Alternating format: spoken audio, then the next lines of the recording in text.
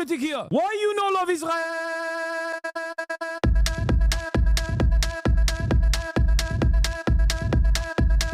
Oh, you hate it?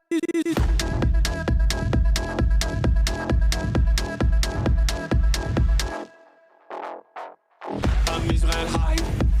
Am Israel high. Am Israel high. Am Israel high. Am Israel high. Am Israel high. Am Israel high. Am Israel high. You have forgotten to say Am Israel high? Do you love Israel? You must love Hamas. You are Hamas. Am Israel high. Am Israel high. Am Israel high. Am Israel high. Am Israel high. Am Israel high. Am Israel high. Am Israel high.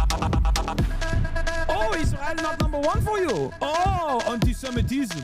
Israel, small nation. Israel, tiny nation surrounded by scary Muslims. Ah, you are anti-Semitism. You are Hamas. You are Hamas. No politics here. Say Israel number one. Tweet Israel number one. No politics here.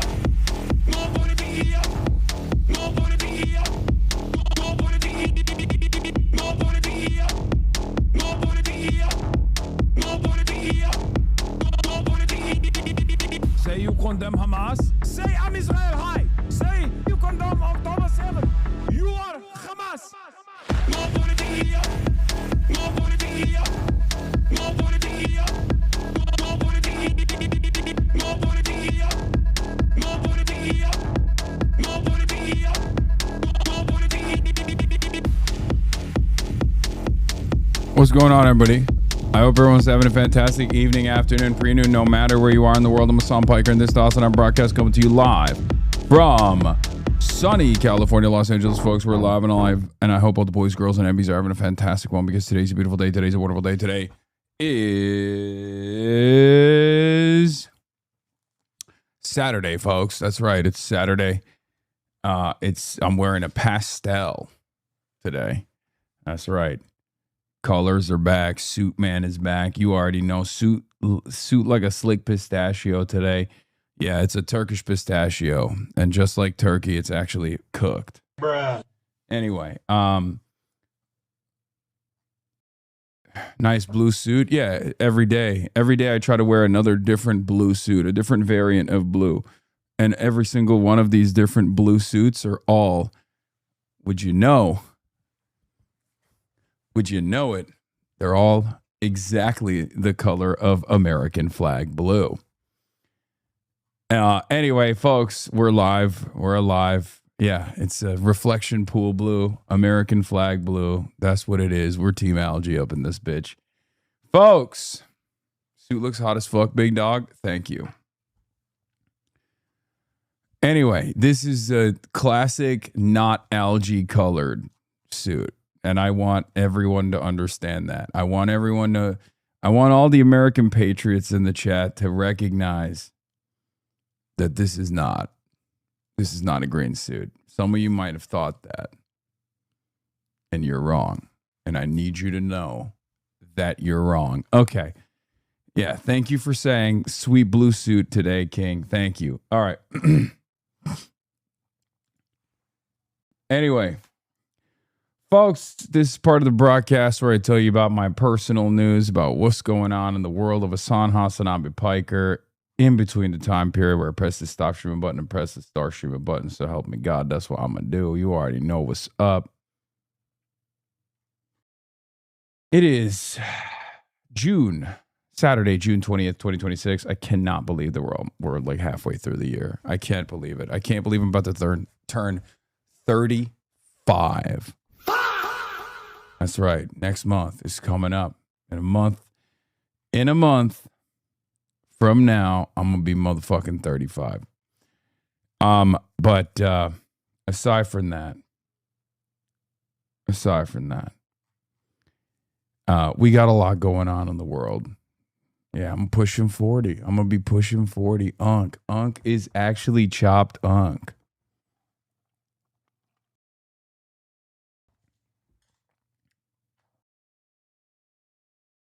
Unk is chopped. Unk is washed. closer to 40 than 30. Dog, hang it up. There was a time and place in my life where I was worried that I was closer to 30 than 20. And now I'm about to be closer to 40 than 30. I'm dating a 43-year-old and he's wonderful. Oh. Watch, they're still making hard edits of you, King. What will flash before my eyes when I get married?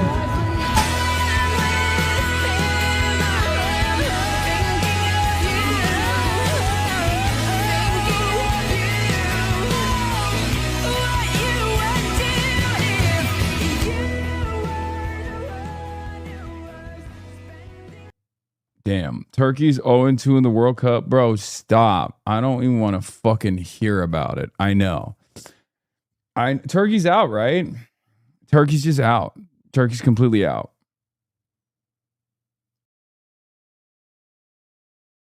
Turkey's fans came in like this and lost. Kaldır as bayrakları as.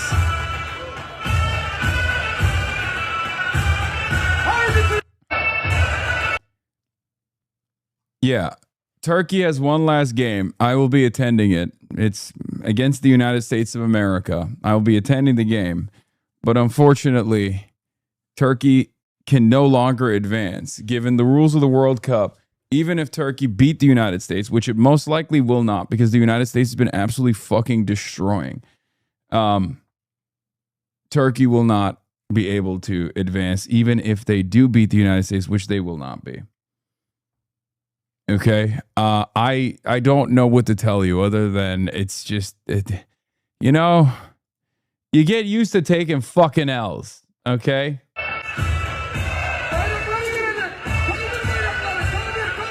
Kaldır.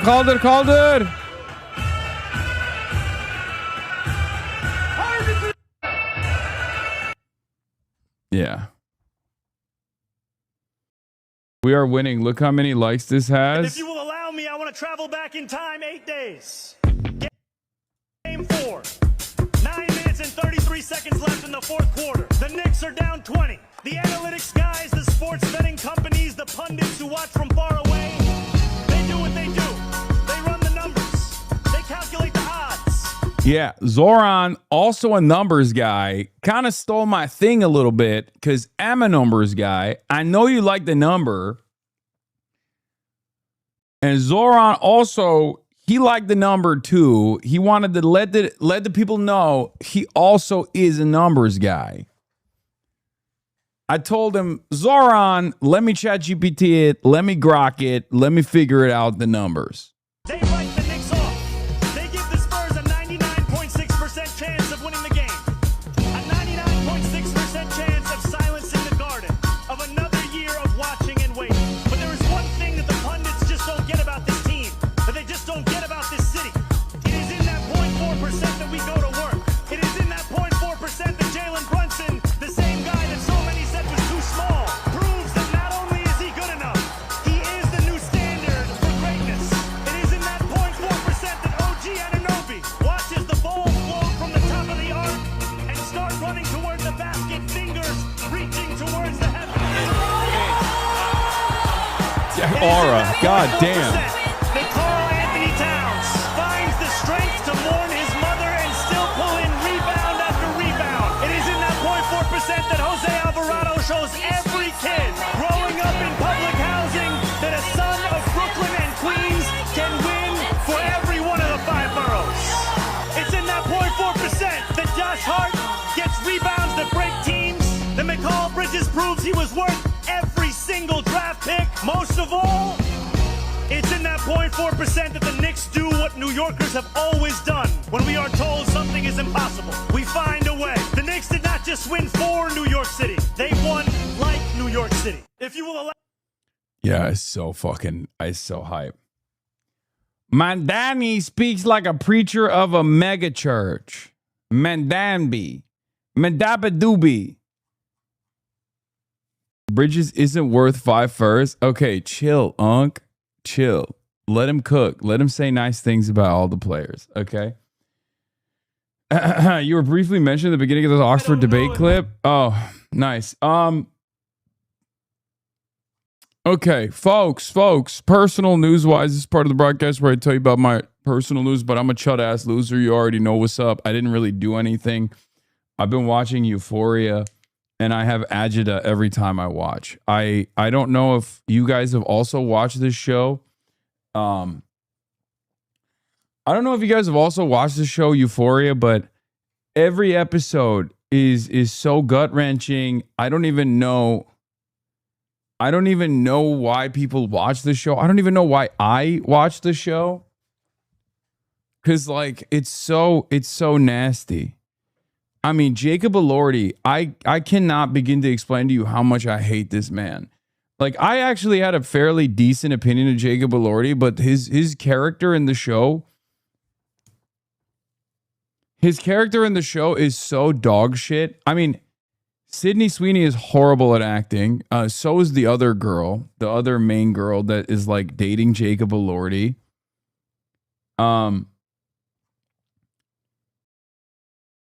I mean, it's just so interesting because on the one hand, you have like Zendaya, who is a titan, right? You got Hunter Schafer, also a titan. But then on the other hand, you have people who are just like either incapable of acting or I don't even know what happened. Like, it's the disparity. The acting disparity is so vast. Okay? Hasan, I think they're great acting. That's how people actually are. And I do feel like I'm so old because every time I watch an episode, I'm like, why are they doing this? They should be at home reading. Like, it's not even a joke. I sit down, okay? I bust open one of those skinny pops, okay? Or maybe a protein bar. And I click, turn it on, and I'm watching and I'm like, why aren't they doing homework? Why are they always doing drugs? This school is a drug den. What has happened to our youth? And I also didn't go to high school here. So I don't even know if this is like a real high school experience. So the entire time I'm watching this, I'm like, it's the most like unk-coded, most like Mena Unk I've ever felt watching a TV show where I just want to be like, every time I'm like, is this real? Like, is this a thing? I'm like, what are these Americans doing?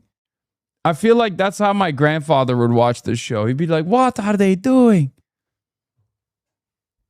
Allah, Allah, tövbe, tövbe, estağfurullah. What are they doing? What are they doing? Why are they not studying for the SAT? It is always sex. So much sex and drugs and alcohol.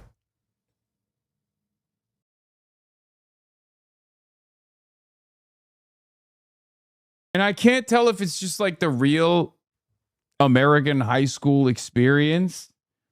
And I just don't know because I didn't go to high school here, or if it's like maybe exaggerated because it's a TV show. But yeah.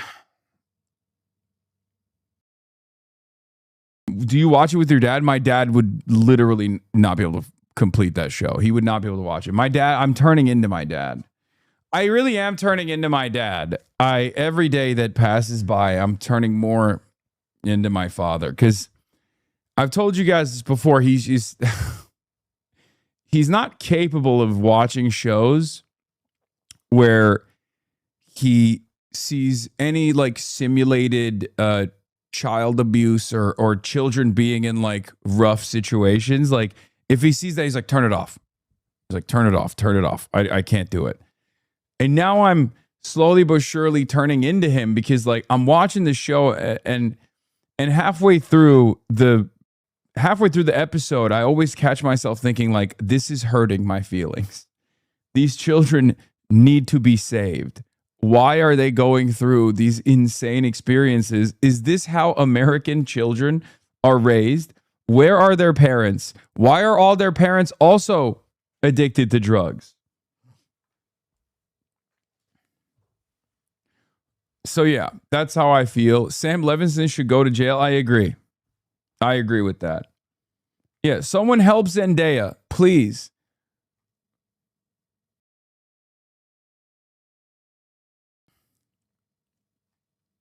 No, it's just a show for kids to live vicariously through. Okay, that's even scarier because then I'm thinking kids should not live vicariously through the show. Children should not look at this show as an example of how to live. They should not. They should be looking at, I don't know, they should be watching Bluey or something. They should be watching the Veggie Tales. That's what I think.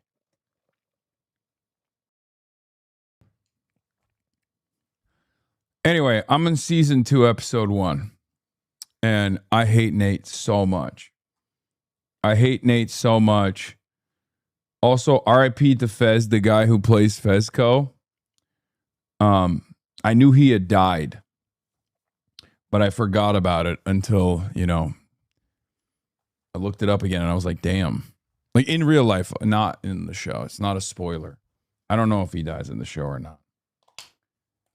Yeah.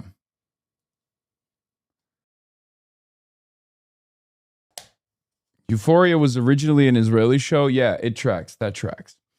Anyway, so yeah, that's it. I worked out this morning, and then that's pretty much it. I didn't really do anything. The suit is also custom. This is not Chinese. I have an American tailor now. This is the first of. I picked this. I picked this fabric myself. I picked the linen or whatever this fabric is myself, and yeah, it's pretty nice. I like it a lot. So it's also custom, as you can see. I can move my arms around, and it actually doesn't bunch up too much. The suit guy would probably appreciate it. Did you watch Shameless? I did. He died in real life. It's not a spoiler. It's crazy work. I mean, it's true. But it's crazy work, but it's also true. The sage green is beautiful. A bespoke menswear stylist. I'm happy to see you in your suit era, bro. Thank you. Thank you. I'm happy that you guys are accompanying me on this journey. Yeah. So, can you lift up one arm? See how the shoulder adapts?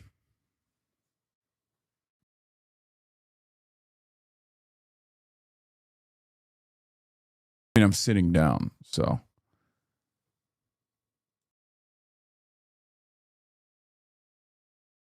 You don't want a Bernie Sanders style silhouette when you're like sitting and then the suit just like shoots up. You don't want that.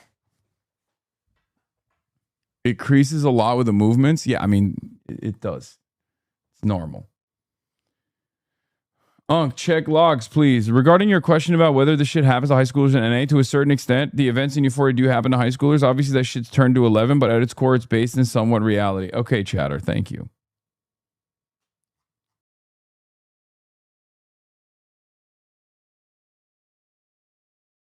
This sage green is beautiful. All right.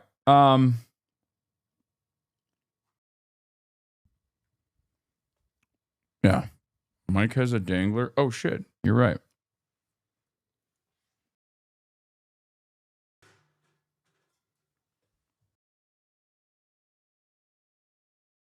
Mecha Chameleon is the perfect friend slob game. Yeah, that's what I've heard. I do want to play Mecha Chameleon. You will see how Root acts and then understand why JD Vance's mom traded him for perk 30s. Okay. You got like this literally is like it's like being like, how can you not play basketball like Wembanyama? You know what I mean? Like, yeah, he obviously has like a very specific set of skills. This literally is the same. This is the same thing that. Have you guys ever seen that one video that used to go viral back in the day? It's like a super old video back before like shit went viral that frequently. But there was this autistic guy that did a aerial flight all around Italy and then drew it by memory. This is a version of that same exact level of This would be rainbowed if he didn't have a PC.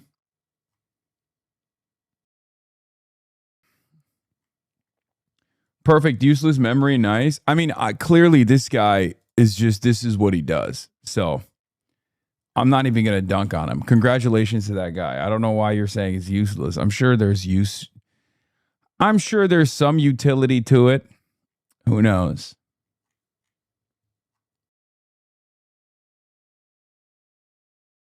You caught up in One Piece? No, I'm banking it. I'm banking it again. Anyway, let's blast off, okay?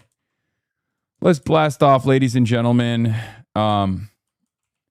Israel kills 55 in Lebanon to ruin the ceasefire. MOU. Iran closes Strait of Hormuz. Ceasefire broken by Israel. And then we'll do some fun day, maybe gaming. Job in the State Department for this guy? Yeah, probably. I can see that guy doing that. Anyway, do we have a blast off meme? You're missing out. It's been great. I'm sure. I'm not missing out. I'm holding on. I'm retaining. Stop baiting.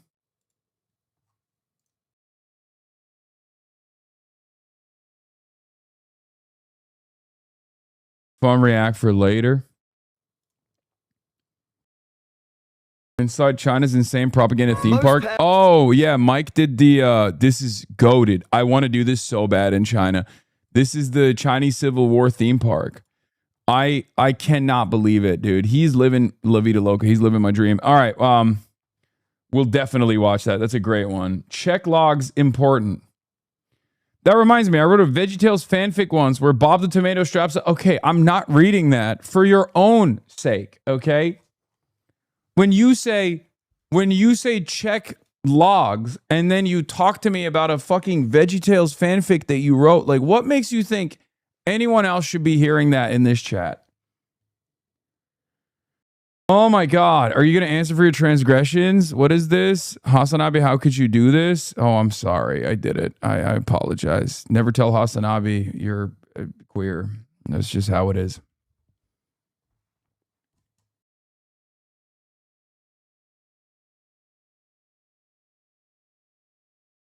Now you have to read it? No, I don't. I don't have to read it.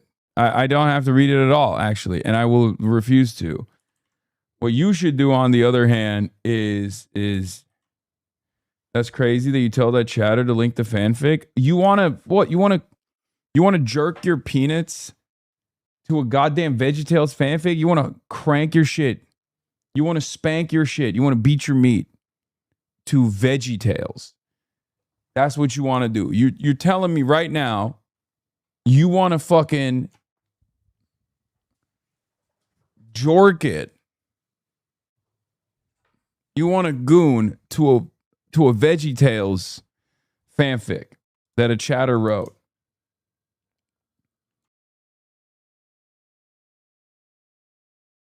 Cranking the worm, spanking the monkey, beating your meat, letting the goose loose, peeing white. That's what you want to do. That's what the good Lord would want.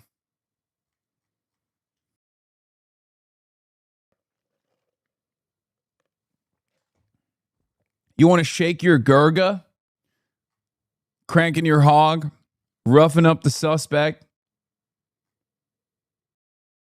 Nasty business.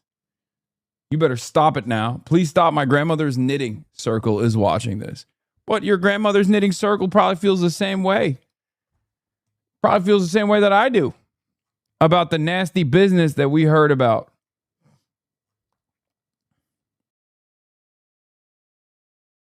Flogging the dolphin? Kirking your shit? You want to kirk your shit? You want to kirk your shit so hard?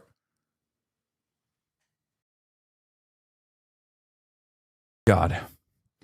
There is an endless amount taming the snake. There's an endless amount of masturbation analogies that you can use. It's incredible. It's so. I feel like man has utilized all of its creativity and expertise coming up with new, unique, and clever ways of saying masturbation. Feeding the ducks? That doesn't even make sense. Feeding the ducks? What the hell? That doesn't even make any sense. Scrubbing your toilet parts? These are no longer euphemisms about masturbation. You have now moved into an entirely different...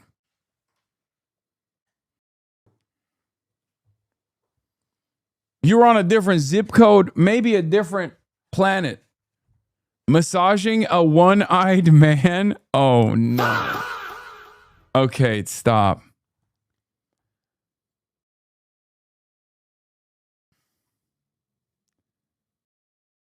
Okay. Five-knuckle shuffle? Oh.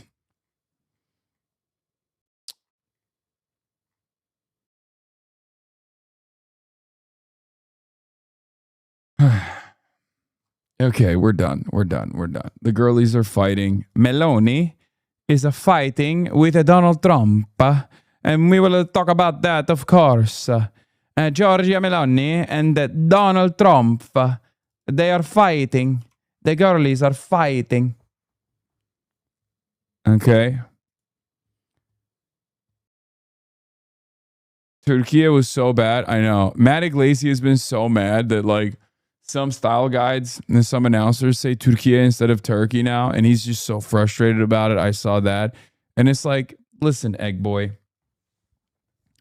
We're already down. Okay. I don't want to fucking hear from you. We're already fucking down.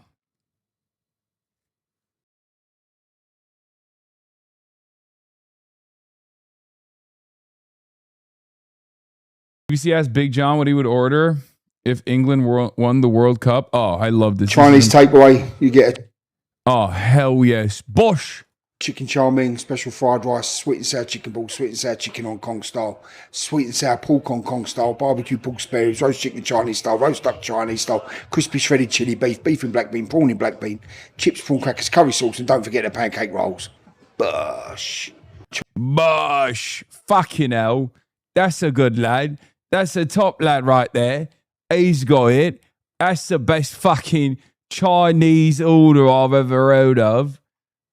Also, I feel like he's just flexing. Like, Big John has the autism of that other map guy, but just for perfect recall of Chinese takeaway. Like, that's the entire menu. He just knows that he can call it out by heart. He knows what the goddamn menu looks like.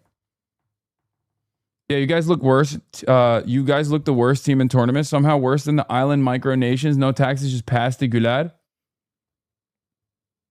Hannity mentioned you to Stephen Miller yesterday. The guy that was out campaigning with Hasan Piker, who said America deserved 9/11. Look, the Democrat Party, Sean, as you've covered better than anybody, has been... Yo, Shawnee baby.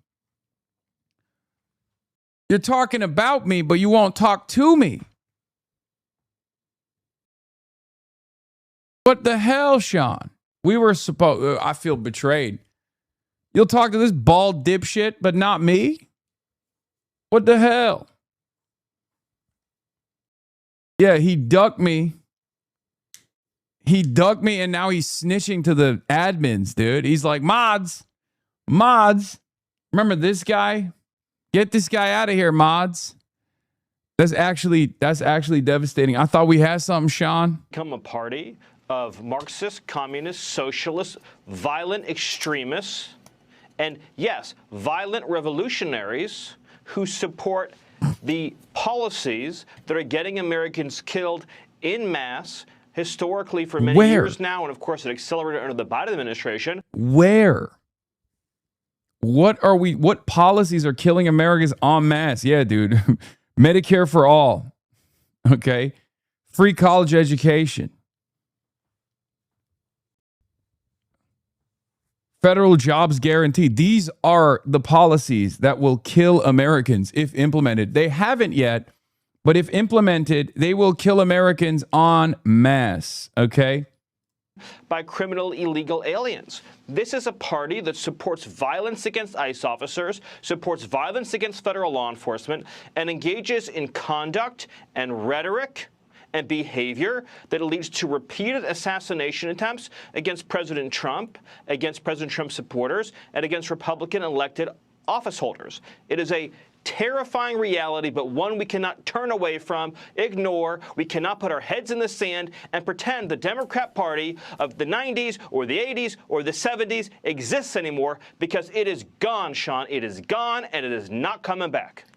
It is gone. It is dead. How do you define it now? How do you define Tellerico, El Sayed, Platner, Mamdani, Bernie, Pocahontas, the Squad, and then the other Democrats?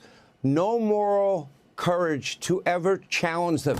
Hillary Clinton, would you vote for Platner? Well, I don't live in Maine. That's hardly, an appropriate, right? Yes.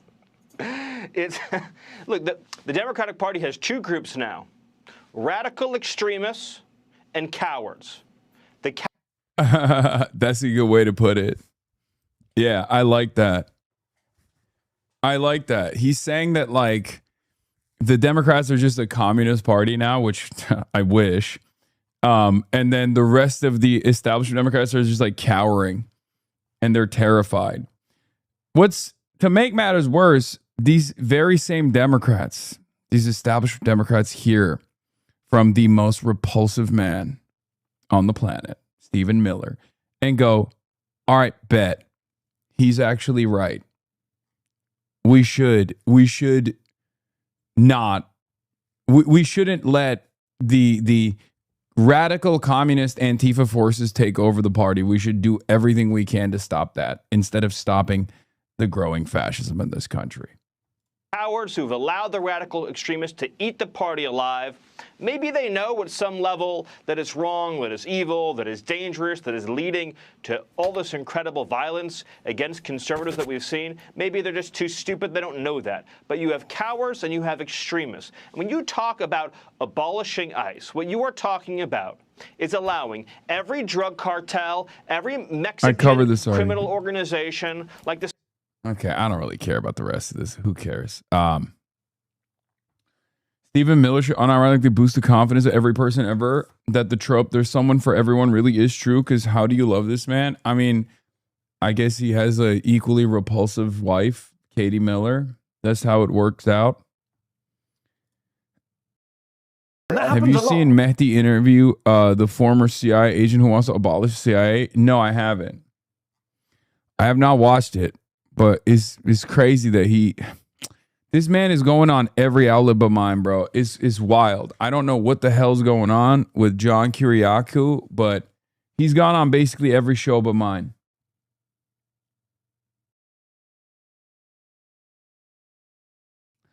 Yeah, defend the homeland. One nation, one homeland, one team. You guys are arguing before SCOTUS right now that your own top goal scorer shouldn't be eligible for U.S. citizenship. You racist jabronis.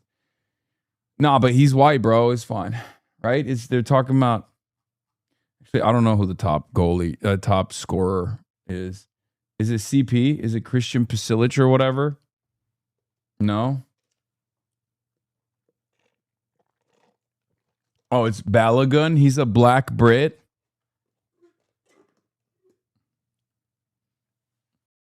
I don't fucking know, man. I don't watch soccer. I'm not even watching the Turkish team get fucking destroyed. I will be watching soccer the one day when I go and watch the Turkish team get fucking destroyed. But Pulisic, amına koyayım. Ne söyledin az önce? Pulisic. Is that how you say it? Is CP. Pulisic. Abi boş ver. Abi bilmiyorum. Yok abi ben bilmiyorum. Ben Türk'üm. Ben İngilizce konuşmayı bilmiyorum. Ben hiç anlamıyorum futbol. Unuttuk. Elendik zaten amına koyayım. Biliyorum amına koyayım. Biliyorum. Utanın lan. Ben utanıyorum yani. Utanç verici bir durum. Pulisic doesn't sound American. Yeah, that's why I thought maybe he's like Hungarian or some shit. Anyway, all right, let's get to the fucking news. Strait of Hormuz is closed again. Okay. Iran's military says it closed the Strait of Hormuz after U.S.-Israeli violations of ceasefire. Let's take a look. James Bays, and I'll preface this with saying that we've got some very new and important developments. James, it's going to be one of the very few times that I know something you don't yet know. Look, we're hearing from the Iranians, and I think to some extent we saw this coming. The Iranians say, and this is being reported by the Iranian news agency Mehr, that they're going to take action over what's happening in southern Lebanon. They see it, as you know, as the United States' responsibility to end Israeli military raids. And they say that because that hasn't happened, in response to that, Iran is going to close once again the Strait of Hormuz. So that's where we are. Let me look at the language. In view of America's blatant breach of promise and breach of contract regarding the failure to implement the very first paragraph of the Memorandum of Understanding. That's something you and I have talked about extensively. Yeah, kind of the whole ordeal, right? Kind of the centerpiece of this entire ordeal, right? It's a tough sell when the number one line item on the Memorandum of Understanding straight up is, hey, you got to restrain Israel to ensure that Israel doesn't attack Lebanon. And then lo and behold, Israel is huffing and puffing, and they find it within themselves to do just that. Of course. Of course it's going to be destroyed. Of course the Memorandum of Understanding was going to be destroyed. I actually am a little shocked that it was this fast. I thought Israel would have waited a couple days. No. Turns out they did it almost instantaneously. And if you recall, I kept repeatedly explaining over and over again that it would be Israel that was the spoiler. And John Hudson's reporting also showed that the CIA was aware that Israel would be the spoiler. Basically, everyone that was paying attention to what's going on in the region knew that Israel was going to do everything in its power to ruin this ceasefire, because they don't want the ceasefire to take place. They want to force America's hand back into battle. They want to goad America into going up the escalation ladder and militarily invade Iran. Trump doesn't want to do that, but also at the same time, Trump is wholly incapable of restraining Israel. So Israel is seeing how much it can violate these red lines. Israel is seeing what it can get away with. And the it here that Israel is getting away with, and this might come as a surprise to absolutely no one, is murdering Lebanese children, specifically 12 children Israel killed, alongside 55 total people that Israel killed on Friday in Lebanon. That's what this is. And there's no real like military purpose for this. They'll say it's like Hezbollah, but the reality of the matter is they're doing it just to violate the ceasefire. Nothing but collateral damage for them, because these are not real human beings in the eyes of the Israeli state. And of course, Iran has to retaliate. Iran has to hold America to account. How would the Islamic Republic of Iran get any deal out of the United States of America if the first provision of the Memorandum of Understanding is violated so flagrantly? And it requires America to restrain Israel, and Israel is actively violating that red line to show the United States of America and Iran and the rest of the world that they're not going to play ball, that they're never going to be restrained. Right now is where those quote-unquote red lines matter the most. Will Trump actually follow through? Will Trump actually force Israel's hand? Will Trump restrain Israel, or will Trump allow Israel to do whatever it wants to do and then get back in the war? Because if Israel is violating the red lines, then Iran has to set up sufficient military deterrence, set up economic punishments. Part of that would be obviously to impede and restrict the ships that are transiting through the Strait of Hormuz. Beyond that, if Israel continues to escalate, continues to agitate, Iran might actually go back to blowing up Israel and Israeli positions. So far, Hezbollah has been sufficient in restraining the Israeli forces in Lebanon that are continuously trying to push into Lebanon, further and further into Lebanese territory. As you guys know, in the aftermath of that tit for tat, the Hezbollah forces in Lebanon actually incinerated 4 Israeli occupying forces soldiers. That was a devastating security incident, as it was reported by Israeli news. But beyond that, Iran is going to have to set up military deterrence. We shall see if they are willing to do so. We shall see if they are invested in doing so. I predict that if they do not, Israel will continue pushing. That is, of course, if, or rather, when Donald Trump refuses to restrain Israel. Back to this language from Mer News. And in response to the ceaseless and continuous violation of the ceasefire by the Zionist regime in southern Lebanon and the merciless killing of hundreds of thousands of the oppressed people in this land, it is announced that the Strait of Hormuz will be closed to vessel traffic. So, James, I think we can't overstate how significant this is. We can't. This is the ultimate leverage they have, and they proved it during the war.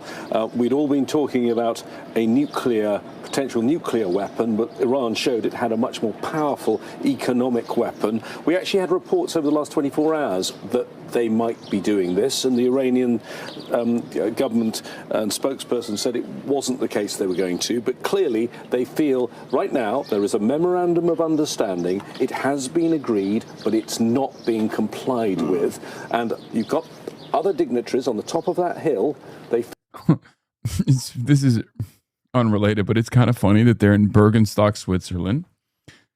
I assume near where the deal was supposed to take place yesterday. It didn't happen. The Iranian team did not arrive in Geneva, and neither did J.D. Vance. They all canceled their travel plans.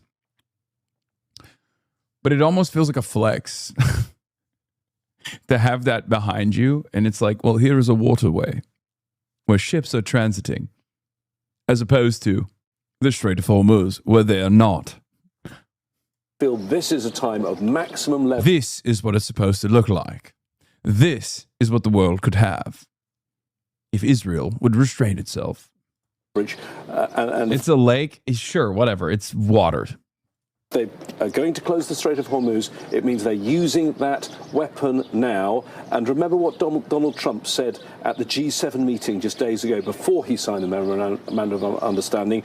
In a moment, I think, of some honesty, he said, we were on the verge of economic collapse. We only had 4 weeks of global oil reserves. Who wants bedlam? Those are the words of Donald Trump about where the economic situation of the world is. Iran knows at this moment that it can push back and try and stop that fighting that's taking place in southern Lebanon, that bombardment by Israel. Can, though, the US stop the Israelis? They've told the Israelis to stop. They've implemented another ceasefire, and it's not stopping. The Israeli military, I'm not going to use the word professional. They're professional at killing. We saw that in Gaza. But they are efficient. They have a chain of command. If Prime Minister Netanyahu said, stop the bombardment, I have no doubt it would stop. Well, Noor O'Day, our correspondent in Ramallah, reported that the Prime Minister said he doesn't consider himself or his country bound by the terms of this Memorandum of Understanding. Adding to what I was saying, the source on this closure of the Strait of Hormuz, it is Iran's top joint military command. So it's reported by the Iranian news agency Mehr, but this is a decision made by the country's top military command. Something else that is just crossing as we speak. The U.S. Vice President, J.D. Vance, has told Fox that he believes talks between the U.S. and Iran could start as early as Sunday. So he thinks they could happen and they could be happening. We are Saturday today, so they could be happening tomorrow. It seems the U.S. and Iran moving in at this hour in very different directions. And also some reports coming from some media that maybe there are some Iranians there with Steve Witkoff and Jared Kushner. That's a line that came from Fox News a short time ago. The Iranians saying they're not here. It's possible that there is some talks about talks taking place. But it's clear there is one issue alone. It's that bombardment in Lebanon that's already caused those loss of lives since the so-called ceasefire 24 hours ago. The Iranians making it very clear, you have got to stop this, got to stop the Israelis. Stop the Israelis in the one war, which is connected to getting the talks going in the other war, which of course is connected to the Straits of Hormuz and the whole of the world's economy. Al Jazeera's diplomatic editor. Whoa, the mountains are American blue? Yeah, so is the water. The water is American flag blue, and so are the mountains, and so is my suit. It's all blue, including their suits. Everything is blue. I've decided blue is the only color that I can see. That is, of course, if Donald Trump follows through on this memorandum of understanding and actually restrains Israel, which doesn't seem very likely. If it doesn't, then it's all fucking green. You stupid bitch. Why did you do this? You ruin everything you touch, you fucking monster. Okay. Now we sit and wait. If Donald Trump somehow restricts Israel or restrains Israel, which I think is very, very unlikely, then everything is blue. It's American flag blue. I've never seen the most perfect blue before. That algae blue, love it. To James Space, thank you very much for your snap explanation and analysis as these news lines are just coming into us here. We're reporting from central Switzerland, as James explained, because on the other side of that lake is where Iranians and Americans were expected to sit down for face-to-face talks to try and reach a... Damn it, dude. I support you 10,000%, but not sure why you're posting a picture of anti-Semitic Hasan Piker in order to make a point.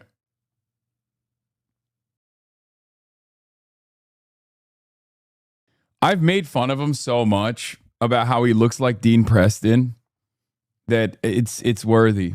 It's I deserve this. Okay, we all have our choppelganger. Mine is Hen Mazik. It's true. At least Brace's choppelganger is like, sick. Like Dean Preston is awesome. He's a dope dude.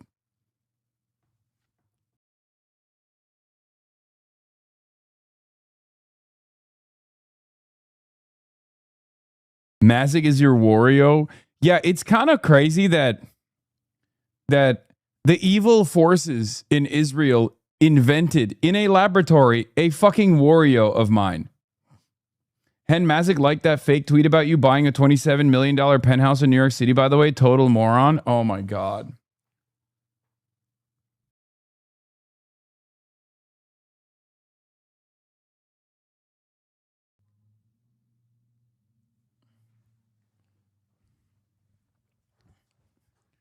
Wait, is that not you? Does it look like me, man? Are you kidding me? Come on, guys. Please don't say yes. Are you going to cover the news today? That's crazy. That's crazy. Did this guy just tune in? Subscribe. Okay? Subscribe so you can rewind. Because I was literally covering the MOU breaking apart, falling apart. The memorandum of understanding falling apart right before our eyes, before I took a brief sidestep and took a look at my choppelganger.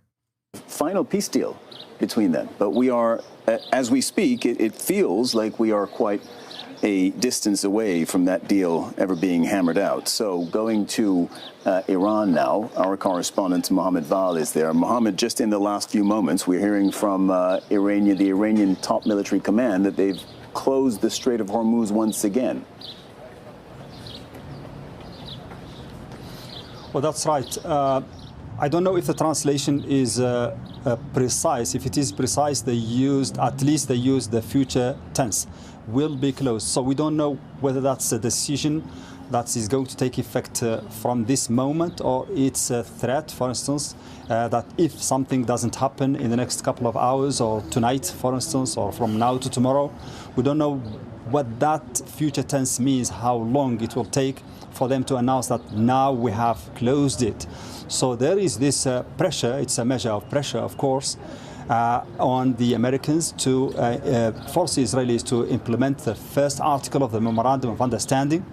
There has been a lot of anger being expressed yesterday and today about it, and the Iranians are very clear. Now it is very clear that they are linking Lebanon to the moving ahead with the negotiations. Of course, some of the news agencies here, at least one of them, has said that maybe a delegation is going, headed by the top negotiator, Mohammed Bakr Ghalibaf, and Foreign Minister Abbas Araghchi, but that has not been confirmed. Now we have this other line that you have just mentioned, making the situation much more complicated, and we don't know which of the two roads is going to be taken, whether for more complications or whether the Iranians will finally agree to go to the talks. We know that the Pakistani Interior Minister is here on a visit to Iran, and the understanding is that he is trying to facilitate the situation. He's trying to convince the Iranians probably to go to the talks. Pakistan has been behind the push for peace, the push for this deal, and they don't like it to break down. It's great that we have the most incompetent and the most pro-Israel administration of all time manning the ship right now. After a brief moment of respite, a brief pause in the hostilities, and a brief opportunity to move American foreign policy in a more productive direction, we're back to business as usual, dominated by Israel. It's fucking dope.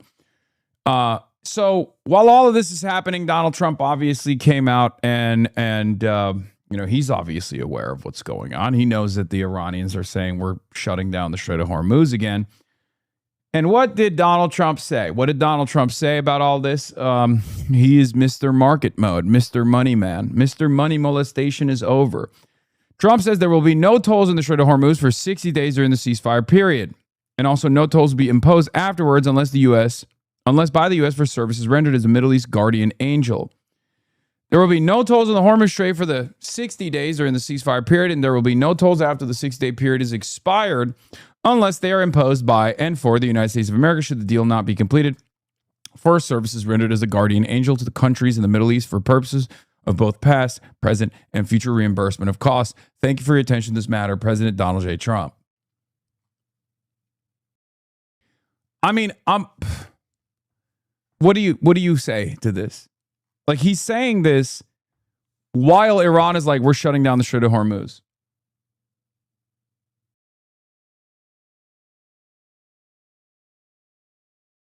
While Iran is like, we're shutting down the Strait of Hormuz, Donald Trump is like, yeah, no, it's not shut off at all. Trump officials reportedly opened back-channel contacts with Israeli opposition figures. We talked about this yesterday. This is from yesterday. U.S. said to be engaging Israeli opposition amid concerns over Netanyahu coalition. This is literally, he's following the Brandonian response. This is so Brandon. Remember when Brandon brought Naftali Bennett to D.C. to have a talking with? He had a conversation. He was starting talks with Naftali Bennett. Yeah, none of this stuff matters. Okay, what matters is, are you capable of restraining Israel or not? If you are wholly incapable of restraining Israel, it doesn't matter if you talk to the opposition figure. It's the same entity, and it's going to react in the same exact ways.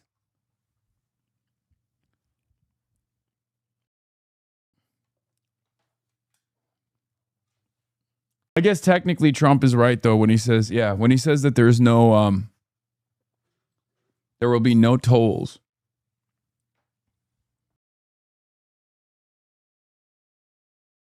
He ain't wrong, because there will be no ships passing through as it stands currently.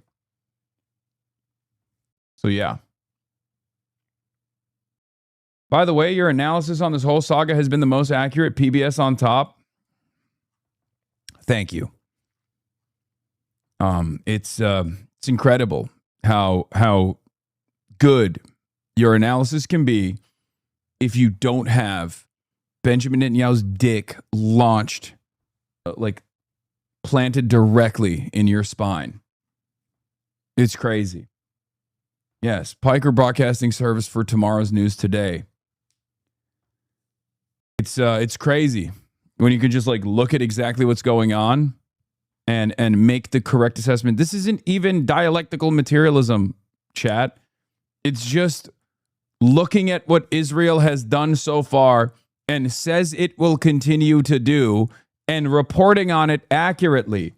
The only reason why it comes across as prophetic is because mainstream outlets are pathetic. They don't do this basic thing. It's basic observation. It's not in any way, shape, or form unique. It's not crazy. All you have to do is look at what Israel's doing and be like, they're probably going to do the same thing that they've been doing and that they say that they're going to continue doing tomorrow. So that's the situation now, and it's just probably a matter of hours to know if the closure of the Strait of Hormuz is confirmed or whether something else in the other direction will take place. Mohammed, I've been asking you today and yesterday, is there any sign from the Iranians that they are going to show up here in Switzerland and begin these talks with the Americans? Let me flip that question. Is there any reason to believe that Iran will show up? Well, it's conditional. Now it's clearly conditioned on the condition that the terms of the agreement will be met. They have made it very clear since yesterday that there are 5 points that have to be dealt with from the outset. One of them, and the first and the most important, clearly, is the comprehensive ceasefire on all fronts, including South Lebanon. That point, which is the initial one, hasn't been implemented. And also they talked about the lifting of the American blockade. That's something that they're not showing some anger about, because the two sides, the Iranians and the Americans, are doing something in that regard. But also they mentioned sanctions, and they mentioned the unfreezing of assets, Iranian assets. Those 2 points are clearly raised here by Iran, and they want something to be done about them, a kind of announcement that the United States is starting to move on that situation, because they are included in the memorandum of understanding, and Iran thinks that it can't move ahead with the negotiations if the Americans haven't yet even initiated any implementation of any of those points, except on the Strait of Hormuz. Hello and a very warm welcome. I'm Mark Lowen. We start with some breaking news in the last hour. This is the good Mark Levin.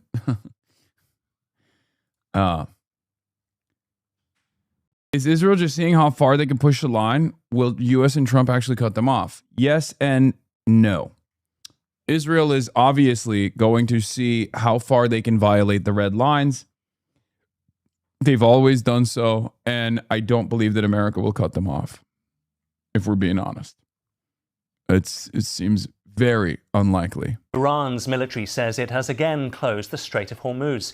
State TV has broadcast a statement by Iran's Central Military Command saying the closure was in response to Israel's attacks on southern Lebanon, describing them as a breach of Tehran's agreement with the US.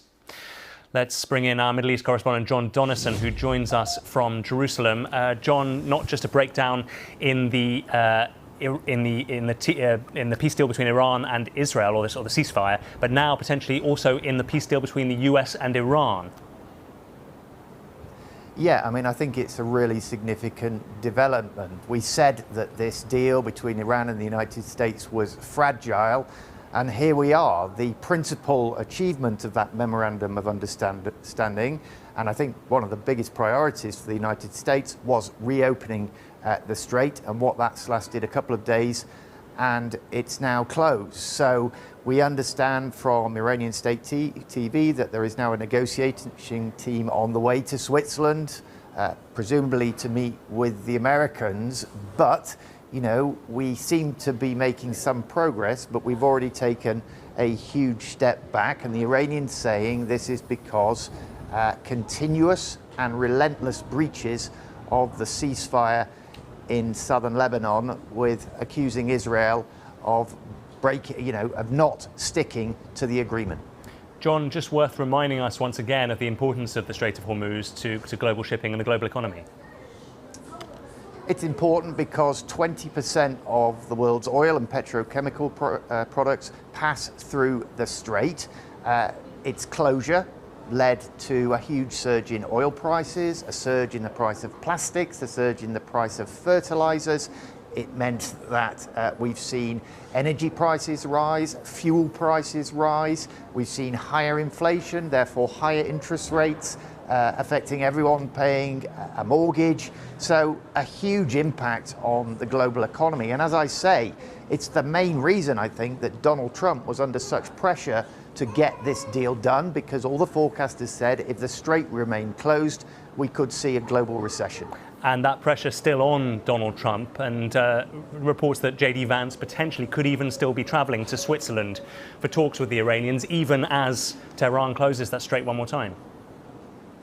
Yeah, no reaction I've seen yet from the White House, but, they are going to be greatly concerned. And it's going to be very interesting to see what pressure the United States can put on Israel regards to Lebanon, because at the moment it's difficult to see that while Israeli troops continue to occupy a large chunk of southern Lebanon, they say they maintain operational freedom to strike against Hezbollah. It's hard to see why there aren't going to be continuous breaches of a frankly non-existent ceasefire in southern Lebanon, and that is a key demand of the Iranians. So what are the Americans going to say to the Israelis after, frankly, some of the most striking criticism I've ever heard of Israel by the United States over the past week? Oh, yeah, no, definitely. Listen, if you recall, I had numerous conversations on this broadcast in the last 2 days over why this memorandum of understanding was different than what Biden had said in the past. And one of the things I kept stressing over and over again was it depends on the follow through. If the American government actually follows through on the commitments that it's signed off on in the memorandum of understanding, then it's actually different. If they don't, then it's exactly the same thing that we've seen with Brandon.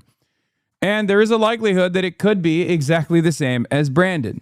Sorry, I'm late, boss. Did I miss anything? Yes, the ceasefire is falling apart. Israel is blowing up Lebanon. And Iran has now said the Strait of Hormuz is closed for business once again. Now, obviously, America's given a bunch of money to Iran already, unfroze some assets, sent some assets over through, sent some assets to Iran by way of the United Arab Emirates and possibly other regional actors. However, Israel is still violating the first provision of the Memorandum of Understanding, which is a permanent cessation of hostilities, which even includes American proxies, Israel, and Iranian proxies in Hezbollah in Lebanon. So now the deal seemingly is falling apart. The Iranian officials did not fly to Switzerland as they were supposed to on Friday. Neither did J.D. Vance. He was supposed to fly on Friday as well to have an in-person meeting to kickstart the process of a 60-day ceasefire negotiations. And unfortunately, it doesn't seem to be happening. What are they going to say to try and calm things down? Yeah, we wait to see Donald Trump's reaction, likely to be a post later, I would have thought, on Truth Social. John Donnison in Jerusalem for the moment. Thanks very much indeed. Well, as John was saying, the Israeli military says it has been striking Hezbollah targets in South Lebanon in response to overnight attacks, despite a ceasefire announced less than 24 hours ago. Why do you think the Israelis are not acting in coordination with the Trump State Department? The only reason why I didn't think so was because the Memorandum of Understanding deals were so antagonistic to Israel's overarching goals in the region that like any kind of coordination with the Israeli state would probably not have a Memorandum of Understanding that looked like that.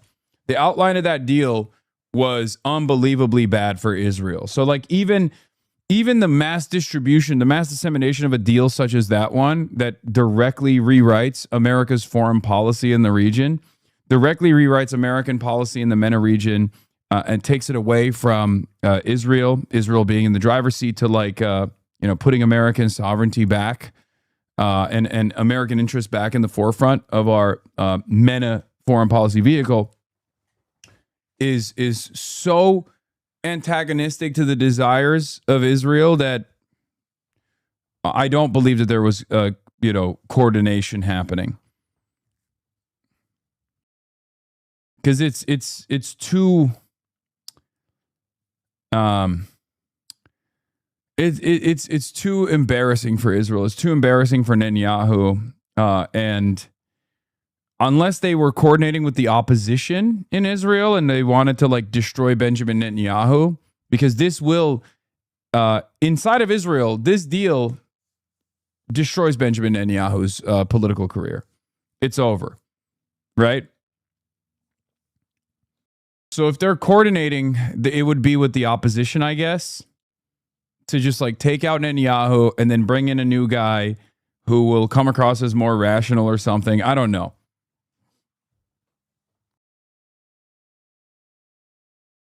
But this destroys Benjamin Netanyahu's legacy and his political viability going forward.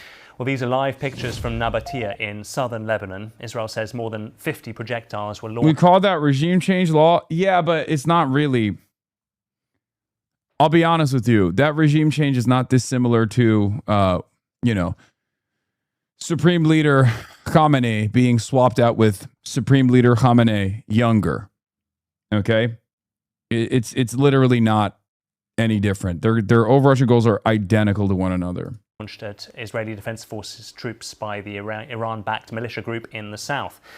Lebanon's Civil Defense Agency says ongoing Israeli strikes on the Nabatea district have killed 16 people. From Lebanon, Hugo Bashega reports. Recent promises of peace in Lebanon have often ended in more war. A country under attack also feels under siege. And Nabatea is hammered again. We've been here for about 10 minutes. Yeah, here's Bibi's moderate opposition, by the way. One of the moderates challenging Netanyahu is a former IDF chief of staff, Gadi Eisenkot, who developed the Dahiyya doctrine, in which entire villages are treated as military targets. It was named after a suburb of Beirut that was devastated under his command. It's a tactic that was initially utilized in the Korean War, which I often will point to as a genocide that was not seen as a genocide because it was the Allied forces conducting it. But yeah, he's one of many. All of the quote-unquote moderates are actually just as vicious. Some are even more militant than Benjamin Netanyahu is, if you could even have more militancy. At least they're presenting themselves as being to the right of Benjamin Netanyahu when it comes to Iran and when it comes to Lebanon. Ironically enough, every single moderate, every single quote-unquote moderate, every single opposition figure in Israel right now is currently presenting themselves to the right of Benjamin Netanyahu as far as foreign policy, Israeli foreign policy goes. Yeah. And there's been a wave of very intense Israeli airstrikes. We've just heard another one. And we can see the plumes of smoke rising from the locations that have been hit. And now there's also the sound of an Israeli drone flying in the distance. At this hospital, the ambulances arrive, but only bring the dead. They are left on the floor of the morgue, already full. These men Yes, I covered Yair Lapid famously, who criticized Benjamin Netanyahu for not blowing up or not being able to convince Donald Trump to blow up the entirety of the electricity grid of Iran. That is supposed to be the opposition figure. Israel is doing their own weird, twisted version of American politics. You know how Democrats will come out, Chuck Schumer will come out and be like, you better not actually deal with Iran. You better not negotiate with Iran. That's how it's going on. That's what's going on in Israel as well. The opposition is frustrated with Benjamin Netanyahu because there hasn't been enough war crimes. Counting the losses of this war, but never losing hope. Are you tired? Of course we are tired, but this is nothing when you save the life of a child. or an elderly person. There was supposed to be a ceasefire, and many people had returned to their homes. This contributed to the increase in the number of casualties. The bombing was in response to the killing of 4 Israeli soldiers by Hezbollah in southern Lebanon.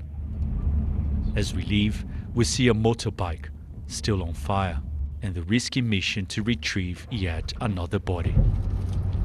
There's now a new ceasefire, but a lasting truce remains elusive. Yesterday, we had a rare chance to see the part of Lebanon that is under Israeli occupation on a humanitarian mission of the Order of Malta. Israel says it has no intention of pulling its troops out of Lebanon. It wants to create a security zone along the border, free of Hezbollah. We saw the Israeli military presence, but were not allowed to film much of the journey. There's nothing left in Shia villages. Families who've been forced to flee may never be able to come back. The piles of rubble are now a symbol of destroyed buildings, broken promises, and lives. Hugo Bashega, BBC News, Southern Lebanon. Let's bring in Dr. H.A. Hellier, who is a Senior Associate Fellow at the think tank RUSI. Dr. Hellier, thanks very much for your time. How serious, in your view, is this new closure of the Strait? Thank you very much for having me. Always a pleasure. I think it is quite serious. I think, unfortunately, it's quite predictable, though. The Iranians made it clear that they would consider the continued bombing of Lebanon by the Israelis to be something that was permitted by Washington, D.C., and would be a violation of the MOU. Now, the Iranians are very... If you were president, would you invade Israel? There's no need. It's like saying, would I invade Long Island? Like, sure, it's funny to entertain the thought, but you don't need to do that. There are many different levers you can pull before doing that, you know? Very nefarious actor in the region. I don't think there should be a debate about that. But at this point, they're not wrong. The Israelis would not proceed in Lebanon unless they were sure that there wasn't going to be a price to be exacted by the Americans, that there wouldn't be leverage that would be used by the Americans. And of course, the Americans have tremendous leverage over the Israelis. And they're correct.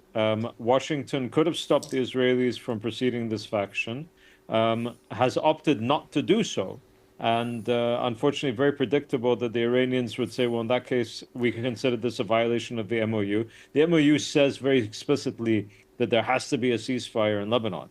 And the Israelis have made it very clear that they intend to undermine this MOU. U.S. intelligence has confirmed that over the last few days. American politicians have been railing against, including Vice President Vance and Donald Trump himself, against Netanyahu and his cabinet. So I think this is quite predictable. I mean, Israel says it was responding to incoming fire, but you are saying, are you, that you think that this is a deliberate attempt by Israel to sabotage and break apart that memorandum of understanding?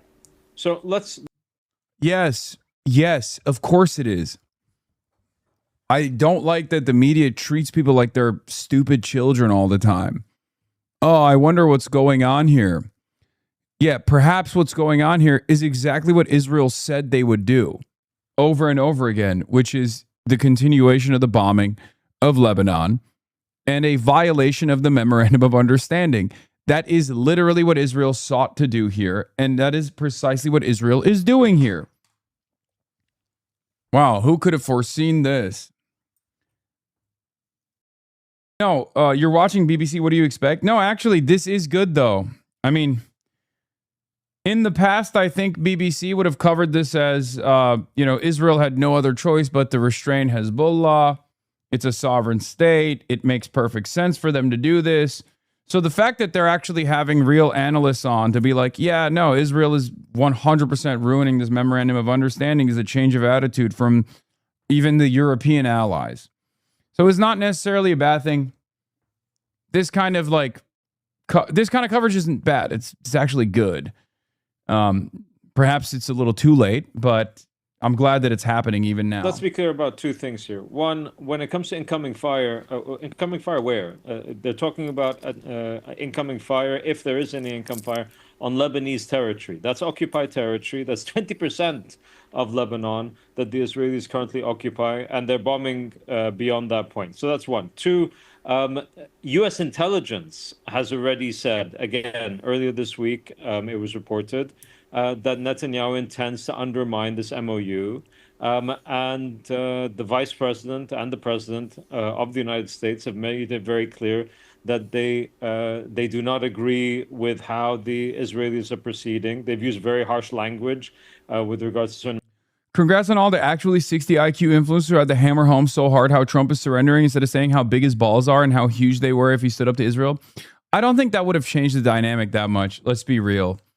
As much as I want to dunk on those people as well, and I have dunked on those people as well, I think these kinds of decisions are not being made with Donald Trump keeping, influencers in mind, or Donald Trump didn't hear Josh Gottheimer yell about him. And that's the reason why he's like allowing Israel to ruin this deal. It was pretty obvious that Israel was going to do this. If I can see it, then I'm sure, people in Trump's corner could see it. And what matters now is what Trump will do.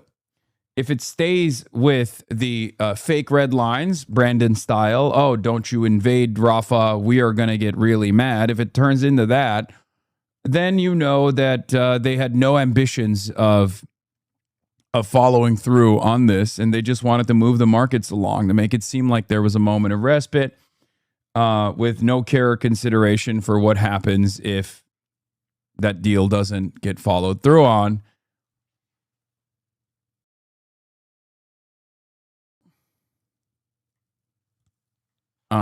But I think Trump can control Israel. Any American president can. Anyone that says America can't restrain Israel is delusional. Of course America can restrain Israel. America is the senior partner in this coalition, and I will repeat it every single day till the red heifer is found. Okay? Israel's jets are American jets. Israel's guided and unguided munitions are American munitions. The jet fuel that is loaded on to Israeli fighter jets is American jet fuel. The Stratotankers Israel relies on in order to go on long bombing missions all the way in Tehran or all around the region are American Stratotankers. The targeting systems that Israel takes advantage of are American targeting systems.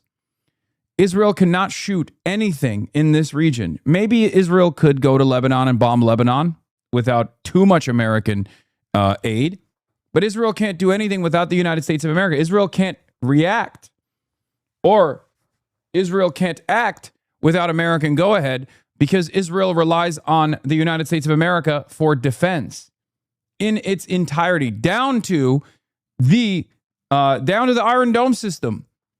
The Tamir interceptors are made in the United States of America. It's a joint partnership. They're paid for with our Obama-era memorandum of understanding, $3.8 billion a year.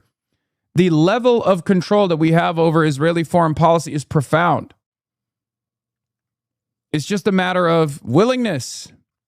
If Donald Trump wants to stop Israel, all it takes is one phone call. If Joe Biden wanted to stop Israel, all it would take is one phone call. That was always the case. My analysis on that has not changed because the reality has not changed. Israel is not an independent nation. It's not a sovereign nation. Israel is our attack dog. However, having said all of this, Israel absolutely has... Oh no. What the hell? What the hell is this? What the heliante? Oh my God. A perfect red heifer has been born in Israel according to the Temple Institute. Oh no. The red cow has come home. Just kidding. I see some whites on here. I see some white hairs on here. You can't cheat it. Robert Skvarla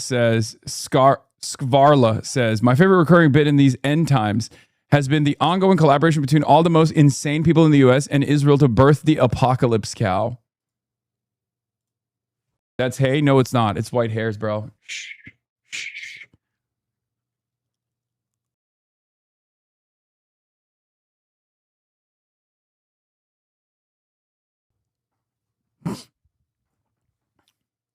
Yeah, for those of you who don't know, in order to bring about the end times, there's like a psychotic cult in Israel that believes that if there was that is in coordination with the white evangelical Protestant movement, that's also even more insane than the regular white evangelical Protestants that are fundies, that believe that if there's a red heifer that they find that doesn't have a single, that is like perfectly red, okay, not a single blemish, not a single white hair on this red heifer, then ultimately they will burn this cow, and then they'll destroy the temple, or they'll destroy the mosque, and then this triggers Armageddon. This triggers the rapture.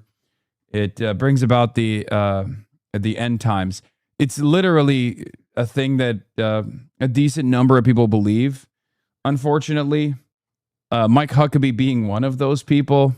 So there are people in positions of power that also believe this like insane, psychotic end times conspiracy theory, end times prophecy. Anyway, but it's funny stuff. It's funny business. Members of the Israeli cabinet, but also with regards to Netanyahu himself. I mean, Trump said in an Axios interview just a couple of days ago, we have to keep Netanyahu. No, that's not a South Park bit, man. That's real. That's a real thing that people believe, unfortunately. It's based on a footnote from a Protestant translator in like 1500-ish. Yeah, whatever. Sane. Well, on that, Dr. Hadier, sorry to jump in. We're a bit short of time, but I mean, do you think that Donald Trump and J.D. Vance... It's not a cult. What do you mean? The concept of the red heifer, para adumah, is deeply rooted in the Torah. Numbers 19 is a purification ritual required before a third temple can be rebuilt. What do you say? It's a cult? What do you want me to say? What do you want me to say to that? Like, you want me to take that seriously? It's mainstream? No, the fuck it's not mainstream, dude. No, it's not. Messianic Jews are not mainstream. Have you ever met a Jewish person like in the United States of America? Like, there's varying degrees of insanity within the Zionist movement as well. Okay? From liberal Zionists like Brad Lander or Bernie Sanders down to the fucking Kahanas. So obviously, if we're making this distinction for religious Jews, not all Jews, okay, dude. Yes, some of them also believe the Messiah is coming back, okay? And then there are others who believe the Messiah is not dead. Who gives a shit? Yes, it's cultish thinking.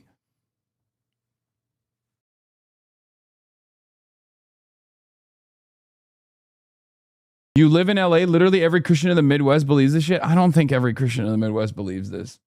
There are people who believe it to varying degrees, okay?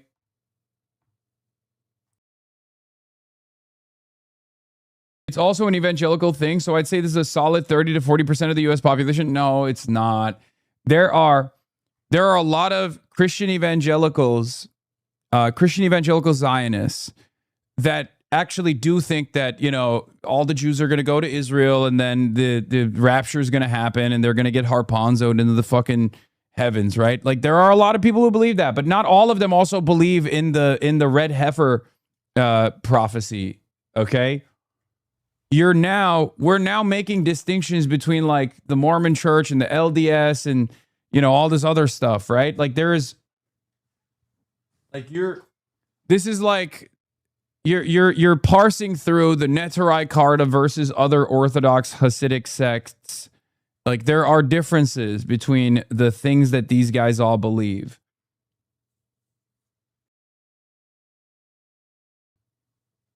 Evangelical Zionism isn't sold through this mysticism and prophecy. It's sold way more directly. If you support Israel, God will support you stuff. Yes.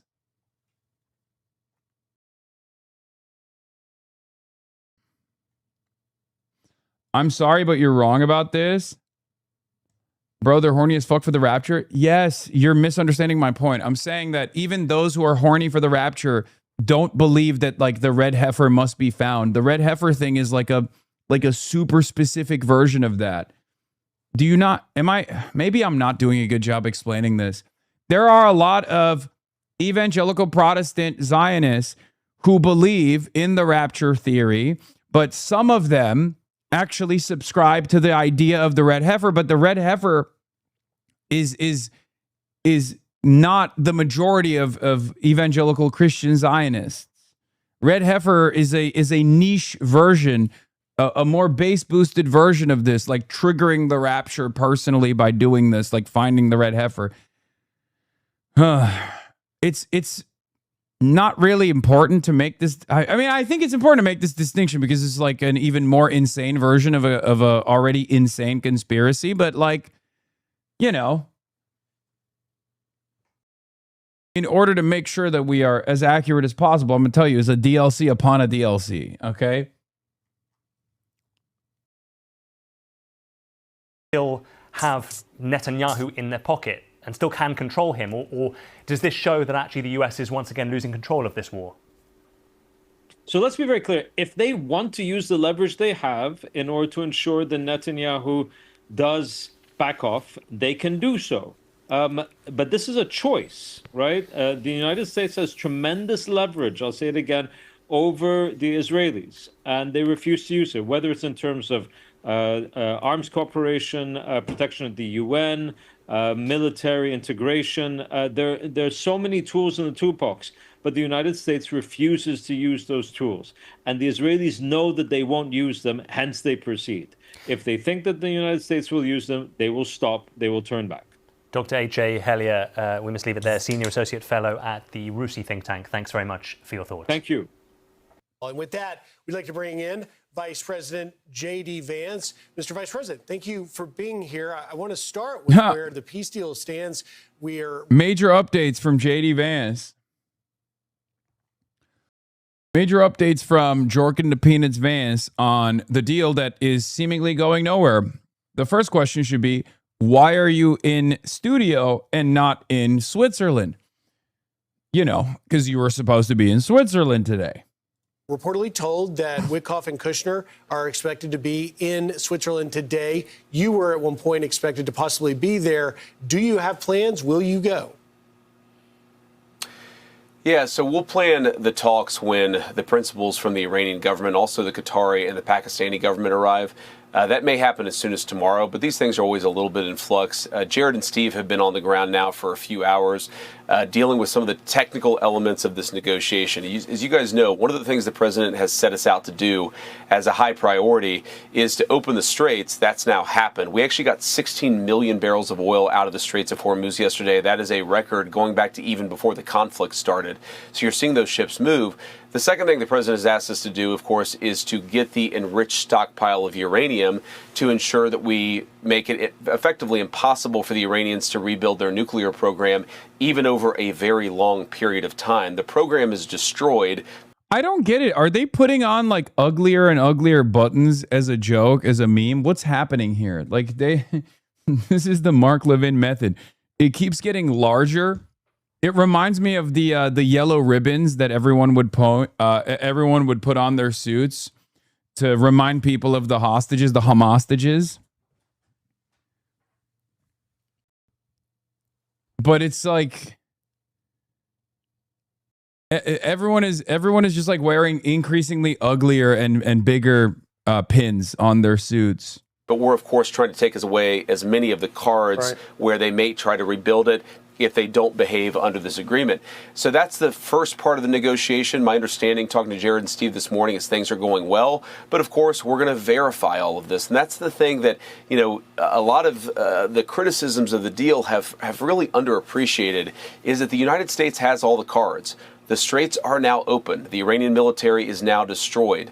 The Iranians have committed to, of course, destroying that stockpile of enriched material, but we have a lot of economic pressure applied to the Iranians that we would be willing to relieve if they do what we need them to do. If they don't do that, of course, there's no skin off our back. They're still in a much weakened position.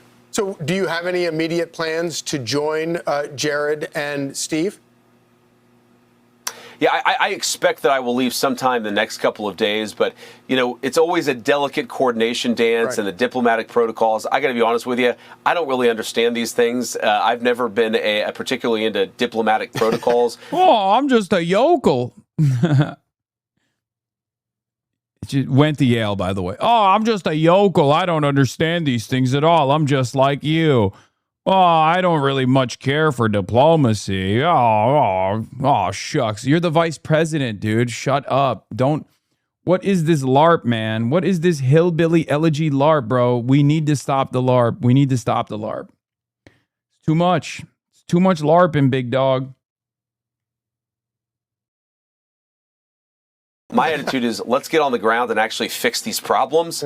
But they want to do a delicate dance. The Qataris and the Pakistanis want to make sure that we do this in the right way. So I'm trying to be respectful. Given my position of the last year and a half, I have to care about diplomatic protocols all of a sudden. Love it. Yeah, absolutely. Listen, last night I had Victor Davis Hanson on, the great Victor Davis Hanson on my... Do you have faith in this deal? No.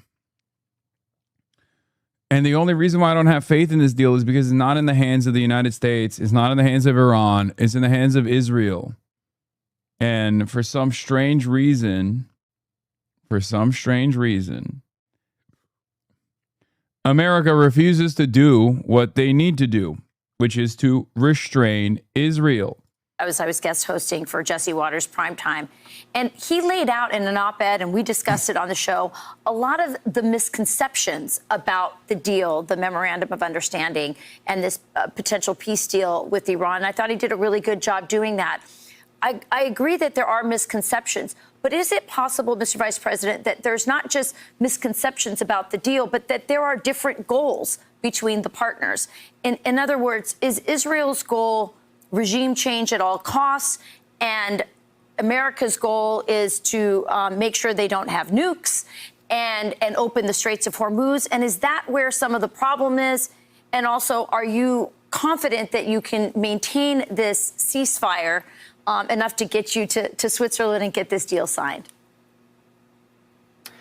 So first of all, Rachel, I'm very confident we can maintain the ceasefire. And I don't know if there's a divergence of goals or sometimes just a divergence of how to accomplish those goals. I obviously don't want to speak for the Israeli government.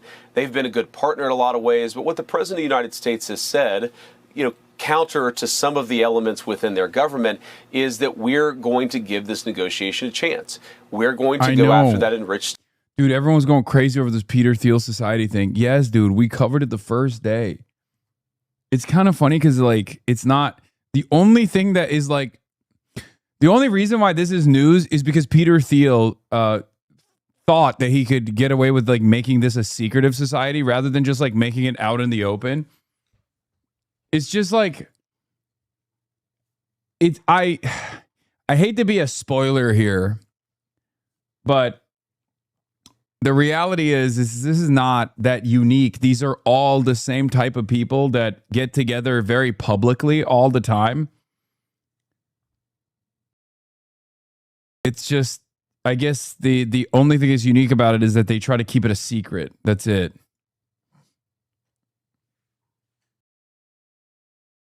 Stockpile of uranium. We're going to try to reset the situation that we have so that the Iranians don't just have a destroyed nuclear program now, but so that we can say with some confidence, a combination of inspections and verification, that they're never going to be able to rebuild that program. The president, Rachel, comes back to this, as you know, because you know him so well, constantly. Iran's not going to have a nuclear weapon for the next 2.5 years. He's thinking about this for my kids' sake, for our grandkids' sake, to ensure that you never have this regime with the ability to develop a nuclear weapon. And then at the same time, the president is also offering an outstretched hand, saying that if they change their behavior fundamentally, then the United States could have a different relationship with that country. So it really is a two-step process. There's a fork in the road here. The United States wins either way, but I think that what ultimately happens from here is very much up to the Iranians. Do they want to behave better? If so, great. If they don't want to behave better, the president of the United States still has a whole lot of options from here. So, Mr. Vice President, I certainly understand that part, but I do want to ask you about some of the criticism you're getting, to include from the Senate Armed Services Committee Chairman Roger Wicker and others, Republicans, that have said they're concerned that the gains that the president is able to get right now in diminishing Iran's capabilities, in setting back their nuclear program, that even if they began to perform, as you said, they'll be held to account, that to give them something like $300 billion in this fund, in other ways, to economically reconstitute their regime, that at a later date, they would just go right back to doing what they've done for 47 years. Your reaction? So my reaction, first of all, I like Roger. He's a friend of mine, but I think that he's wrong on this because he actually misstates the sequencing of what the MOU says. What the MOU says is that if the Iranians behave over a long period of time, they could get some of the benefits of this bargain. And so, what the president has said is, for example, let's say that one of Iran's regional neighbors, not a single penny of this money is coming from the United States. But let's say down the road that one of Iran's regional neighbors wanted to build a power plant. Of course, they would need some sanctions changes from the United States in order to do that. Well, if Iran has changed their behavior, why wouldn't we want greater economic integration between them and their neighbors? And if they haven't changed their neighbor, of course, we're not going to permit or encourage that. And so I think that Roger in some ways has made the mistake of some of the Democrats who have criticized this, which is that they assume that Iran gets the benefits without changing their behavior. That's not in the text of the agreement. That's not in the By the way, this is just conjecture, pure conjecture. Like they're going to change their behavior, and there's a mechanism that we are going to implement to change their behavior, all this stuff. Like there is nothing in the fine print yet because the ceasefire, the ceasefire talks haven't even started. And they're not going to start unless they can stop Israel. Okay? It's very clear that the Trump administration thought, if we bribe the Iranians, maybe they'll shut up. Maybe they'll be down to do a ceasefire negotiation, and they won't actually stress the importance of restraining Israel too much. It turns out they do care about that. And it's good. It's good that they care about it because obviously it's an existential threat. If Israel continues to dominate American foreign policy and continues to lead American foreign policy, it doesn't matter what the American side offers to Iran, as long as Israel is there leading the pack. Israel's ultimate goal is the destruction of Iran. So, of course, it's not going to work in the long term, in the long run.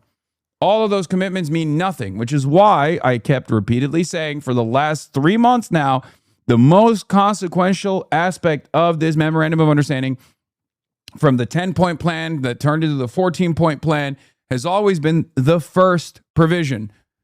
America must restrain Israel in Lebanon. If they can't do that, then none of this matters.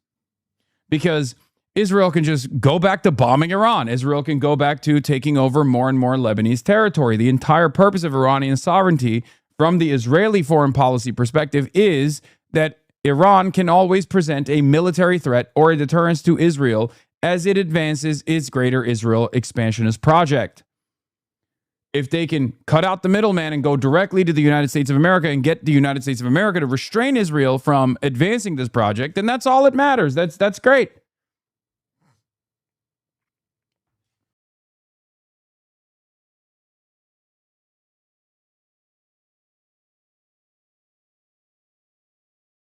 But until that first and most important provision is followed through on, I don't think Iranians are going to see this as a good faith bargain. I don't think Iranians are going to see this as like Americans acting in good faith at all. Because why should they? The substance of any of the conversations that we've had.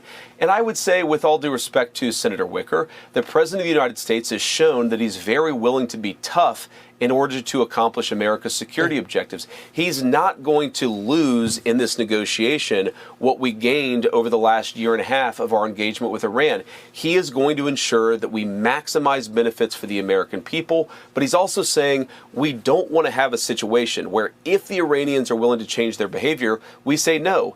Isn't the change of behavior exactly what we want? And if they do that, of course, we're going to change our relationship with them. Well, recognizing that this is obviously an ongoing negotiation and we're still in sort of the delicate diplomatic dance, we haven't even really gotten to the diplomatic dance part. I do want to ask you about a question about the current state. Wall Street Journal reporting that the remnants of the Iranian Navy are actually turning ships back in the Strait of Hormuz. Is that, based on your understanding of the memo of understanding, is that a violation of the memo of understanding? If not, is that a problem? And if it is, what should be the response at this point in the negotiations if they are violating it? So I'm skeptical of that reporting, or at least of some of the conclusions that could be drawn from it. But let me try to explain this, because it's actually quite important.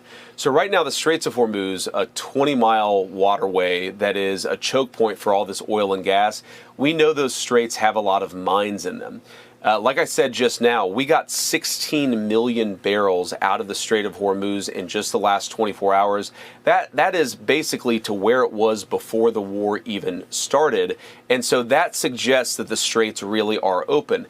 Now, what I would believe is that if a ship was going near a minefield, either our Navy or somebody else's Navy, there are a lot of countries other than Iran who are in the region, might say, no, don't go there because there are mines there.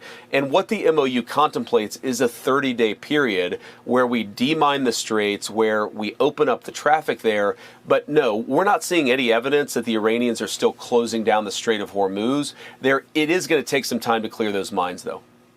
You know, I know you're a Christian man, JD, and in the process of this conflict, we know that things opened up in Lebanon.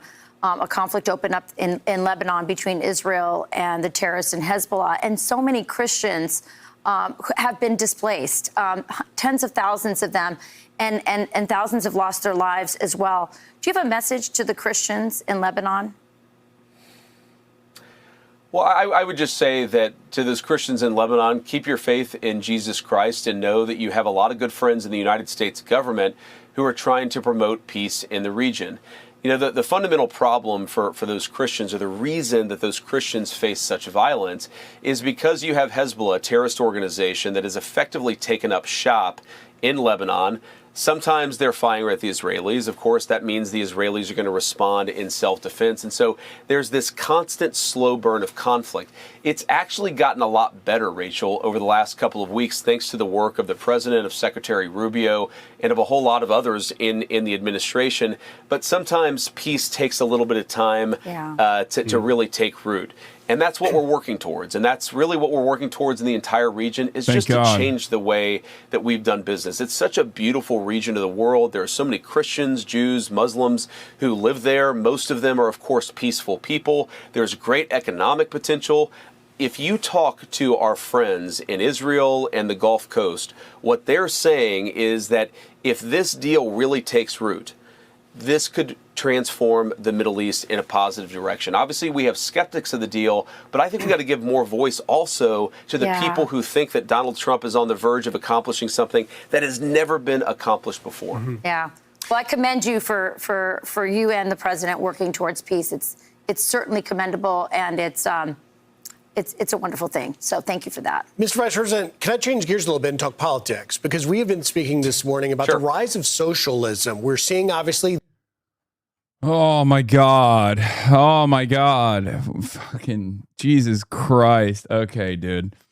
The Strait of Hormuz is now closed again, according to the Iranian military. Not just military strikes on Israel, but global economic consequences are now being threatened if Israel does not end its war in southern Lebanon, in accordance with the MOU. And by the way, there is also an important factor here. European partners. I think European partners need to be applying maximum pressure to Israel right now to abide by the MOU.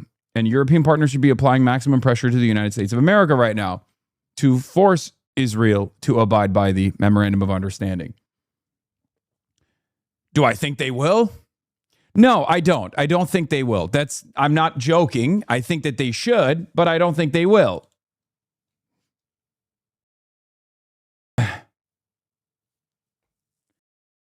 And it's kind of wild because they do have an opportunity. They have the leverage. They could do it. They're just not doing it.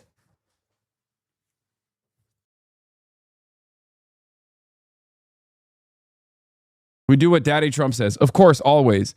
After the closure of Hormuz, Iran's foreign ministry says Iranian negotiators will be heading to Switzerland for U.S. talks after initially backing out. They're apparently going to follow up regarding U.S. commitments, but are not negotiating for a final deal until the war stops. I mean, this also doesn't exactly give me confidence that Iran is actually following through on any sort of commitments to close the Strait of Hormuz. Because if the Iranian foreign ministry is still shipping Iranian negotiators to Switzerland for U.S. talks, and Steve Witkoff and Jared Kushner are going, then this is basically it makes me feel like Iran is negotiating from a position of weakness. I go back and forth on this a lot, but it does feel like the Iranians are not following through.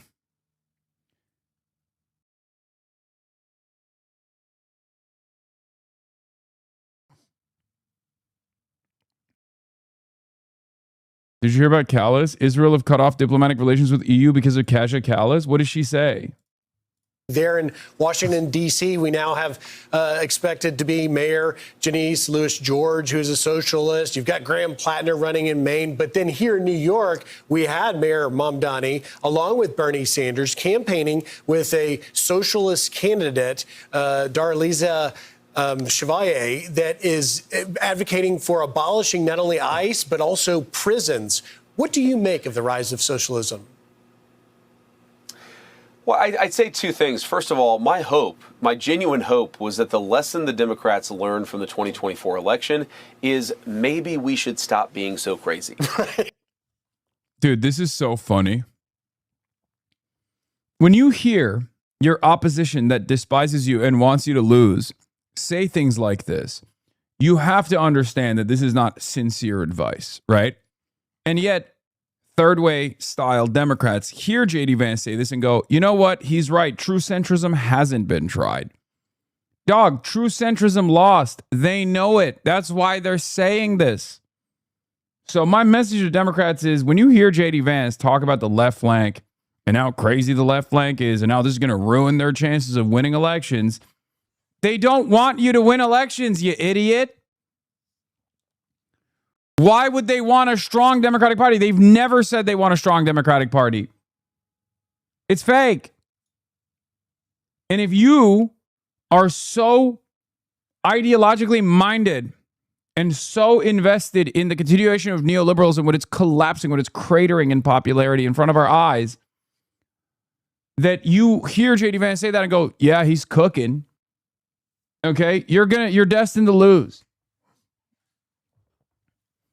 As far as Daria Liza's like former perspectives or tweets or whatever that these guys keep making a big deal out of, I am a little worried. I will admit that. I love Daria Liza.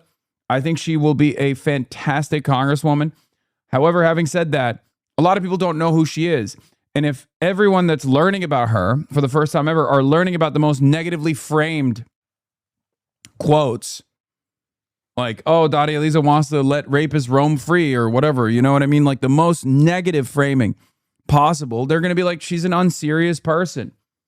Okay? It sucks.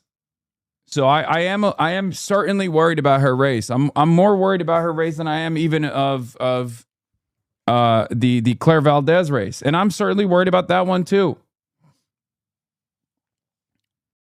Espaillat is also running an unbelievably racist campaign, deploying Dominicans from DR in all of her replies that keep saying over and over again that she's Haitian. She's Afro-Latina, by the way, from the Dominican Republic. Daria Liza is.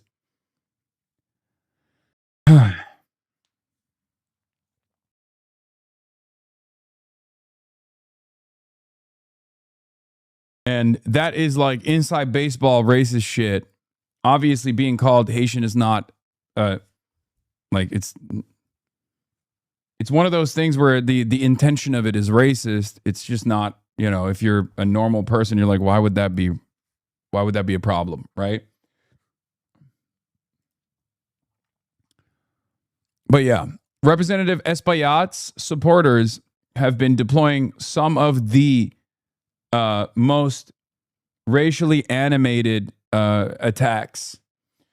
Idiot. I don't need to be a supporter of Adriana Espaillat to call out that traitor for what she is, a pair of nonsense things who isn't Dominican. She's Haitian and who said so many things against my country. Her hatred towards DR.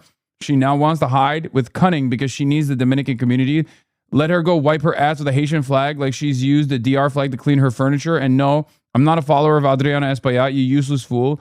Democrats, what can you expect from you? And when you are going to talk about me, do it to my face and tag me, coward. Yeah. Supporters of Representative Espaillat have spent days calling Daria Liza Haitian on social media. She is Dominican. It is also, in this context, clearly intended as a racist insult.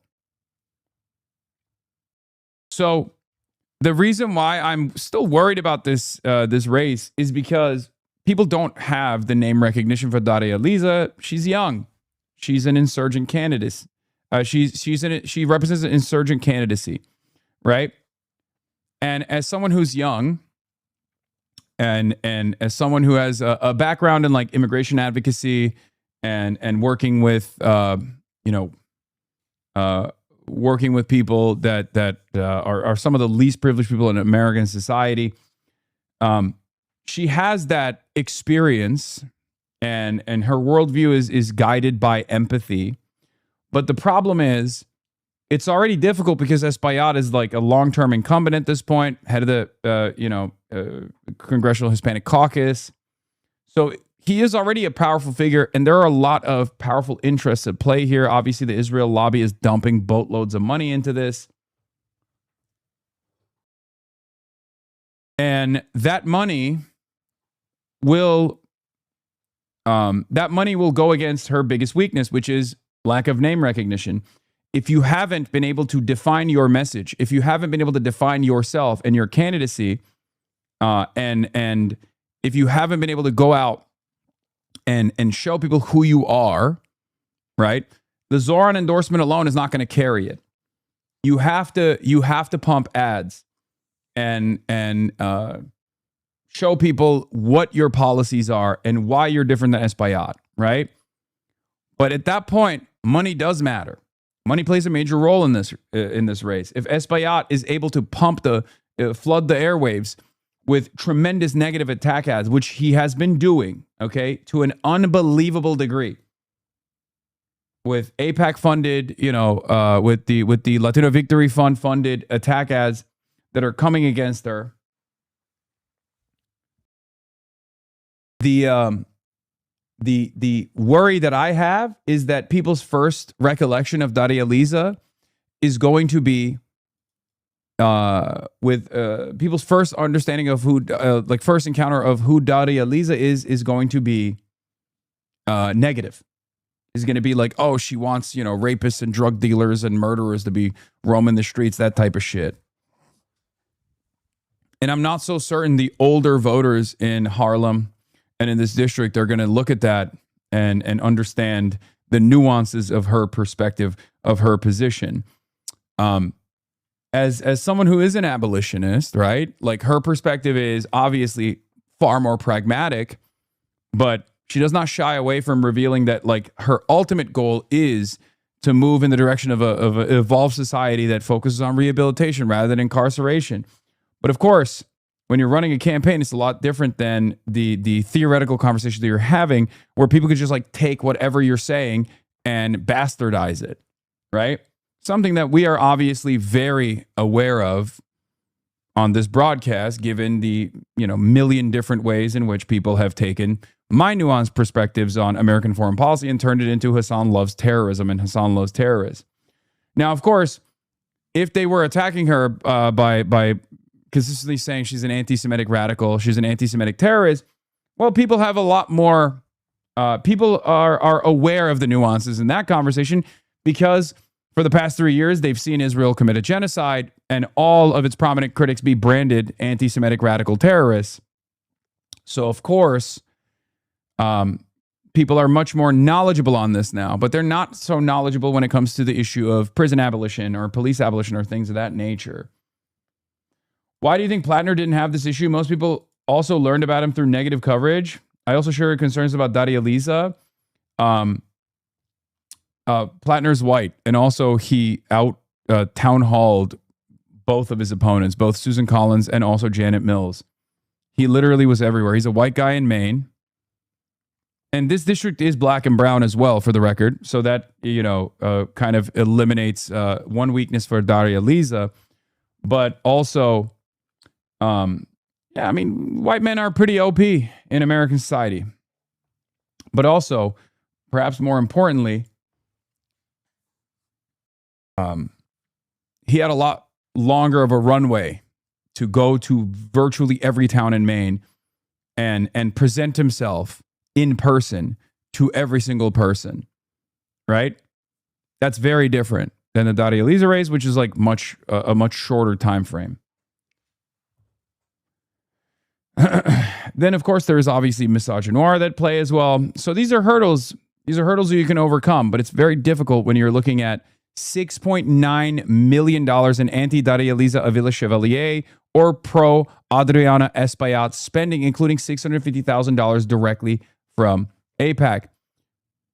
Compared to the $2.4 million in anti-Espaillat or pro-Avila Chevalier spending, including $1.3 million from American Priorities. So in that circumstance, money does matter.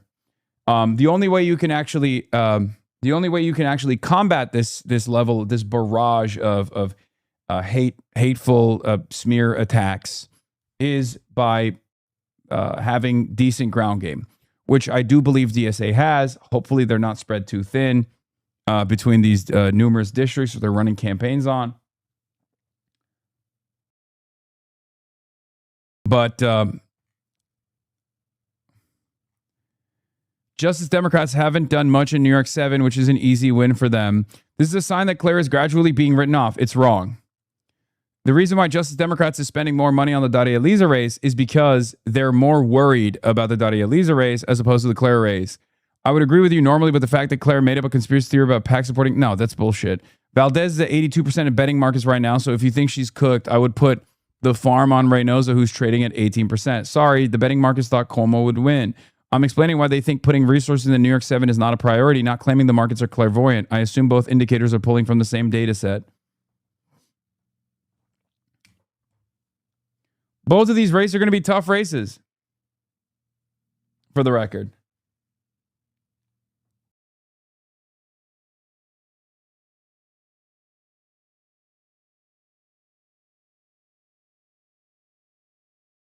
One is an incumbent race against an establishment Democrat. The other one is an empty seat with the outbound incumbent endorsing Antonio Reynoso, who is seemingly a more progressive force than an establishment Democrat.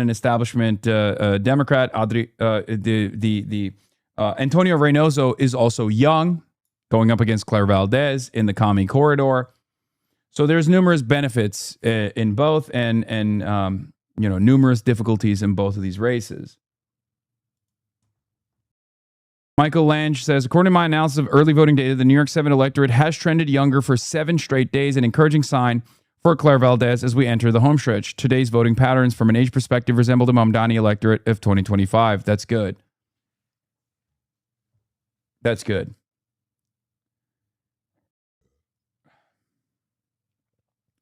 I know why, but what are your thoughts on AOC remaining mum on Dara and Claire? Like, to me, there's no time for caution. AOC is beloved in New York City. I know exactly what it is. AOC does not want to disrupt the forces within the Democratic Party and will rarely ever, if at all, endorse against an incumbent, regardless of the fact that she literally won against an incumbent. She was the insurgent candidacy. But yes, she doesn't do that. Bernie Sanders does, because he's an independent senator from Vermont. He doesn't care about caucusing with the Democrats as much as AOC does, because AOC is a Democrat.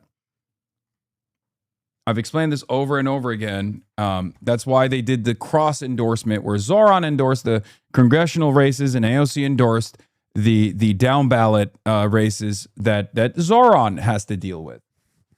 Zoran didn't endorse some of the incumbent races in New York City, and AOC did not endorse the races that are for Congress.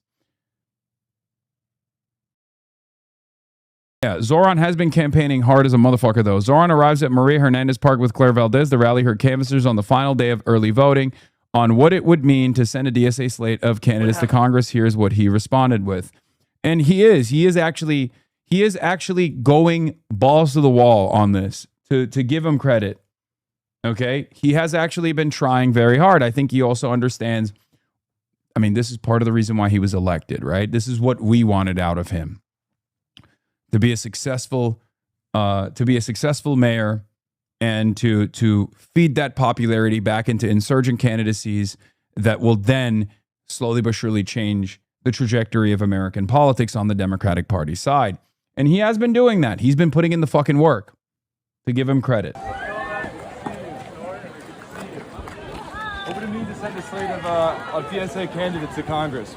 No, it would mean that Timmy Faciola would have the choice of whether to cover New York City or D.C., but I trust that he would make the right call. Between me and my ballot and that beautiful fact. How's it going? So was it Schlossberg then? Hi, guys. I saw a liberal say that Zoran is using his NYPD campaign for candidates. That's funny. Taking this into consideration, do you think this means that he regrets opposing Chiose? Why would he oppose this? If anything, the fact that these races are so close is probably maybe a little bit more proof that Zoran might have made the right decision there, even though I do still think that he should not have stood in opposition to Chi's run against Hakeem Jeffries. But like, obviously these races, even these races are not easy locks with all the push that Zoran is giving it. So clearly Zoran is not the kingmaker either. This is a thing that I keep trying to explain to people. No one man, no singular force in American politics is a kingmaker. There are so many different forces at play here. There's so much moneyed interest. There's so much inside politics, both inside of New York local politics, but also in the Democratic Party side, in the National Democratic Party. There are so many different interests of capital at play here. Real estate developers, the Israeli lobby, right?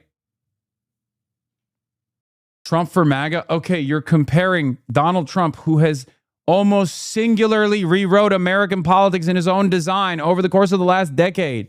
Come on, guys. With a base of support that is cultish already.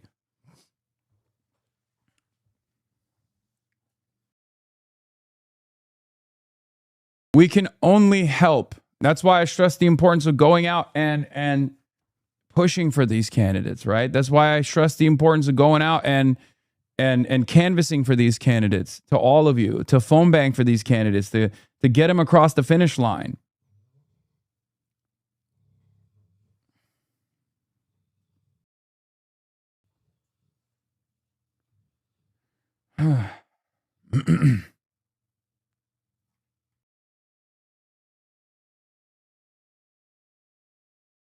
Anyway.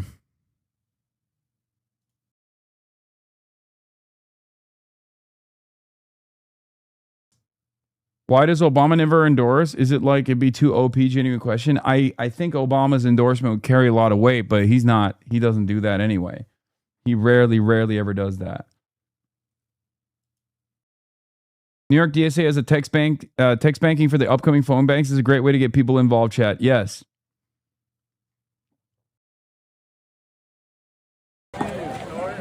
So yeah, that's the situation. Anyway, let's hear what J.D. Vance had to say more about the socialism. And unfortunately, the lesson that Democrats seem to have learned from the 2024 election is to lean into the most radical fringes of their party. I mean, you guys know this. I was raised by patriotic, Christian, blue-collar Democrats who loved this country, but they weren't Republicans. But I feel, unfortunately, that those patriotic, blue-collar Democrats, they increasingly don't have a place in that party anymore, at least among the elected senior leadership ranks.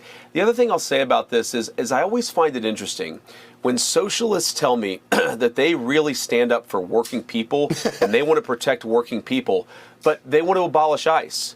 And so what does that mean? That means a flood of low-wage immigrants coming into this country, competing for wages against the working people, black, white, and brown of the United States of America. You do not care about working people if you refuse to enforce the border. Stop pretending that you do. Yeah, they love to talk about class, and they love to talk about working class. Of course, people who actually know people who work don't call them the working class. They call them, as you just did, workers, but they've never met a worker if they think that their platform is supported by them. Be sure to like and subscribe for all the Fox News latest on YouTube and catch full shows streaming now on Fox One. Just 3 weeks ago, Israel was added to the Secretary General's blacklist for conflict-related sexual violence. Israel, a democracy governed by the rule of law, a country defending its citizens, placed alongside Hamas, alongside Boko Haram, alongside ISIS. I would like to conclude. Miss Patton caved. She caved to the pressure. Miss Patton, you had the chance to see the facts. You had the chance to examine the evidence, but you chose not to. So again, I must ask you, why? Why did you not come to see the evidence yourself? Were you afraid the fact would not match the conclusion? This was surrender. Surrender to the Secretary General's campaign against Israel. Surrender to the rapporteurs and the so-called UN experts who bully, pressure, and smear. You caved. You caved to the pressure. You caved to the Secretary General's obsession with targeting Israel. And I'm sorry, but I have to make a point. I have to make a point of order. No, you will be quiet because this is what the chair should be doing. You spoke, I make a point of order. They should not be personal. It should not be personal. You part of the... Oh my God, that is so bad. I'm so sorry for ruining your ears. I was peeing. I have a point of order. Shame on you. I have a point of order. Shame on you. Danny Dannon. You walk out. We have verified evidence. You part of this is a point of order. You will be quiet now. Israeli UN ambassador Danny Dannon shouting match with UN's Vanessa Fraser. Be quiet, woman.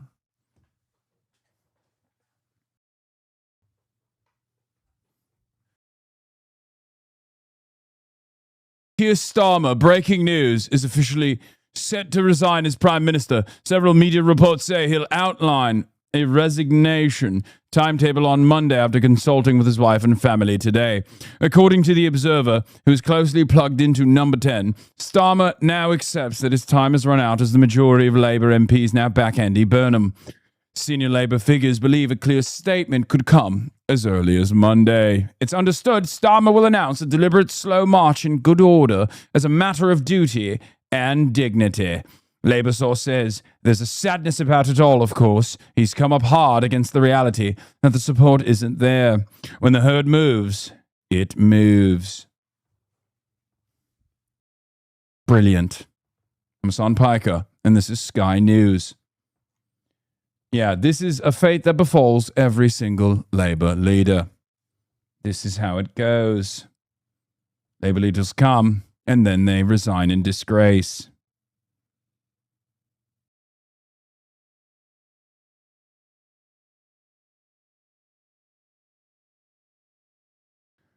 Breaking, Israeli Ambassador Danny Dannon lost it on camera at the UN after Israel was added to a blacklist of parties suspected of conflict-related sexual violence. At a meeting Friday, Dannon erupted at UN officials. Does that mean you'll be allowed back into the UK? I highly doubt it.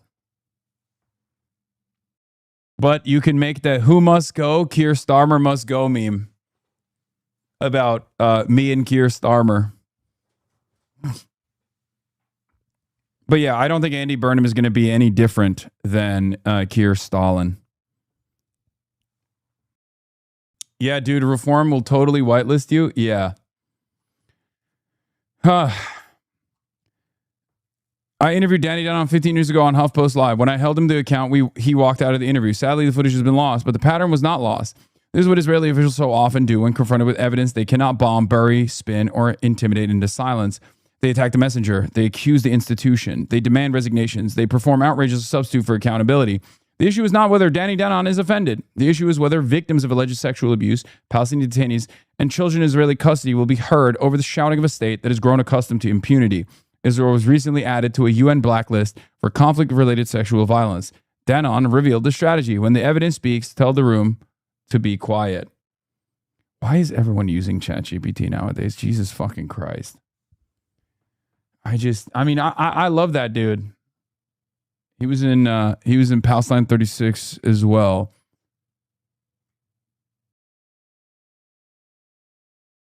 Or is it?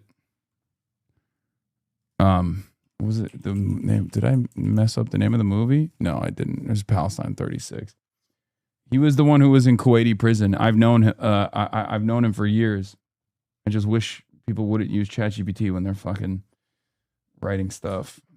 just for rewrites, man, to clean up the text. That's all. That's how it begins. That's how it begins.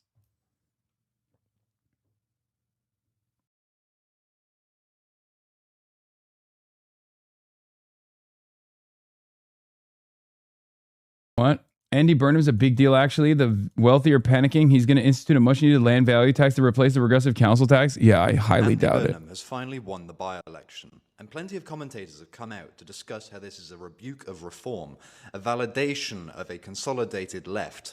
But there's something a bit darker here, and as I always say, watch the hands, not the mouth.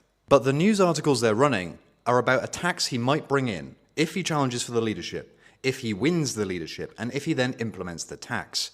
And that should tell you everything you need to know about the land value tax and who's always going to... I like this guy too, actually. He's pretty cool. I saw something that he did about like statistical analysis and how to lie with stats, like with the wrong stats. But I'm not so confident. I'm not so confident that Burnham will spell a difference in labor. going to stand opposed to it. Hi, my name's Henry. I'm a former wealth manager and economist, now based here in Switzerland. The Evening Standard, The Times, The Telegraph, and even Yahoo Online. The first thing they discussed when this election came up was not Andy's victory, it was the land value tax. And the headlines have been direct and pointed, specifically on the idea that Londoners would have to pay more under Andy Burnham's proposal. But that's if he challenges the leadership, if he wins, and if he implements the tax. Now, if the man of the hour himself is watching this TikTok, which he might be, you never know, I have an answer to the objections and rebuttals that these papers are putting forward in a very clean and easy way. And I'll stick that up on the Substack for later. Let's start with the basics. What is a land value tax? Well, a land value tax is a tax on the unimproved value of the land. Now, before the newspapers call this some kind of socialism or something. He said he wanted to expand the detention of immigrants. Leftism, is it in the room? Yeah, these guys... This is still, from what I understand, Burnham is also in the same vein as Keir Starmer always was, which is like the quote-unquote soft left, if you want to call it that. I mean, they're just center-right figures, right?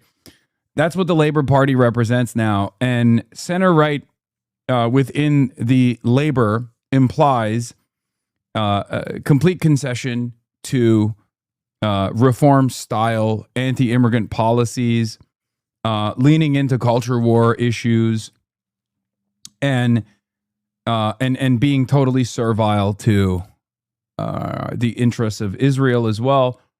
Burnham has been a part of Labor Friends of Israel since 2015, and he also has, I think, implied that he won't replace Shabana Mahmood, who is the lady responsible for me being barred entry into the United Kingdom, for those of you who don't know. So, obviously, if Labour was even remotely invested in maintaining its legacy or even having any viability in the future, they would very quickly go back to being a Corbynite party. And even then, it's not a guarantee that they'd be able to win back the people that they actively purged. Yeah. Hasn't even been crowned, and Burnham's off to a catastrophic start. Shabana Mahmood will remain in the cabinet if Andy Burnham becomes prime minister, Telegraph understands. It is understood that Ms. Mahmood is keen to continue her work on immigration reform, which includes tougher citizenship rules for legal migrants, restrictions on indefinite leave to remain status, and ending refugees' right to automatic permanent protection.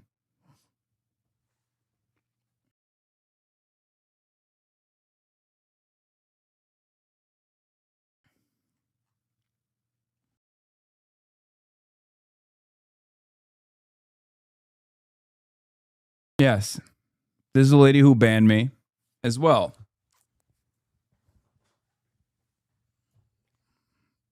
So,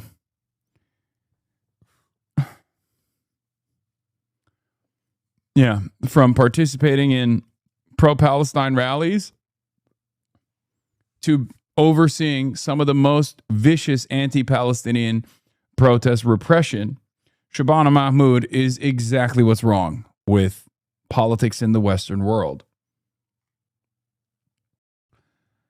And the fact that Burnham, even before he becomes the leader of the Labour Party, is making these sorts of concessions implies that he's not going to be all that different from Keir Starmer.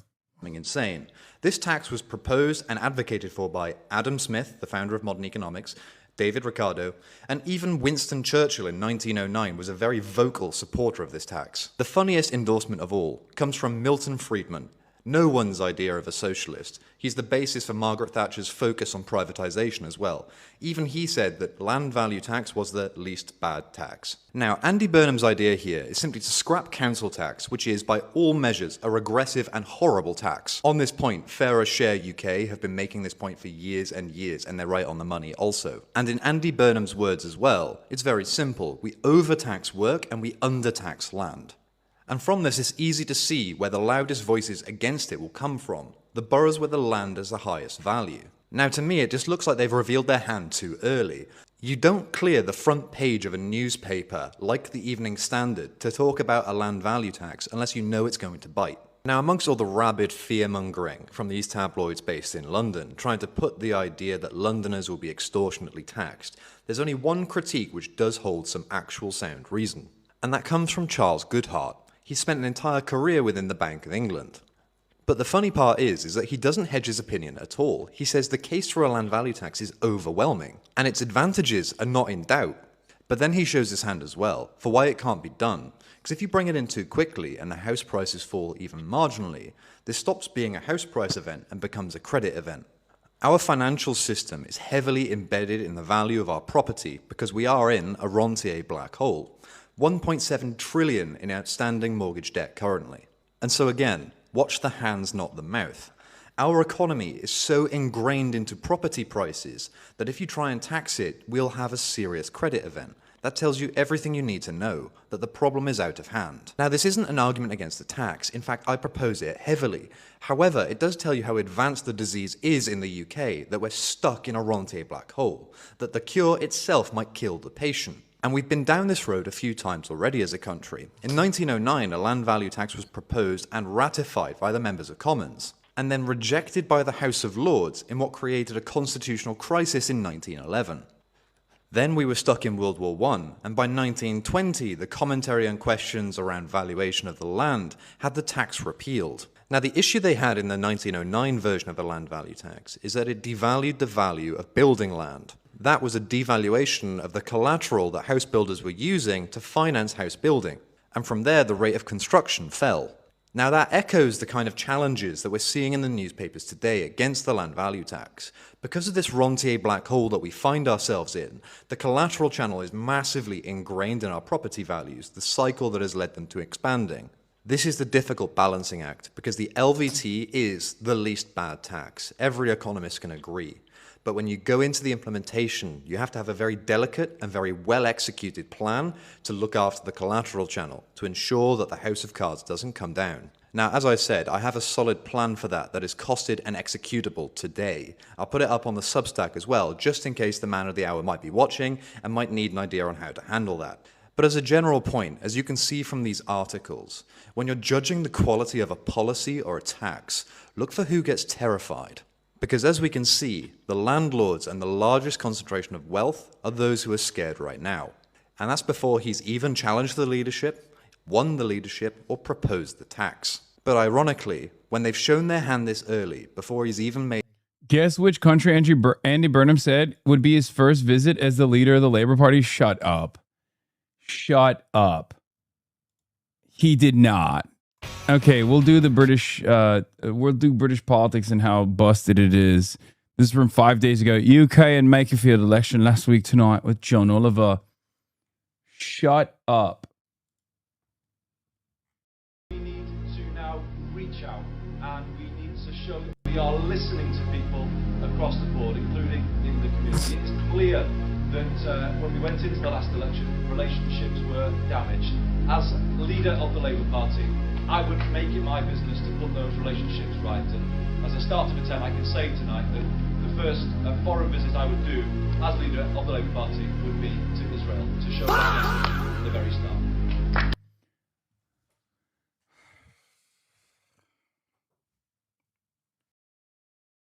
Bro, what the fuck? I mean, this is old, but even then it's like, why? I'm never getting that fucking visa. I'm never allowed back into the UK. Let's be real, okay? It's not happening. It's just not happening at all.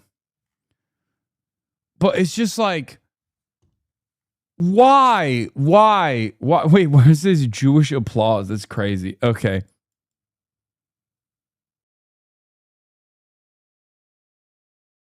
This might be from his 2010 election campaign, by the way. I'm not sure, but he doesn't look like that anymore. I mean, it doesn't even fucking matter. What matters is, like, he's already a labor friend to Israel since 2015, I think.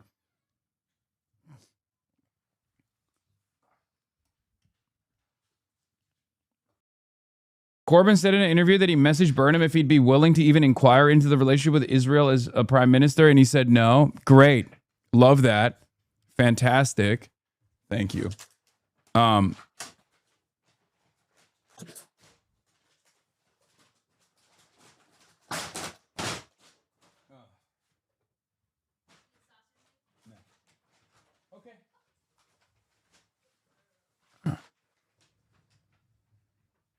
Why surprise, bro? Last year was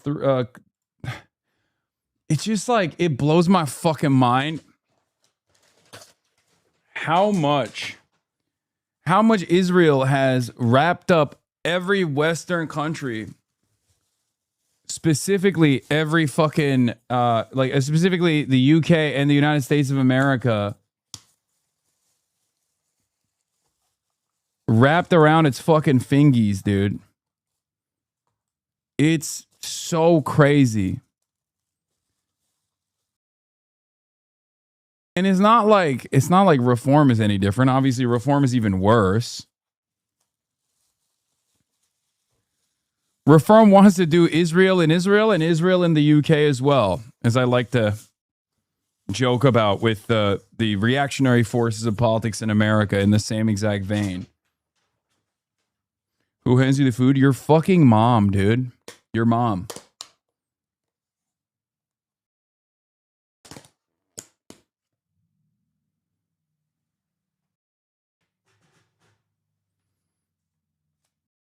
What the hell is going on in chat today, bro? What is going on in chat today? Jesus Christ.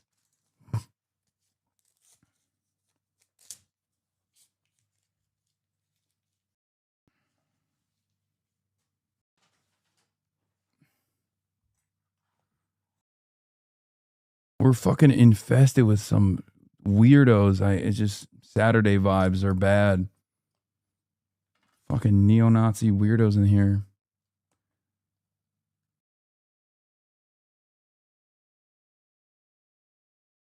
Anyway. The same people that were yelling about you to cover this report won't talk about this. The same week, Rupert Loeb put his bullshit rape gang report falsely claiming Muslims raped 250,000 white girls. And the same week, Elon Musk amplified it on here. This happens. Is anyone surprised? Breaking, a 36-year-old white Scottish man is being investigated by counterterrorism police after 5 people were stabbed in Edinburgh. He said after his arrest, "I'm protecting the country from these fucking Muslim bastards raping our young daughters." Yeah, they're inciting this. This is precisely what they were inciting in the UK, and that's precisely what's going on. I wonder if that one handsome lad in the suit has a video on the Rupert Loeb report, because he does stuff like that. Human rights lawyer who also successfully defended his clients who did the exact same thing that Palestine Action did during the fucking Iraq War. If you want to understand how insane British politics is, that flip is basically like Kirsten Sinema going from being a Maoist third worldist or anarchist to being a centrist, center right-wing figure that was the ultimate spoiler for many of Biden's policies. Or Van Jones going from a Maoist third worldist to the neoliberal right-wing Israel stooge, pro-Israel stooge he is. A big, pro-Palestine activist in like 2014, and now is responsible for jailing those people. It's so interesting how that goes. the supposed left party that is a center-right party pivots to the right, and lo and behold, shockingly, all that does is increase the legitimacy of the far-right party. A story as old as time itself. Quite literally, same happened in Germany. Yes. France, Germany, in modern time, but also Germany in the olden days, where liberals thought they could maintain control of politics in the country by leaning into and conceding to some of the demands of a former painter, World War I veteran by the name of Adolf Hitler.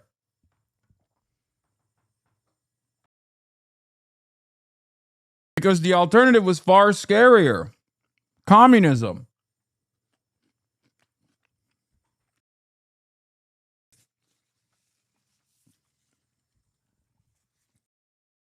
Predictably, while this was unfolding in British politics,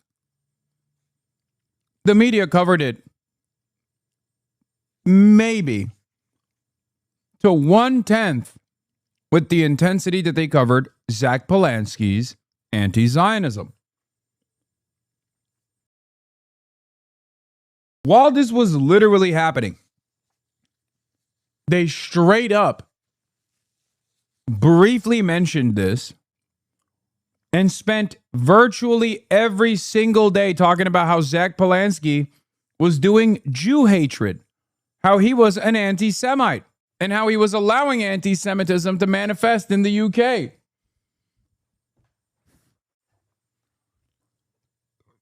An identical situation to Jeremy Corbyn. Oh my God.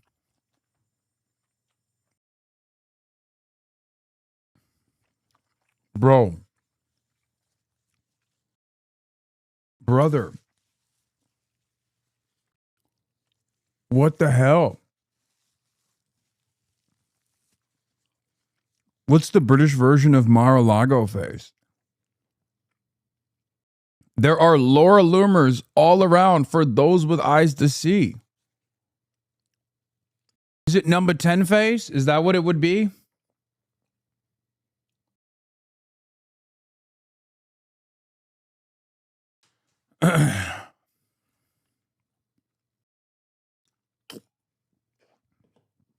Essex face? Fucking hell. You're not wrong. You're not wrong. Essex face.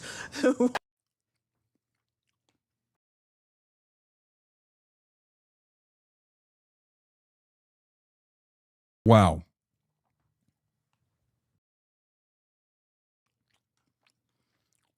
It's funny because on the one hand, that's the type of timing that reform is on. On the other hand, you have Rupert Lowe's Restore Britain, which is for the people who think that party that we're looking at is not racist enough. So yes, there are not one, not two, but 3 different right-wing racist parties in the UK. Okay? And we haven't even gotten to the most racist one, which is Restore. This is Reform. Why'd you say 4? Which one? Oh, 4 if you count Labor. Got it. Okay. True.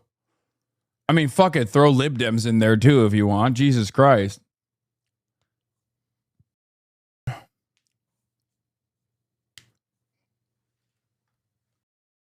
Restore Britain is literally MAGA law. No, I know.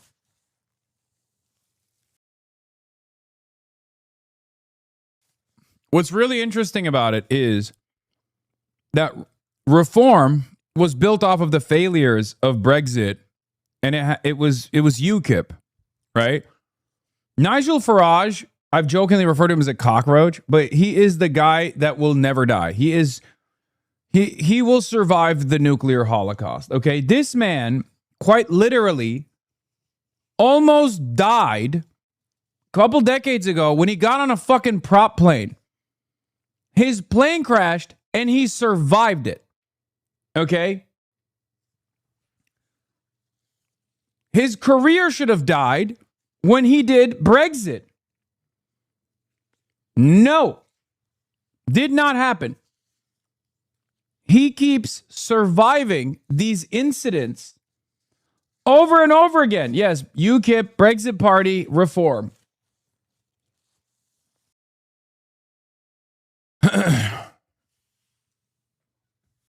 He won't. No, he won't. He's not the tank that Donald is. He's gross. He's not making it. I think you guys don't understand how bad the situation is in your own country. Bro, Reform is now the fastest growing party in the country. Straightforwardly, an outsider, Elon Musk, that just like designed an alternative to even Reform. And it's being pumped entirely by Elon Musk. That's the reason why you're seeing the likes of Asmongold, who are, you know, functionally illiterate, reading like the Restore Britain, Rupert Lowe rape, like British rape gangs report that they came out with. Like, there is a concerted effort by Elon Musk to pump this fucking party. And what's crazy is it's working, because reactionary propaganda targets the dumbest people in society. Okay? Right-wing propaganda targets the dumbest motherfuckers in society.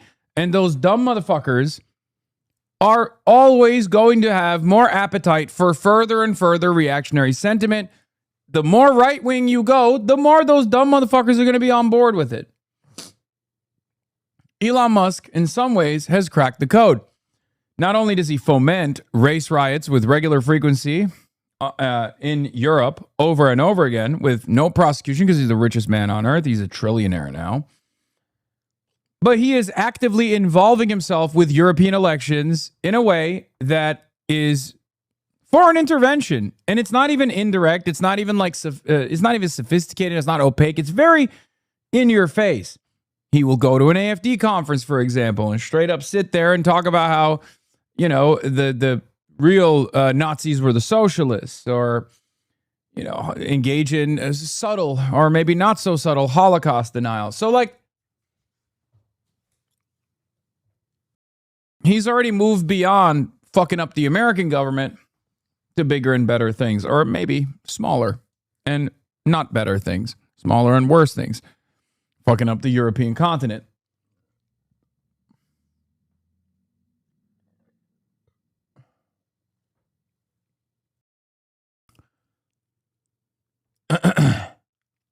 Things are not looking good. Things are not looking good for anybody in this country. Things are not looking good for anybody in this planet.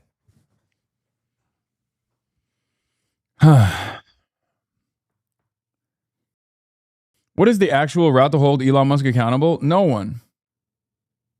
Twitch would permanently ban you if you said something like this.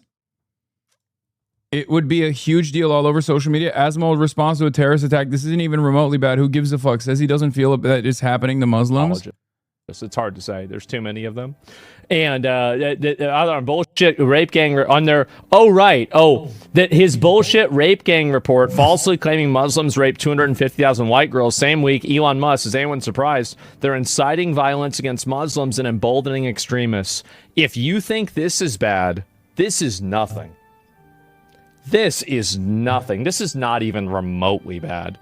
Oh my God. And another Hasan. Yeah, exactly. It's just crazy for me to see another Hasan.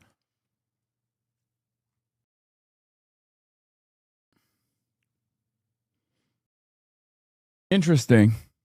Of this stuff, right? And let me see what the other ones here. Hasan, bigger apologist. Exactly.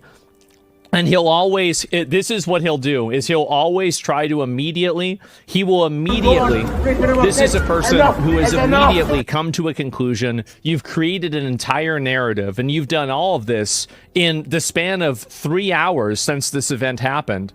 And now everybody else has to listen to this narrative. Who gives a fuck? What do you mean this narrative? He's literally saying, as he's being arrested, that he actively sought out Muslims to stab because he's protecting the country from these fucking Muslim bastards raping our young daughters. It's literally in the video.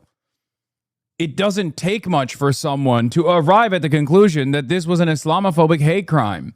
It doesn't take all that much to come to the conclusion that this was an Islamophobic hate crime born out of Rupert Lowe, Asmongold, Elon Musk, and numerous other far-right forces, possibly getting paid by Elon Musk, by the way, to foment this kind of racialized conspiracy theory.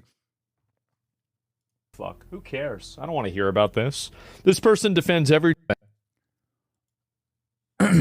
Created an entire narrative, and you've done all of this in the span of Why has he not been banned by Twitch yet? Because Twitch is terrified of actually offering consequences to anyone that is right-wing.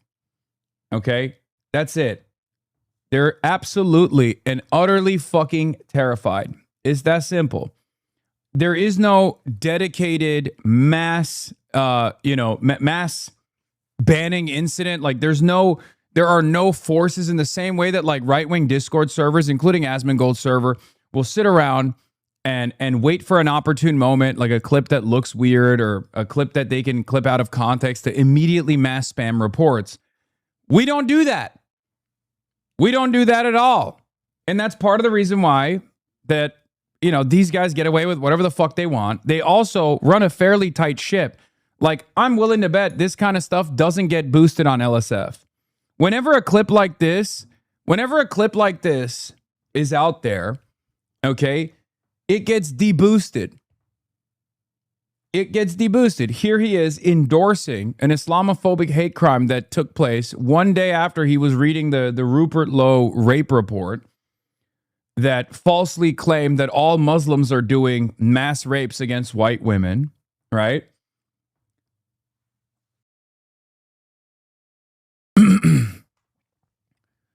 Rarely do you ever see this kind of clip make its way to live stream fails or numerous other subreddits where people can upvote it and complain about how disgusting or how odious this conversation is, how odious this and toxic this person is, and their worldview being repulsive. Okay? Twitter is already dominated by the far right. So when this kind of stuff goes viral on Twitter, people actually celebrate it. They cherish it. They think it's awesome. And Twitch is terrified of taking any action against someone who is actively championing hate crimes taking place. 3 hours since this event happened. And now everybody else has to listen to this narrative. Who gives a fuck? Who cares? I don't want to hear about this. This person defends every terrorist in the world. And now he wants us to be worried about something bad happening to people like him. That's it. Apologists. It's hard to say. Jesus Christ. Yeah. The irony, of course, is if he receives any scrutiny on this, his audience will then turn around and claim falsely that I say this exact same kind of thing about Jewish people, and then they will do a counter messaging campaign to make it seem like I am actively demanding hate crimes happen to Jewish people or whatever. So just wait. I know exactly how this song is sung. I know exactly how this song and dance goes. Only right-wingers get to have quote-unquote free speech. No one else. Bro, giving them tutorials? No, it's just, I'm pre-watching it. Okay? What he's saying, what he's calling something bad happening to people like him is a fucking Islamophobic hate crime, dude. People being stabbed in a mass stabbing incident. These are innocent people. The fuck is wrong with you? It's totally unacceptable. It's unacceptable when it happens to anyone. Anyway, yeah. Piker Broadcasting Service. for tomorrow's smear campaign today. Right, there's too many of them. And other bullshit rape gang on there. Oh, right. Oh, that his bullshit rape gang report falsely claiming Muslims raped 250,000 white girls. Bro, this isn't even a dog whistle. This is a full-blown endorsement. It's a bullhorn. He's just straight up saying like, yeah, whatever. Am I supposed to care about something bad happening to Muslims and people like you? Implying, he's saying like, Mehdi Hasan, this happened to your people. I don't feel bad. I mean, that's it. What else can I fucking say about this? I mean, it's gross. It's disgusting. It's unbelievably racist. And guess what? Most likely, nothing will fucking happen. Asmongold will not receive a punishment for this. If he does, Elon Musk will tweet about it and will complain about it and will say that like free speech is being suppressed. Our brave warrior Asmongold was banned for saying the truth about Pakistani rape gangs or whatever. And it'll be a whole fucking chaotic media cycle. The right-wing forces will defend him.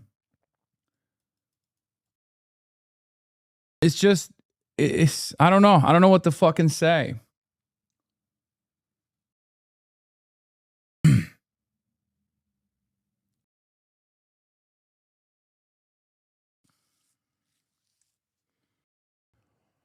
I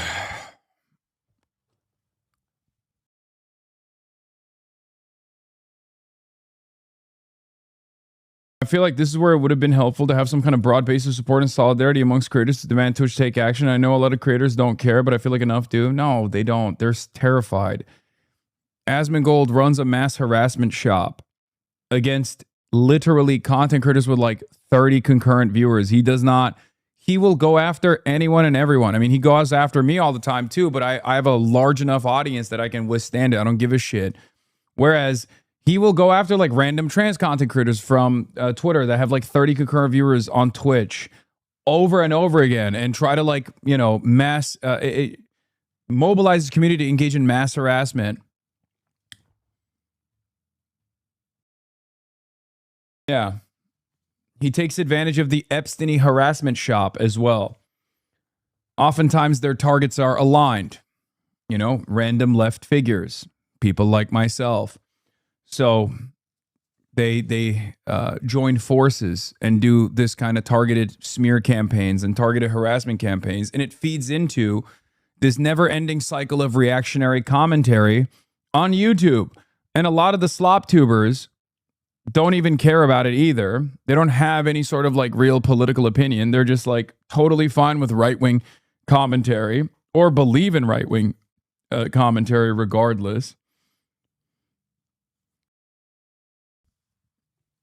And that's how you maintain an outsized, right-wing slanted media sphere that has actually a very diverse audience, an audience with a diversity of opinion, but it's not really reflected because all of the top left content creators are ritualistically humiliated on the timeline by virtually every apolitical to far-right figure on the internet. And most of these websites, especially Twitter, which a lot of these kinds of smear campaigns aggregate from, are so boosted to the far right in their algorithm that it ends up having this exact same toxic attitude reinforced in all the other platforms that rely on these smear campaigns that are being boosted on Twitter. It doesn't just stay on Twitter. It makes its way to Reddit. It makes its way to TikTok. That's how it works.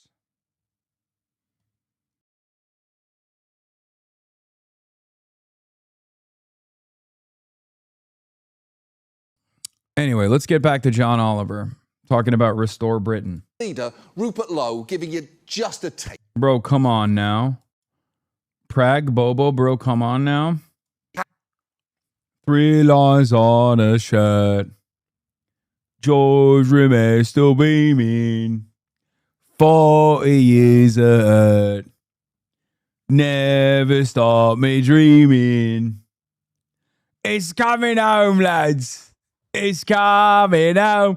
It's coming. Football's coming home. It's coming home. It's coming home. It's coming. Football's coming home. How they don't. And on its face, Burnham winning in Makerfield really shouldn't be difficult, given it's been a safe Labour seat for more than 120 years. But the truth is... Yeah, it's not even 40 years of hurt now. It's 60 years of hurt. Never stop me dreaming. There have become less predictable in recent years. During Brexit, nearly 2/3 voted to leave the EU, and in last month's local elections, Reform won every ward there. What is more, Burnham doesn't technically live in the constituency. And while some residents may find his ambitions for higher office appealing, others are, yeah, so do I. I love this guy And if too. there are two things that you don't want someone to be over... Yeah.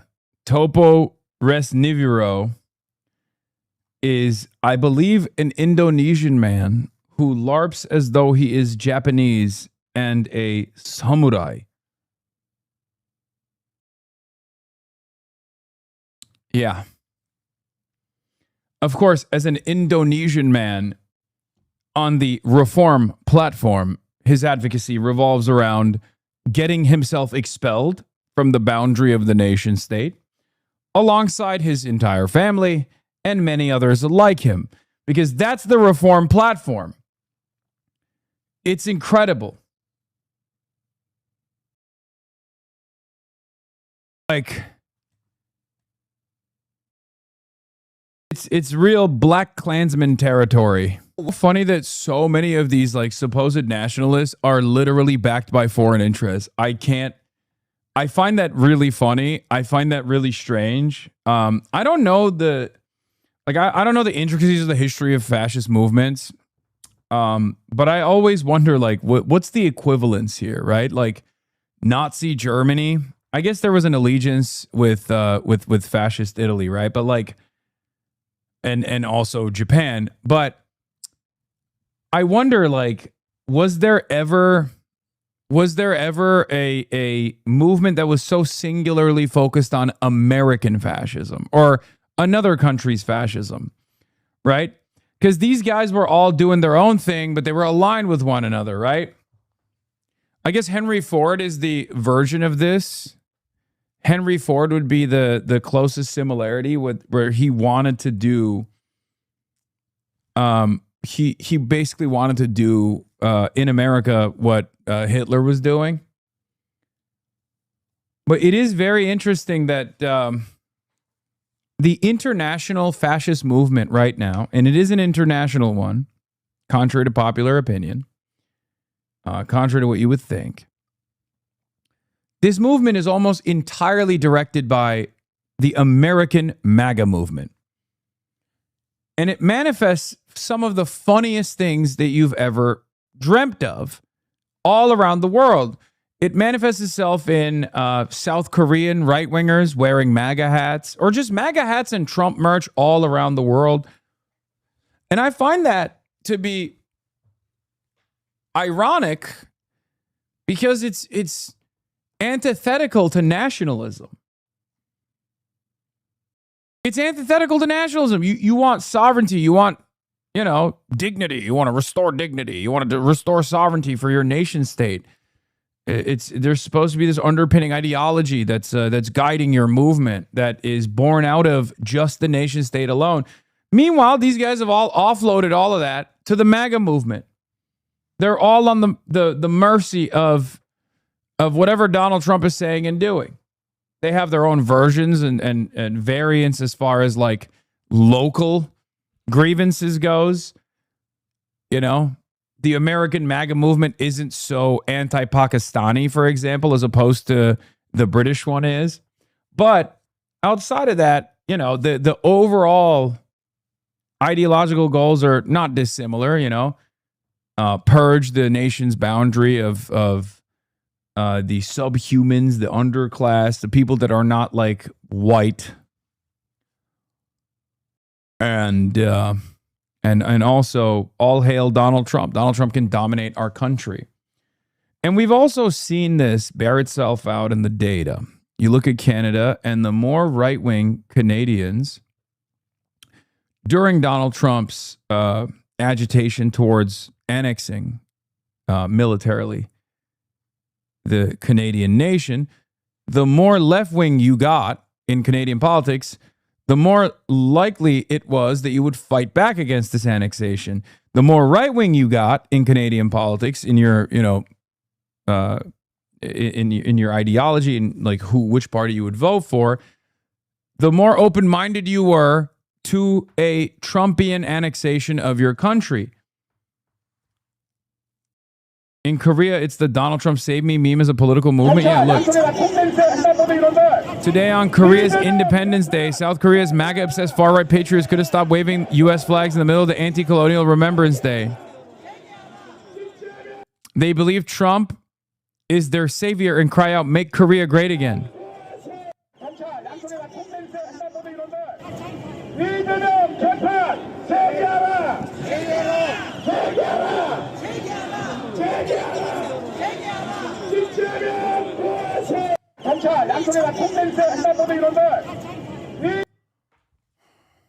It's so strange.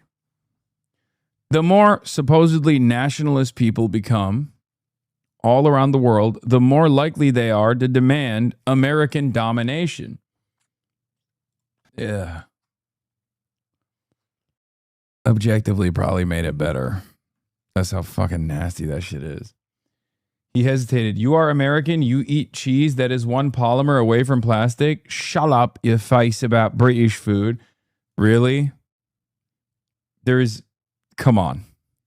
I mean, I shit on America quite a bit. That's crazy.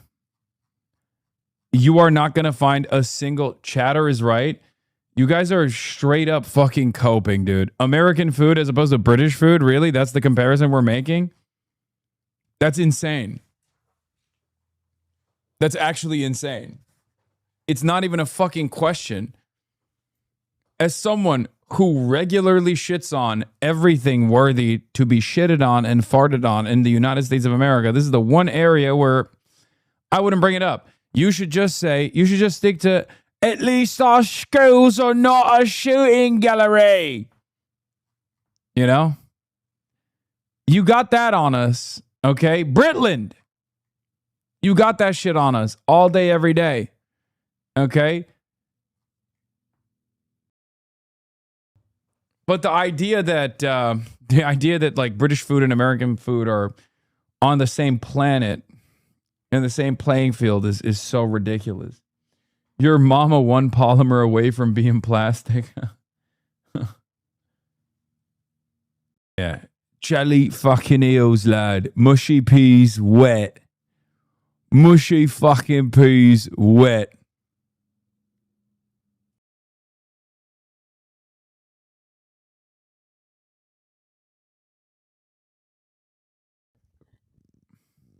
Count Binface?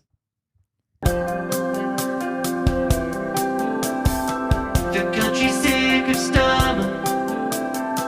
He's only in year 2. You voted him in with a crazy landslide, but he didn't know what to do.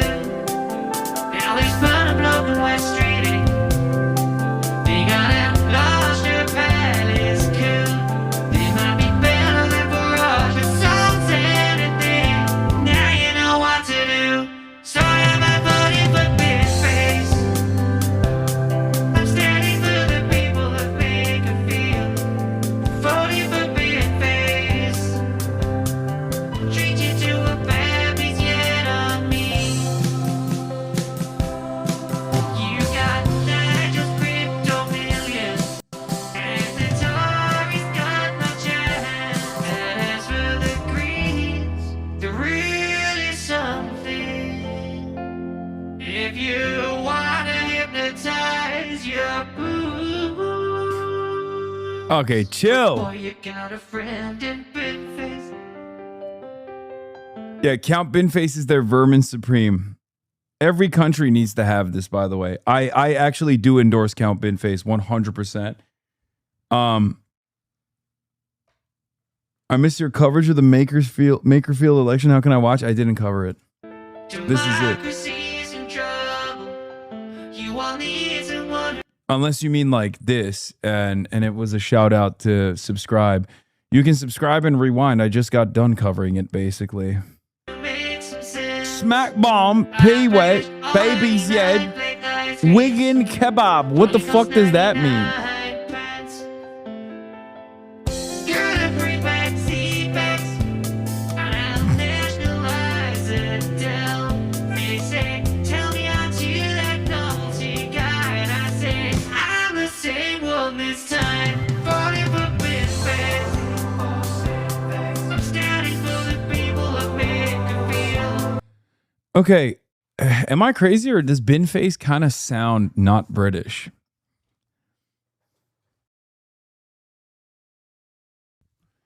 Wigan kebab is a British pie inside of a sandwich. I am not joking. God, I fucking love it. Falling for misfits. It's time to show the bastards how you feel. British people sing in American? Wait a minute. That's not true. Do British people sing in American? No, they don't. That's not true. Okay, give me an example. Oh my God. Are we onto something? Is this real? They kind of do. Wait.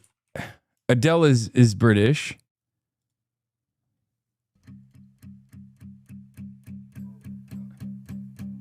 There's a fire starting in my heart, reaching Oh my God. pitch and it's bringing me out the dark. Wait a minute. Oh my God. Oh my God. Oh my, wait, Dua Lipa? Dua Lipa is British Albanian.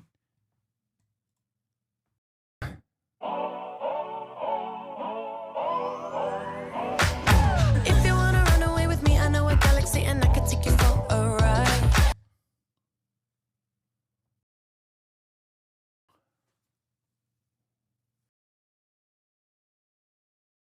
Why? Why? I never even thought about this. It's not a British thing. Singing doesn't carry the accent in any language. It's very common for British artists to sing with an American accent. I just never realized. I never realized that British people just straight up sing in an American accent. What the fuck? What does this mean? Even Ozzy Osbourne. That's true.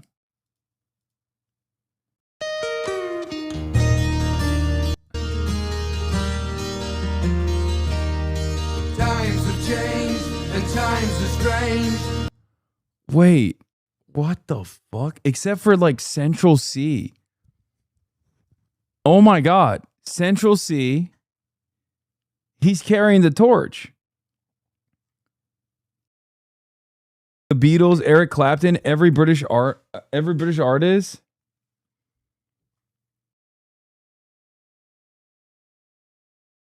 That's okay. To be fair, I think the reason why I didn't know that is because the only British song I know is "It's coming home, it's coming home, it's coming, football's coming home, it's coming home." British thing of all time to just like do a fucking song about how much you suck dick and balls. how much your team sucks dick and balls. It's so funny. It's like, no, everybody dunks on us. Everybody clowns on us. We used to be great. We're supposed to be great. It's so awesome. It's Uncle Sam Cedar. Yeah, this is so, well, this is English, lads. It's not just, it's English, lads. It's English. It's not proper British. It's English. It's not the United Kingdom. The kingdom is not so fucking united, is it? We're just talking about England, lads.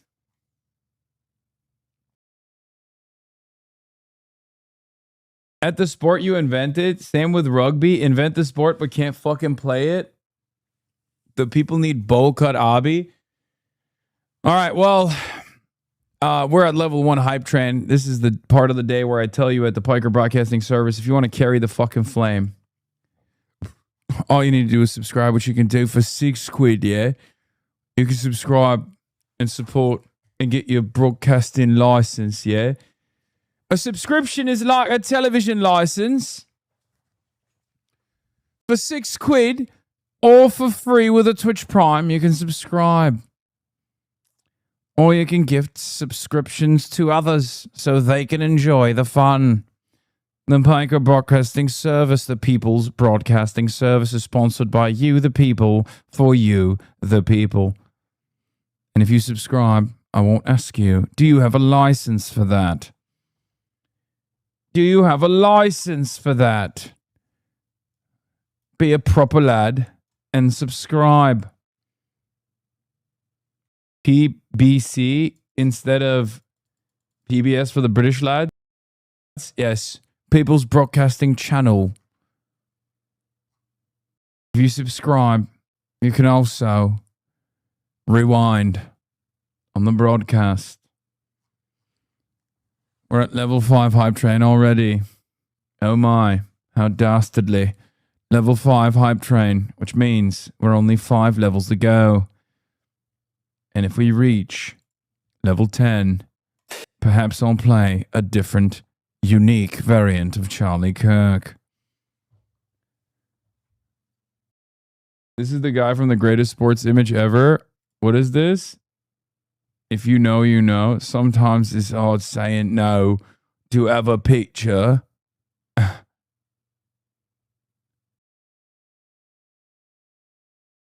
Look up Lord Buckethead.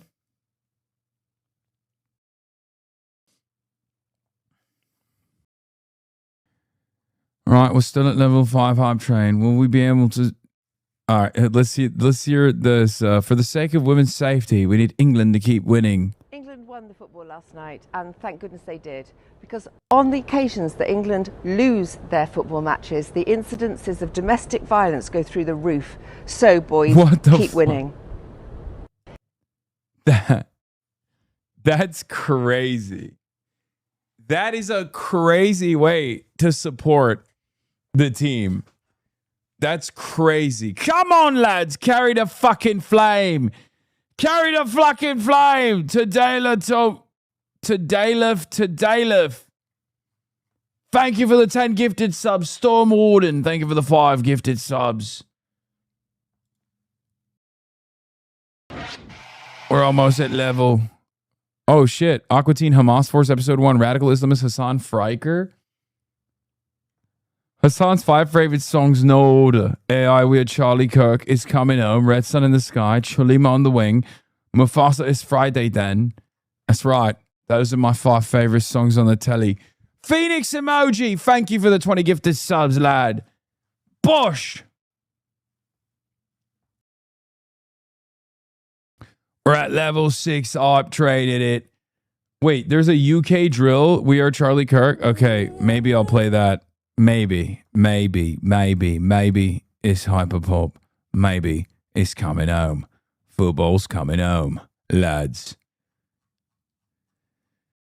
Kaya Callis says, Dear Gideon, as you know, the EU and Israel have a lot that bind us. I value our dialogue and engagement, and I'm open to continue in that spirit respectfully and constructively. Dialogue is the foundation of diplomacy, especially when differences arise. The EU is always committed to a constructive relationship with Israel to bring peace to the Middle East. The two-state solution remains the only viable path. The EU has condemned the illegal Israeli settlements in the West Bank that make it increasingly difficult to get that goal. That is the EU position. Do you think she's actually thought about what it is that binds the EU and Israel, or is it just a rote prompt and response sort of thing? So what was the private thing that Kaya Callis said? Because apparently she was being kind of mean about our big, beautiful, emotional support apartheid state.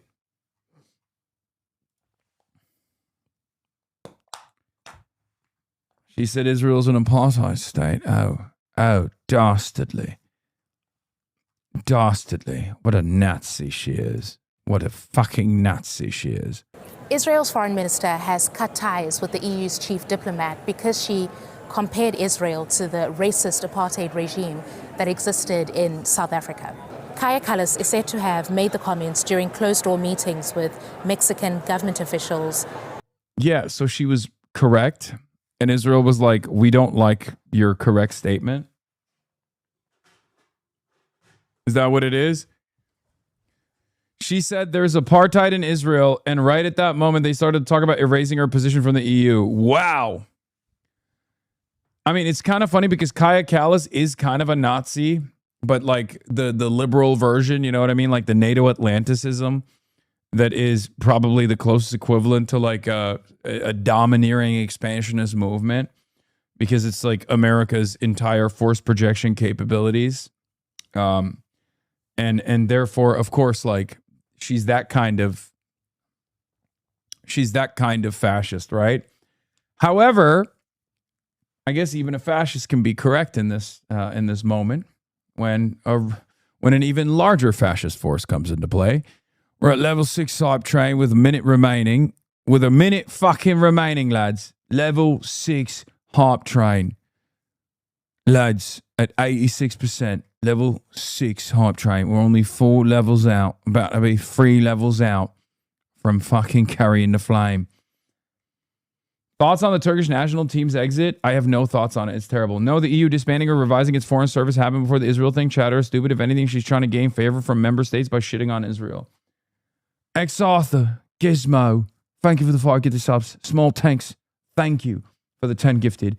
Text Slug, thank you for the 5 gifted subs. Anklefoot, thank you for the 5 gifted as well. All right, we made it. Level 7 hype train, 26%. Stebob 69. Fucking hell.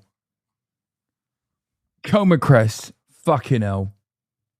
Mob Pixel. Thank you for the 5 gifted subs. While on a trip to Mexico in May. Freedom She's Monks. reported to have described how a Big visit to the clitoris Apartheid energy. Museum in Johannesburg moved her. Gideon Saar accuses Callas of acting obsessively and with blatant unfairness. The most nationalist Turk doesn't have thoughts. You're kidding. 60 shots, 0 goals. I mean, I have no thoughts other than shame.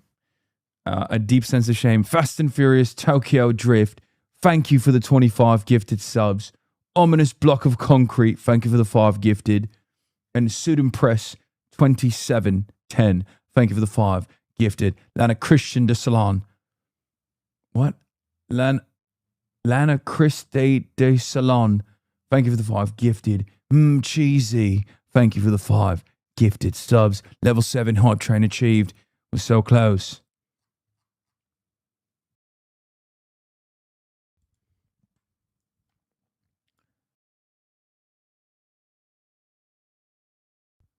The Triggeriv.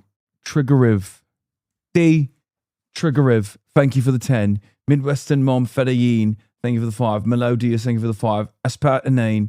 Thank you for the 5. Real Dr. Jihad. Thank you for the 5 gifted subs. Level 8 hype train. 4 minutes remaining. 32%. Practicing for a BBC documentary? Yes. This hype train used to be a ghost town. It was. Why the accent? Because it's coming home. Football's coming home, lads. That's right. Third Eye Portal. Efforts 94. Thank you for the 5. Towards the state of Israel. He said he would sever all contact with Callas until she retracts the comments, which he described as blood libel. When Callas responded to Saar's post on X, she didn't confirm. These guys have one speed. It's always blood libel. Greek Canadian. Yeah. Everyone's rancor. A lot of people don't know this, but I'm actually British. That's right. I'm fucking British, lads. They banned me from my own country. Shabana Mahmood. How dare you? In my heart, in my soul, I'm a proper Brexit geezer. Science is a candle in the dark. Thank you for the 20 gifted subs. Fisco Biddle. Thank you for the 5 gifted subs. Everyone's rancor. Thank you. Lil B Stan. Thank you. Solidarity with Gaza. Or deny comparing Israel's treatment of Palestinians to We're the at treatment level of 9 black hype people by train. the apartheid regime in South Africa. Level 9 hype train. 20%. This is my real voice. I've been lying to you this entire time. as British people are known to do. As you know, British people are quite convincing when it comes to doing a proper American accent. That's right. This entire time I was talking like this, it was fake. This is not my real voice. This is my real voice. I'm one of the many British people that's stealing American jobs, yeah. On US soil, innit? That's right. One Winged Valkyrie. Thank you for the 5 gifted. Your accent is going on a tour from the Midlands to London? Yes, I've been all around. I've been all around the United Kingdom, yeah. Why do you think I can do such a convincing Eve Fatlaw?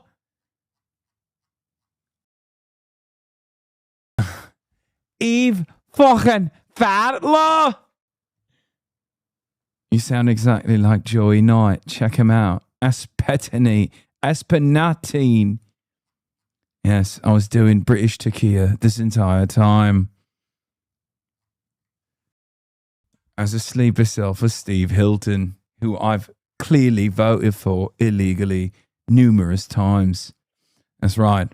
Before you know it, Steve Hilton will be your and my governor, the new governor.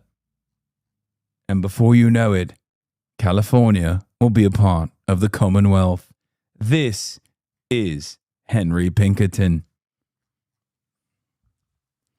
Signing off. Need to see a Scouse accent? It's the hardest one. I'm not a Tory. I'm a Scouser lad. From fucking Liverpool. Joey Knight. Let's take a look. Working your way up to that title with Dean? Yeah, that's it, man. That's it. I just, look, of course, I'd love to fight Dean the Great. I don't think I'd get that fight next. I think it'd take a few fights for me to get there. But I'm happy to take on all comers, man. Like I said to Mams at the start, that obviously I'd fight anyone. I don't think I sound like this man. I don't know why you think I do. Trix Mom, thank you for the 25 gifted subs.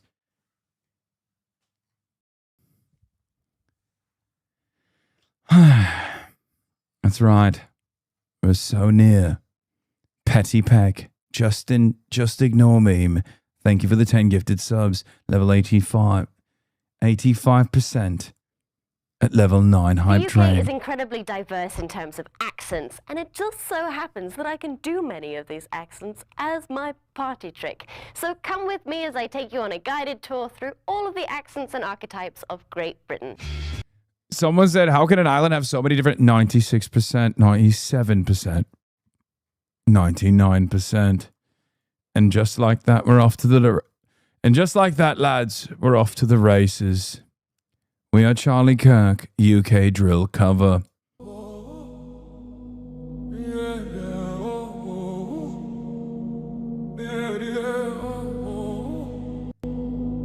We're off to the fucking races, lads. We carried a flame once again. We carried a fucking flame once again.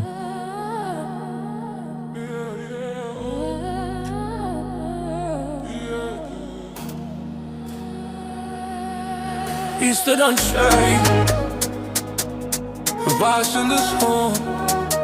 Oh my god, this is terrible. He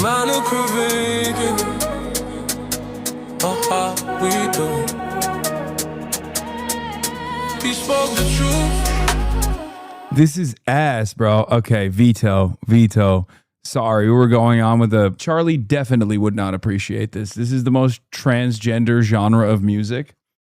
And honoring Charlie Kirk with, hyper pop is certainly something he would not appreciate at all. This is so much worse than any other version of this thing, okay? Charlie Kirk CX.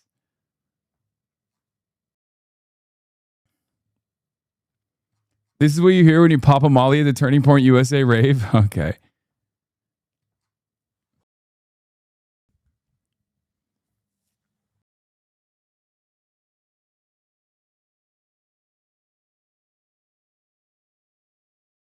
Okay, ball for a dude who doesn't like music? Oh, come on. I know hyperpop. Also, I knew about the coup as well. Like, I literally used to play it way back in the day. A lot of you guys were like, oh, Boots Riley, like, you know, play his music. You don't know about Boots Riley's music. It's like, no, I do actually. I do. Don't put that shit on trans people. Wait, what? Don't put that shit on trans people as in hyperpop? I don't have to put that shit on trans people. Trans people put that shit on when they get the aux cord. What do you mean?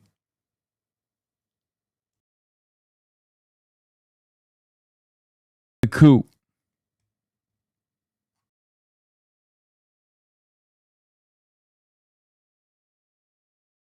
Brad Lander is playing both sides. What is this? Millionaires. Lander playing every side, doing videos with Valdez and Reynoso, hugging Daria Lisa, but insisting he's not endorsing her. Lol. Oh my God. I do not listen to hyperpop as a trans woman. Do not put that shit on me. Okay, it's fine. Okay, it's okay. You can lie to yourself. You can lie to your friends. You can lie to people around you. It's all good. You don't bop your head at it a little bit.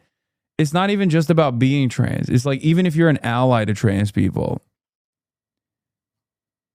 hyperpop does something where you're like, okay, I dig this. Okay. It's just what it is. It's just like hits a different frequency.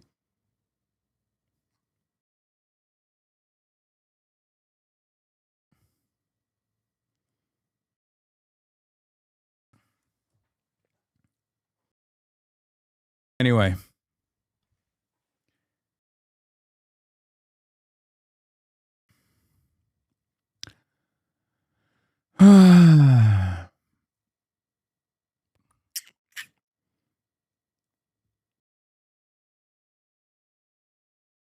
Let's get back to the one-time Kaja Kallas. Kallas was actually correct. We asked her about it at the EU Leaders Summit in Brussels. You have tens, if not hundreds, of statements on Israel and Gaza by me, so on the record, and you see what I've been saying. I've been representing European Union, and it's true that we don't see always eye to eye with the Israelis. For example, regarding the violent settlers and the expansion of settlements on the West Bank, we have been very critical. I've had very good, open and frank and sometimes very difficult discussions with the Minister Saar. I will comment on anything what was made, said or not said behind the closed doors. The choice of words goes too far for Israel's allies. Oh, wow. Shocked to find out that ball licker Frederick Merz was disavowing the one correct statement that Kaja Kallas has ever fucking made. Kaya Kallas has ever made. Wow. Merz leg Eier. But it's worth pointing out that South Africa's official position is that Israel is responsible for apartheid against the Palestinians. And investigations by some global human rights organizations have reached the same conclusion. So has the United Nations, and so has the International Court of Justice. Virtually every European institution has already openly admitted, openly recognized that Israel is an apartheid. It doesn't matter. It's just the truth. The diplomatic clash between Kallas and Saar comes as EU leaders meeting in Brussels are still divided over whether to impose more sanctions on Israel. Ahead of the meeting, Kallas said the EU was exploring options, including banning imports from Israeli settlements in the occupied West Bank. 5 men in their 20s and 30s attacked in Edinburgh. 3 were taken to hospital, but thankfully none have serious injuries. Well, we know that this all... Yeah, this is the Islamophobic hate crime terror attack that took place that Asmongold was endorsing and promoting, and I guess begging for it to happen more and more. Unfolded last night at about 10 to 9 in the Sighthill area of Edinburgh. 2 men were injured and taken to hospital. And in the next 40 minutes, 3 more men were attacked near retailers in the west and north of Edinburgh. And it was 9:30 p.m. when the suspect was finally detained. These locations where the attacks took place were quite a distance from each other. We're talking miles, so not necessarily a distance that would be easy to walk. Well, Police Scotland have said that a 36-year-old white Scottish man has been arrested and he remains in custody. There is no further threat to the public, police say, that counter-terrorism policing Scotland are investigating. Well, I can read you a statement now from the Home Secretary Shabana Mahmood, who wrote on the social media network X. "I'm horrified by news of the attack in Edinburgh," she says. "I'm grateful to the police and emergency services for their bravery in apprehending the suspect and for their speedy response in attending to the victims. The suspect appears to be motivated by anti-Muslim hatred. There is no place for hatred and violence against Muslims. I know it is not who we are as a country." Really? Y'all literally had anti-immigrant pogroms. Like, and there was another version of that happened in the north of Ireland as well. So that only happened like last week. Kind of feels like this is exactly who you guys are.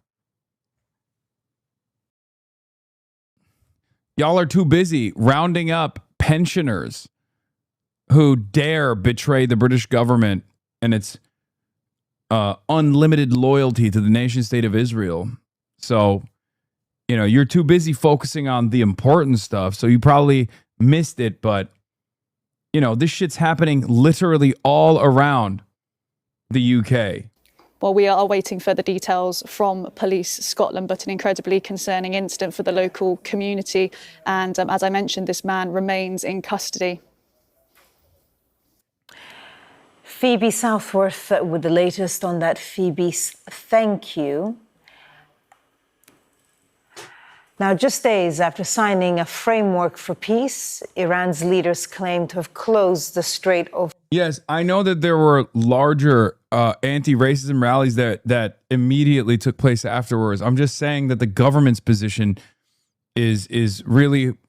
It rings hollow when they say, oh, this is not who we are, when their focus is absolutely not in this direction at all. The Labour government is also fomenting anti-migrant conspiracies. They're also taking an anti-immigrant stance, an anti-immigrant position. Hormuz again. Actually, let me just bring you some breaking news right now coming on that story we were just talking about, and that is the attacks in Edinburgh. We've had a statement on it on X from the Prime Minister. This is what he says. Absolutely appalling. No one should face violence on our streets. The suspects appear to be motivated by anti-Muslim hatred. I will not tolerate this, and he will face the full force of the law. Keir Starmer goes on to say, my thoughts are with those who are injured, and I thank the police and the emergency services for their response. Keir Starmer's premiership has been ailing for some time, and how much longer he'll be spending at number 10 Downing Street is never more in question as now, and that's off of the back of Andy Burnham's strong by-election win in Makerfield. He outperformed pollsters, getting over 54% of the vote, leaving the nearest rival, the Reform candidate. I think the Reform Party is probably the best option for the UK. Yes, I too am a fucking idiot, dude. I agree. Yes, all of the problems that you're experiencing are not because of... I was joking. Oh, God. Well, great. Also, short sleeve jacket is nasty work. I don't even know what's going on here. Trailing behind at 34%. Short sleeve suit is wild. The vote. Shit looks like she just ripped them off. You know, those are rip-offs. Now, Keir Starmer in the past has described Labour's... Yeah, reformers cheeks, mate. Restores the way to fucking go. Reformers cheeks. Restores the way to be a proper lad. Yeah, we're going to ban Sharia law. We're going to ban kosher and halal meat. Fucking hell. It's going to ruin our fucking lamb industry, innit? But it's so good. The farmers are going to fucking hate it. Yeah, Shakira law is not what we want. Bring back only white migrants in it, but not the fucking Poles. That's why we did Brexit.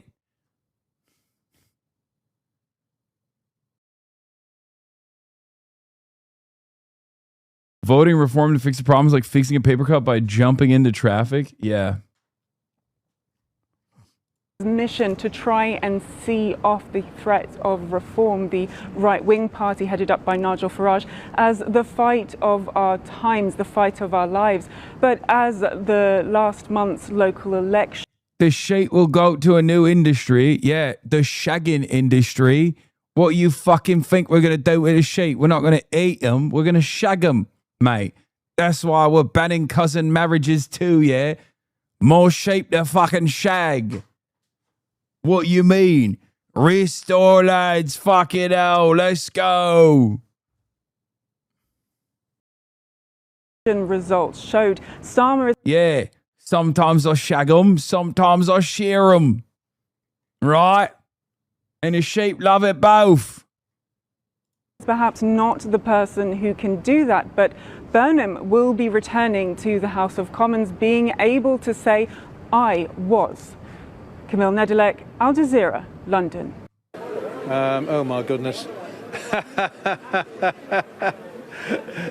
A man with a bin on his head. And it's not the Tory candidate. Looks like something out of Star Wars. Yeah. Okay. Anyway, I better to talk to him. No, John. I'm going to hand you back to. Oh, right. Okay. Do you want to talk to me? Yeah, go on then. Go on then. Right, Back to the nation. Who are you? My name. What kind of journalist is this? You don't know? Have a look. I've got my list here. It's not Burnham. No, I realise that. Oh, you're Count Binface, yeah? There you go. You did go to journalism school. Excellent. Yes, I. A long time ago. I beg your pardon? I said a long time ago. Yeah. Oh well, I wouldn't have known. Why, Look, why are you standing in this election? Just a stunt? It's A, because it's happening. B, I was at a loose end.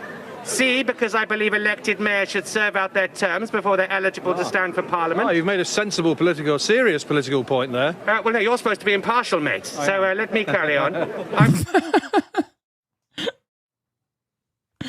It's so fucking stupid. What do you say to this, man? You're supposed to be impartial, mate. Fucking hell.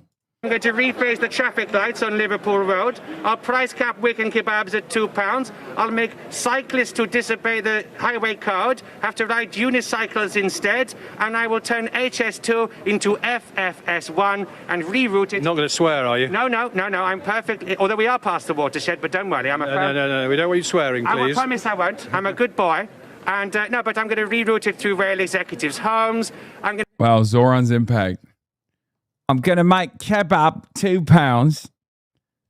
We're going to make kebab £2, yeah? To build at least one... Literally, directly a Zoran policy. House. I mean, I could go on. What's Andy said he's going to do? Oh, he said lots he's going to do, and he changes his mind from time to time. But anyway, are you going to save your deposit? Probably not. No, in a word. But if I could beat the Tories or the Lib Dems, that would be quite funny. Yeah, I suppose they wouldn't find it very funny, though, would they? How many votes do you think you're going to get? Well, I'd be happy with one. Do you live in the constituency? I do tonight. Well, it sounds as though you don't. What, do you? No, of course not. I don't live here, no. So why should I? He said, of course not. Well, a lot of candidates like to boast that they're local. You're obviously not too concerned about that. Well, I'm looking at the putative Prime Minister Nigel Farage. He spends more time in America than in Clacton. So why should... You don't think Mr. Burnham's the putative Prime Minister, then? Well, they both putari putatas, that they will be the next PM. But I think at least Andy feels like he's slightly local to the area. But that's something. If I was to win... He used to be the MP for Lee, just not very far from here. Exactly. If I win, I swear... That's not going to happen. Well, exactly. So I'm going to say, I swear I'll move to Makerfield if I win. Okay, all right. I'm sure they'll all be delighted. Well, I'm sure there's other people who want to interview you. Thank you for talking to Sky News. It's my pleasure. Well interviewed. Well done. Hello. Ah, some Manchester Evening News. That's a proper journalist. England isn't real? What do you mean? This happens in America too. Lord Binhead is, or Count Binface. There's also a Lord Buckethead, right? If I'm not mistaken. But like, we have Vermin Supreme here in America. Like, it's fine. This is a normal quirk. Anna, I think I got the short straw there. Got a crowd of people watching that. I mean, people were filming you interviewing Count Binface, and I'm afraid for me, you've lost your by-election king crown because you didn't know who he was, and everybody knows who Count Binface is. Let's be honest about it. But anyway, he's still there. He won't leave you now. Of course, I don't live in the area. Was the mantle? Go on, John. Guy said Zoran policies implemented 0. Dude's in a coma.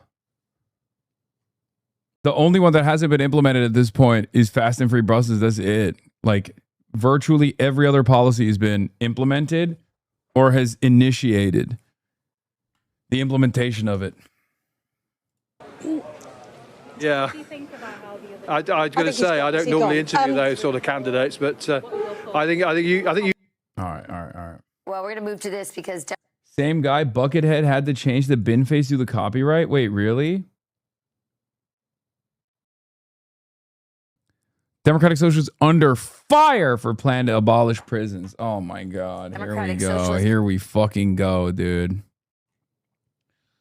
I don't even want to watch this shit.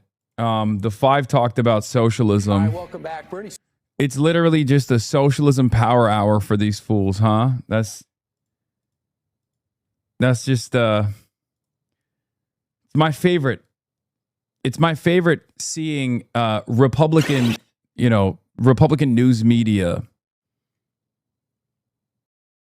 Republican news media being like, this is what's best for the Democratic Party. Let me tell you, a guy who absolutely fucking despises everything that the Democrats stand for. Let me tell you what's best.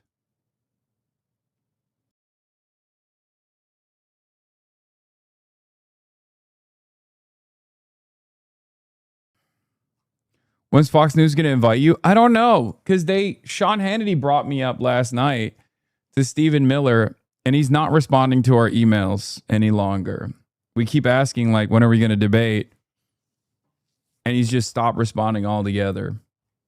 Sanders and Zoran Mamdani are flexing the socialist muscle for some New York comrades. And by the way, they would not be insulted with that reference. The two progressive firebrands joining forces at a rally in Brooklyn, backing a slate of socialist House candidates in New York. But their ambitions stretch far beyond the Empire State. Sanders and Mamdani are openly pressuring Democrats to embrace their socialist vision. Watch. What the mayor is doing here should be done all over this country. That is the message reverberating all across this country in small towns and large cities. Now, people often ask me what I think of the state of the Democratic Party. This slate here today is our answer. The Democratic Party must change. We need a Democratic Party with backbone. A Democratic Party that offers an affirmative agenda without apology. Kayleigh, after the last election in 2024, I thought we would see a Democratic Party that would move closer to the center overall, collectively, and have somebody with charisma, military background. That's what I thought you learned from it. But I am shocked, and maybe so were Democratic establishment, that the money and the enthusiasm is behind outright socialists, not kind of socialists. Socialists embrace the label. What happened? Dana Perino says it all the time on the show, and she is 100% correct, that the DSA, the Democrat Socialists of America, are organized. And we are increasingly seeing that. There was a great Washington Post opinion piece today that walks through that. 200 chapters is what the DSA has, 100,000 members. And this piece takes you through the rise of Graham Plattner, how that was not something that just happened organically. It was organized by two operatives who knew about his scandals, who made sure those didn't come out. And then they come out right at the very end. But Janet Mills, the more establishment Democrat, was already out of the race at that point. So they're organized, they are planning, and there needs to be a deep reckoning within the Democratic Party. But here's the hard part. I know, Jessica, my friend over, you're not a socialist. You are more of the moderate wing of the party. But the party as a whole is representative of the socialist viewpoint. And you can look at this polling. Harry Enten put some of it together. MU Law, credible poll. What you see in that poll is Democrats, socialists have a net favorability within the Democratic Party of plus 17. Congressional Democrats plus 4. So that wing of the party is winning out. And that's not the only poll. You look at Gallup, where capitalism had a plus 1 favorability among Your mocking voices aren't very class conscious. The poor populations whose voices you take on are not entirely inaccurate to the diluted mass, but those accents are shared by the ground of working class who align with your politics would be better used. My favorite thing is when I do British accents that are both objectively posh and also like numerous different British accents. And there is always a British guy that gets mad every single time. There's always a British guy that will get mad and be like, you're actually making fun of the working class.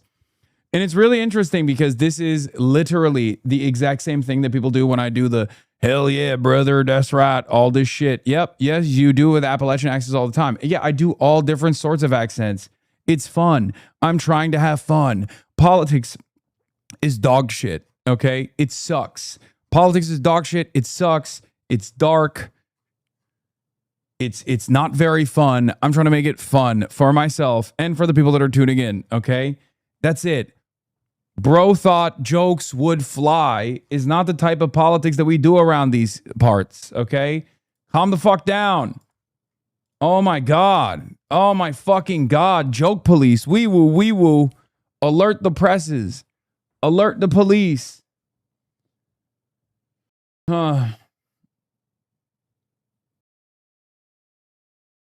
Asmongold openly defends anti-Muslim terrorist attack in the UK where 5 men got stabbed. This is nothing. This is not even remotely bad. Who gives a fuck? Who cares? I don't want to hear about this now. Hasan wants to be worried about something bad happening to him.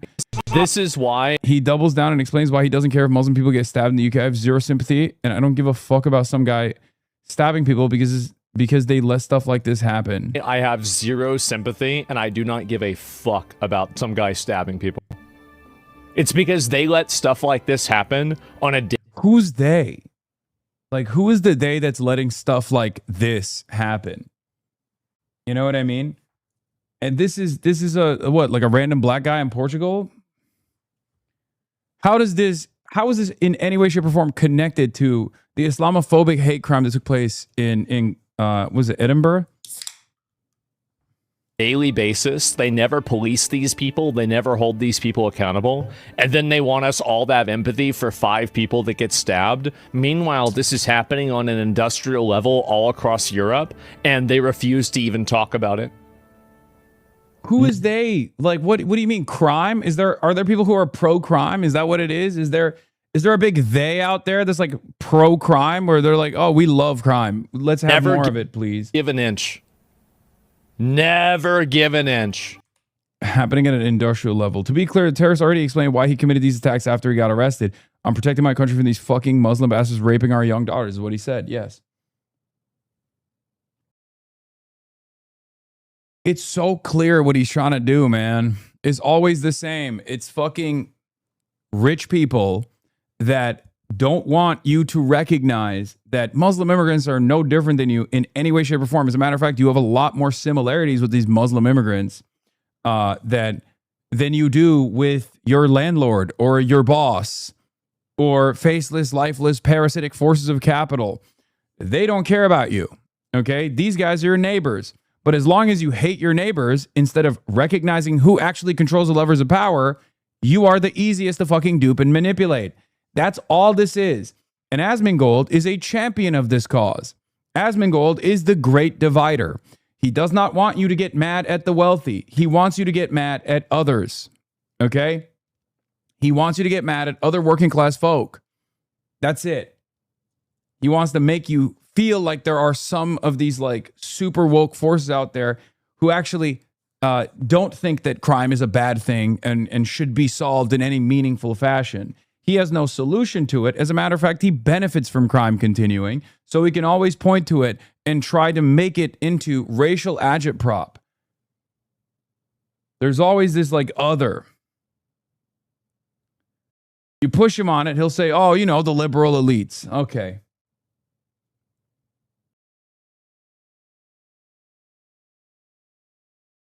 Yeah.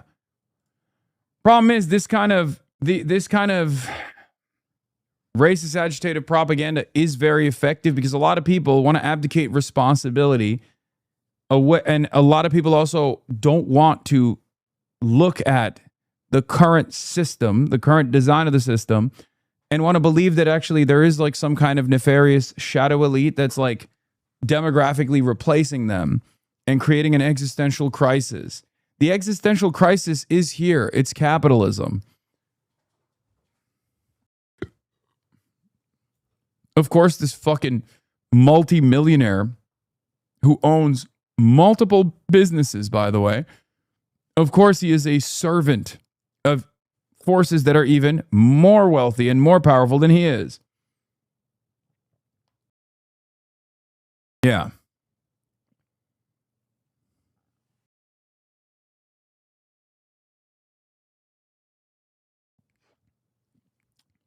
I got banned for reading a manifesto, by the way, of a shooter in order to push back against the dangerous misinformation that was being spread on the internet, as I've done so over and over again.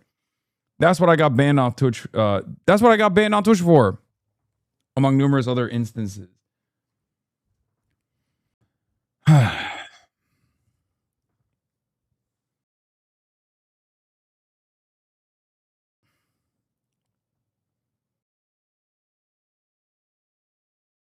Have you talked about the Kratom collusion? Yeah, I heard that Mark Wayne Mullen has like a Kratom connection or Kratom company or something. So there's like they're removing classifications off of Kratom, saying it's not dangerous. I don't know.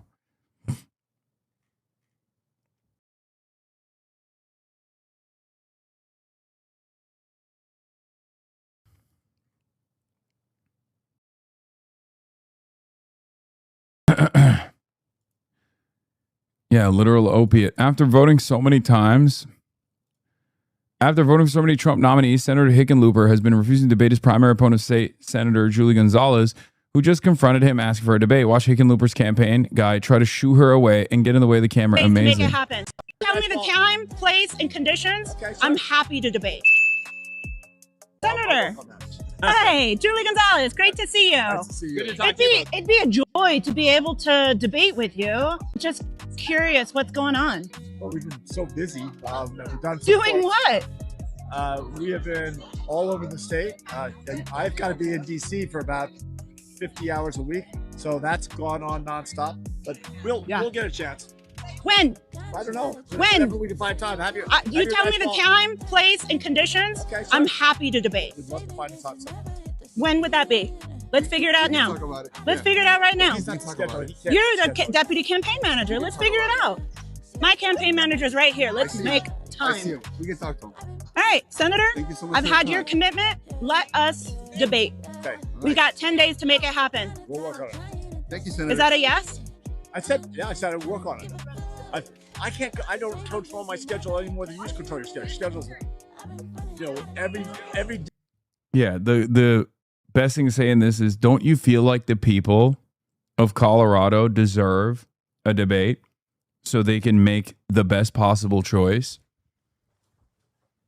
Don't you feel like it's your duty as the senator, as the incumbent senator, to do a debate for your own constituents, myself included? Yeah, every 9 different ways. We can talk to you, Chief. We'll find a time. Thank you. Thank you so much. Find a time. Thank you. Let me know. All right. Thank you. Take care.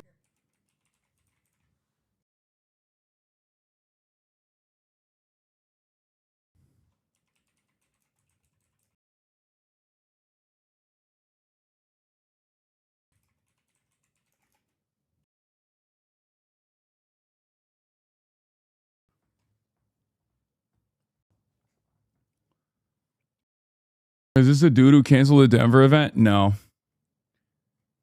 Senator Heckin' Poopy? Fucking got him. Respect, respect. Any comments on Die Linke? Oh my God, I'm so excited. Thank you to the German left for finally recognizing that Israel is committing a genocide in Gaza. I know it takes a lot. Hopefully they can keep pushing, you know? I know internally, I'm sure there was a lot of pressure from a lot of the rank and filers who made it happen. And I know how difficult it is, but, you know, Jesus Christ. They haven't? I thought Die Linke recognized that Israel was committing a genocide in Gaza, like, recently. Did they not?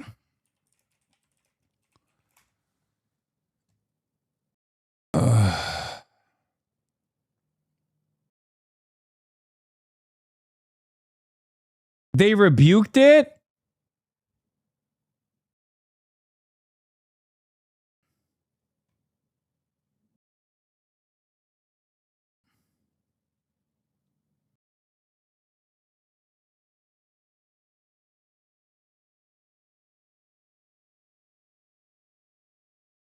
What is this? Asmongold He Chung does update? look like... What the fuck is this?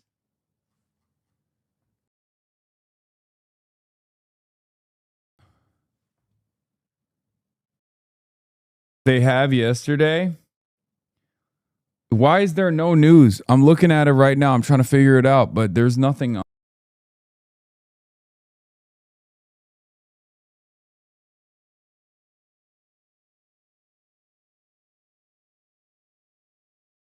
This is Australian. A lot of folks seem to be impressed by Vance's criticism of Israel, but unless and until the administration shows is willing to impose actual consequences, it means about as much as Biden leaking that he's upset with Bibi for the 100th time. It's true. They said anti-Zionism is anti-Semitism and we shouldn't talk about it.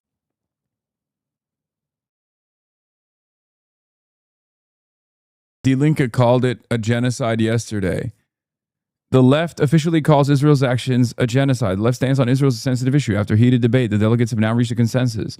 The party officially describes Israel's actions in the Gaza war as a genocide. This is literally, oh my God. Oh my God. Like, fucking what is going on in Germany, man? What the fuck? In 2026. Sure, on the one hand, I want to celebrate this achievement of all the delegates that fought long and hard to make it happen. But also on the other hand, what the fuck? God damn, Germany, just so spiritually broken. Yes, I know the spike in Islamophobic hate crimes is definitely the result of the fake Muslims are doing rape report.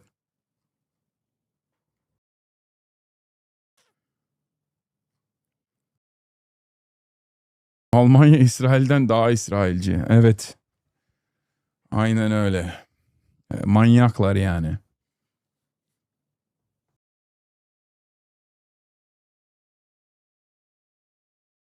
Mehmet Walshoğlu. They did ridiculous wishy-washy shit. No, they didn't. They finally declared a genocide, but also declared that Israel has a right to exist because they're fucking brain dead. I'm telling you, dude, just ask me. I'm a fucking party member about to drop out of the party. Check my messages. The left party managed to resolve a potentially divisive issue on the first day of its national party conference in Potsdam. Its stance on Israel. The party now officially classifies Israel's actions in Gaza war as a genocide. A corresponding motion was passed by a large majority. Specifically, it states international organizations, human rights organizations, and numerous international law experts speak of genocide against the Palestinians of Gaza. We agree with this assessment. A two-state solution is demanded. Okay, are they going to split the existing nation-state of Israel into East and West then? You know? Not Gaza and the West Bank. I mean, like, literally what is known as the inside of the green line, the nation-state of Israel. Maybe they'll split it up a little bit. You know, since it has a right to exist after you recognize that it's doing a genocide.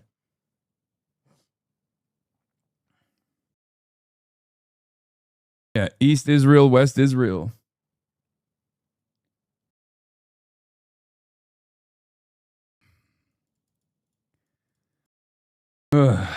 It's just so, I don't even want to talk about Germany, man. On Democrats in 2010. Now, socialism has a plus 24 advantage over capitalism today. So Democrats have to oust this part of their party or embrace it or cater to it. But it is a real problem that they have when the base of their party is so in step with an ideology that has failed wherever it's been tried. Cuba, the Soviet Union, and the list goes on. So I cannot wait, Jessica, to see what you have to say, because my gut feeling would be if they told me this is the scenario in 2026 after 24, I would say, well, if the socialists do rise, Pelosi, Jeffries, Schumer, Dick Durbin, they would push back. They'd have a few press conferences and say, no, Janet Mills is the establishment, which, by the way, Schumer was for. They tried. Right. So, like, why wouldn't they use their political power and their street smarts and their savvy to push back in their own party?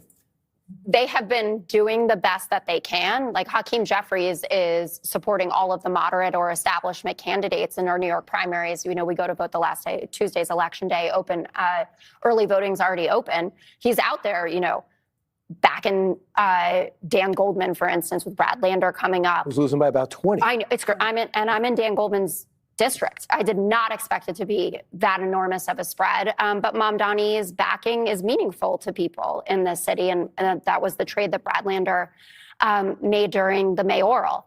The one that I... Is Jessica your only friend at Fox? No, I have many friends.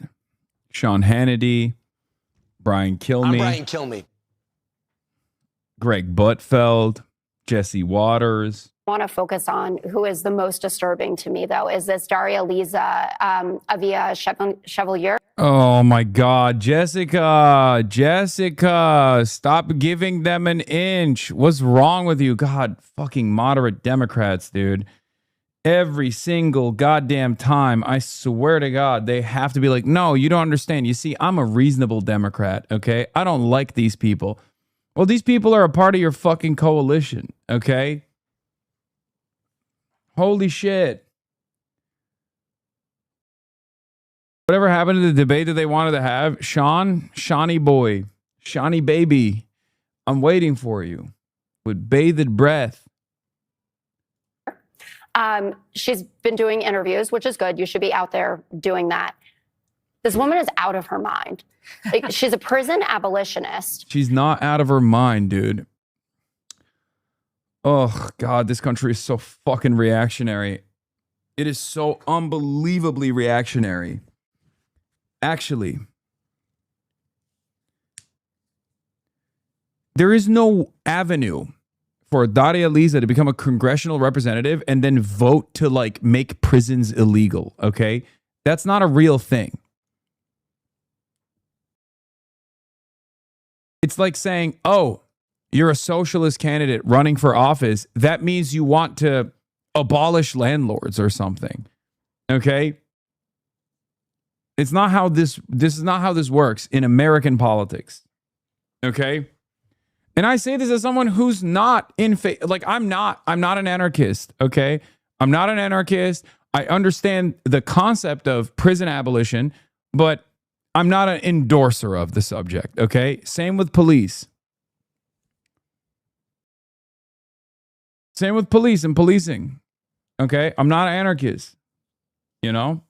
There's always going to be need to cordon off some people, at least for the, at least for a little bit, especially in the rehabilitative process, okay?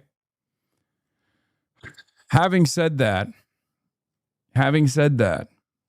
once again, I understand where people are coming from. Like, I'm fine with, being in a coalition with people like that rather than the fucking people that are in favor of private prisons, for example.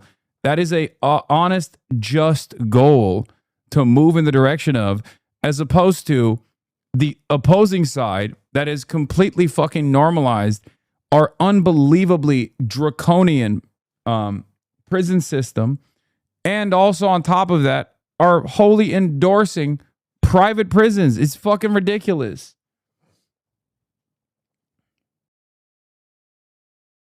There's no connection between anarchism and prison abolition. Educate yourself. Come on, dude. It's a fucking Venn diagram that happens to be a circle, please. Sure, not all prison abolitionists are anarchists.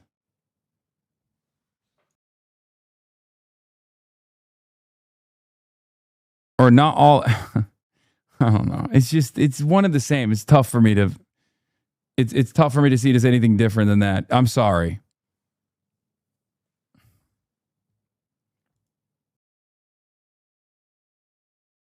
Like you're an anarchist and you're pro prisons. I mean, Chatter is right. Lenin wrote a lot about the abolition of the state. Yes, as an end goal. Jesus Christ. It's not something that I oppose. But in the interim, you obviously have to try whatever you can.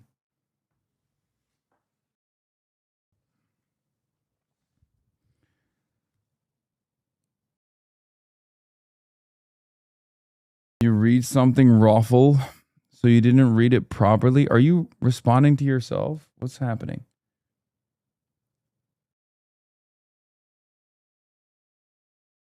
Yeah, not all abolitionists are anarchists, but all anarchists are abolitionists.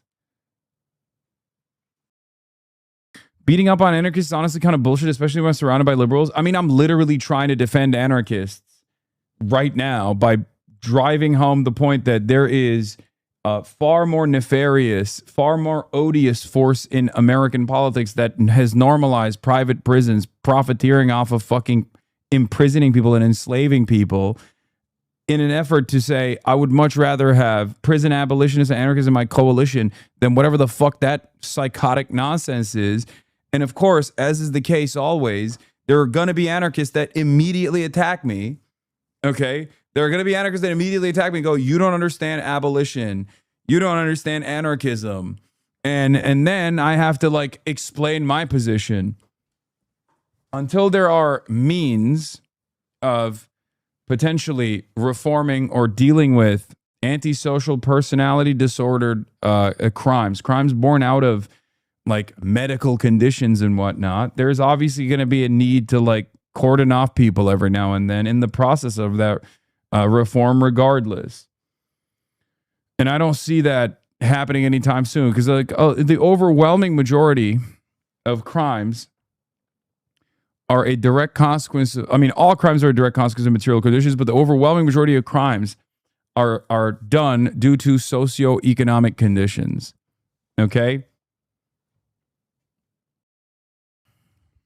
I understand that, but there are still some crimes that take place that require holding people when they don't want to be held. Okay? And she was doing an editorial board. And I also am not in favor of you know, I'm not a police abolitionist anyway. So Board meeting about it. They asked her 4 times what she would do with a murderer. No answer. No answer. And you've heard Bernie Sanders goes everywhere, right? Does all the media, has some of the toughest talk about the border, right? Says our party failed on the border. Of course you have to have borders. That's a ludicrous idea. Well, what do you think about a prison abolitionist? Then she's with Estad Herndon on America Actually, his podcast. He asked about this deleted tweet. She was smart enough to go around deleting tweets at least. But she had this one that said all deportations are wrong. So we pushed her. And she said, well, you know, there's, you know, the good guys, right? Like the guys that... I've already explained this. The easiest counter to that is I want people to be punished. Well, she's a, you know, abolitionist, so it's tough for her to say that. But like my perspective on it is simple. I want motherfuckers to be punished if they're doing a crime, okay? I don't want them to get a fucking free trip back home. What do you mean? Like, that is a way to explain this concept to the most reactionary people. Why? What do you mean? If someone is just like doing a rape, if someone has done a rape, you're just not going to put them in prison? You're just going to deport them? The fuck is wrong with you? You don't want there to be justice at all? I don't get it. I don't understand. Why do you want people to be punished? I don't know, man. I do think that, you know, pedophilic rape should have some kind of sentence where, you know, you're at least checked on, right? I know, I'm a fucking reactionary Nazi for this take. I know. Please, just stop. Please.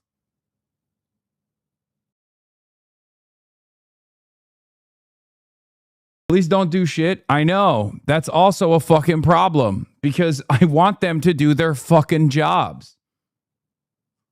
Do your fucking job. Do your job. Do your job. Do your job.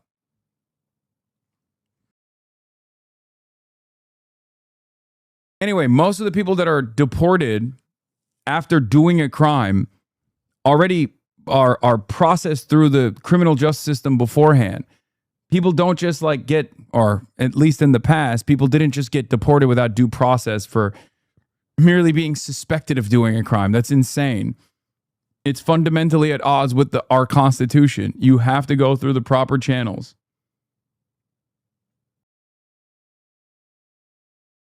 Are black people anarchists for being prison abolitionists? Maybe. I mean, black people can be anarchists as well. I don't know what the fuck the question is.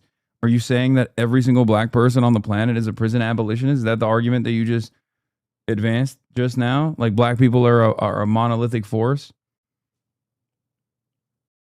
Picking up at Home Depot. He goes, that's not what we're talking about. Everyone agrees with that, generally speaking. We're not talking about the infraction, the administrative infraction of crossing the border. I'm saying, what if someone violates U.S. criminal law here? She says, well, we have a criminal justice system.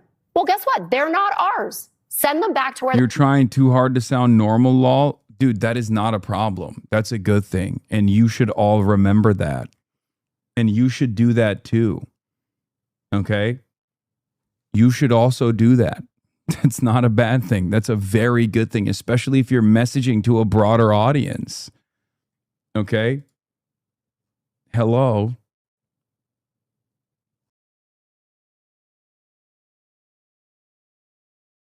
The problem with policing is that as an institution, it was designed to protect the forces of capital. But in theory, it's supposed to protect the people. Okay? That's the problem with policing. Even anarchists are in favor of some form of policing, okay, that is at least democratically organized, you know, community policing or the like, whatever the fuck you want to call it, right?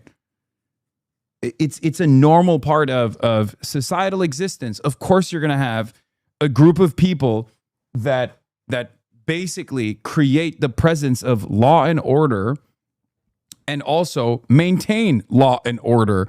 The rules that we have all organized around, the social contract that we abide by.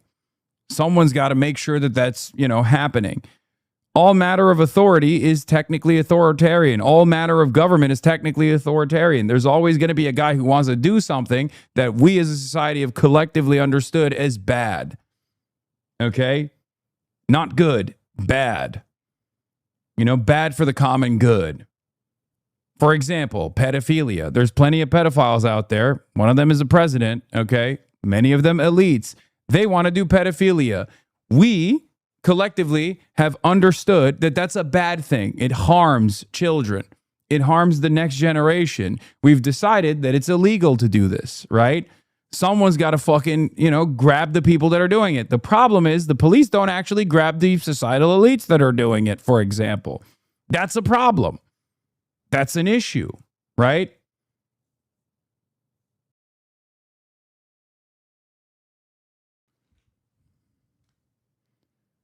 A lot of people sincerely will act as though they're abolitionists or whatever the fuck, and then they nut every time they hear about another fucking billionaire CEO getting punished in China. They have decided, and I'm not saying there are zero abolitionists who are okay with pedophilia, man. I'm not saying abolitionists are okay with pedophilia. I'm asking the question, what do you do in that situation? Okay? What do you do in that situation? And it's not just pedophilia. Pedophilia is just like the most extreme version of it. Okay? Yes, the fuck you are.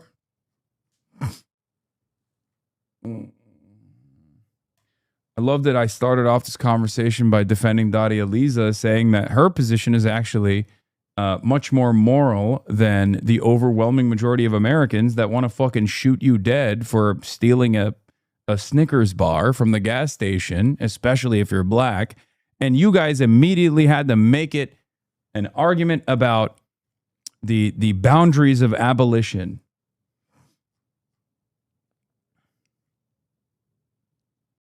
We do it to ourselves, guys. We do it to ourselves. We're doing it right now. Okay?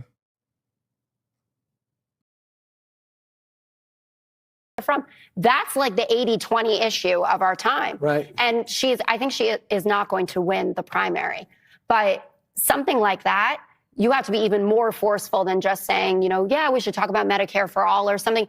The stuff around the criminal justice system is the most dangerous aspects, I think, of the DSA philosophy. When Bill Cosby scandal broke out or the Michael Jackson thing first popped up, people go, wow, this caught me by surprise. But you know who probably wasn't caught by surprise?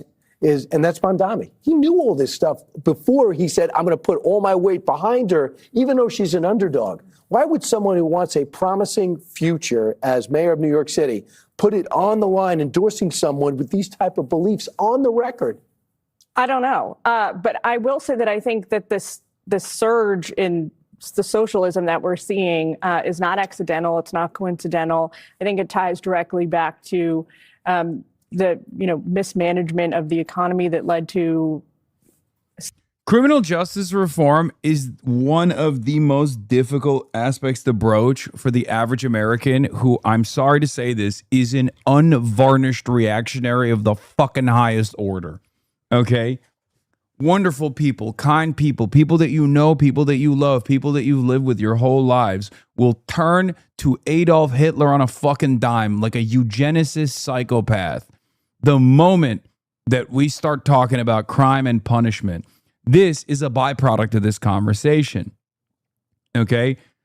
Anytime anybody has an opinion that is a little bit outside of the boundaries of the current existing permission structure, which is necessary to fucking move the needle, okay? To move the needle to a healthier place, because we have moved it in only one direction our whole fucking lives, which is a right-wing swing. That's why this country enslaves and houses 25% of the entire planet's incarcerated population, despite the reality that it's only 4% of the overall population, highest prisoner density per capita on the entire planet. Remember, we are the ones who constantly talk about North Korea, China, and all these other foreign adversaries. They're terrifying and dangerous. They're fucking jailing their political opposition. They're jailing you for sneezing in public, blah, blah, blah, all this shit. America literally is still far away the leader in incarceration, okay? And instead of taking a cold, hard look at this fundamentally broken system, we have decided, just like with gun violence, the best solution to the problem is to just lean into the problem and create more of that very same problem.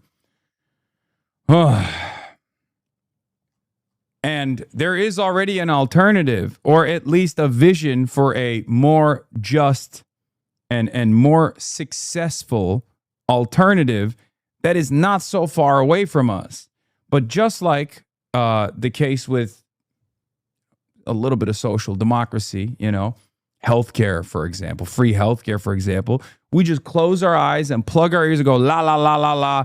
That doesn't work around these parts, brother. I mean, look at places like Norway. Clearly, focusing on rehabilitation is far better for reintegration into normal civilian society, general population, for every single type of crime. Okay? There are obviously always going to be edge cases like Anders Breivik, for example. Anders Breivik is not getting out of prison anytime soon. He's just never going to get out. Although there is a 25-year limit to how long someone can stay in prison in a country like Norway, Anders Breivik is not getting out, because at the end of that 25-year sentence, there is a resentencing board that looks to see if this person has been adequately rehabilitated.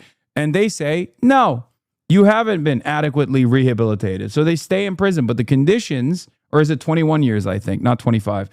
But the prison conditions don't have to be torturous, because crime is not about, or the criminal justice system is not supposed to be about like torturing people. It's supposed to be about solving the problem of crime. Taking people away after they've done something heinous, no matter how heinous it might be, and trying to figure out why the fuck they did it and to ensure that they never do it again. But in the United States of America, we don't operate like that. And that draconian attitude exists in every facet of American existence. That's also low-key part of the reason why we have a draconian culture when it comes to social crimes, for example. Oh, you've been caught doing something or saying something bad. Doesn't matter if you were 14, doesn't matter if you were a child, doesn't matter if that person doesn't represent who you are now. Fuck you. I'm going to fucking reduce you back to that person that you no longer represent every single day of the fucking week. That is literally the exact same mentality that exists in the criminal justice system. Okay? A lot of you run around and make fun of woke 1.0, but then you also operate in the exact same way when it comes to someone who has done a crime. I think you're basically an abolitionist, but you have the wrong definitions in your head. No, man, I've read plenty of fucking abolitionist work, okay? Jesus Christ. I know what I'm doing. Some of you genuinely think the best possible way to propagandize is to be as impossible to fucking understand, okay? That's your goal. Your goal is to be like, my ideology is weird, okay? My ideology is strange. I'm not going to ever try to do advocacy for it. I'm just going to behave in a way that is like impossible to fucking understand.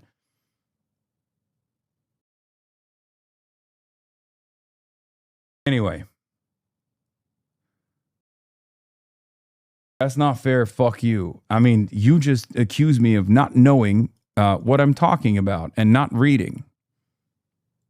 And then you got real mad and you said, propaganda is your job, not mine. Okay, well then don't tell me how to do my fucking job.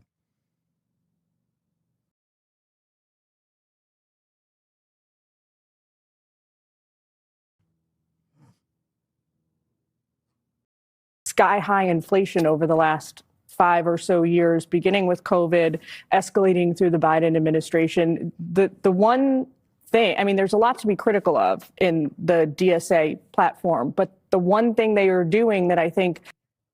I was canvassing with DSA. They said that nepotism got you where you are. What is the official response? It's, fuck yeah, it did. Hell yeah, baby. Fuck you mean? I own it. What are you going to do about it? What am I going to do about it? The broader Democratic umbrella party is failing to grasp is that dissatisfaction with the economy nationwide still remains the dominant driver of politics in this country. The majority of American voters still feel that the lived economy is very uncomfortable. They can't afford the same things that they used to be able to. And the Democratic Socialists have seized on that. They have. Yeah, I wonder why.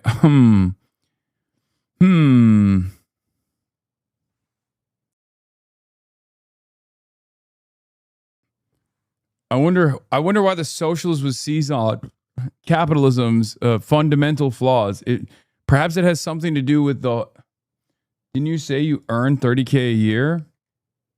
What, back when I worked as a nepotism recipient? Yes. Who gives a shit?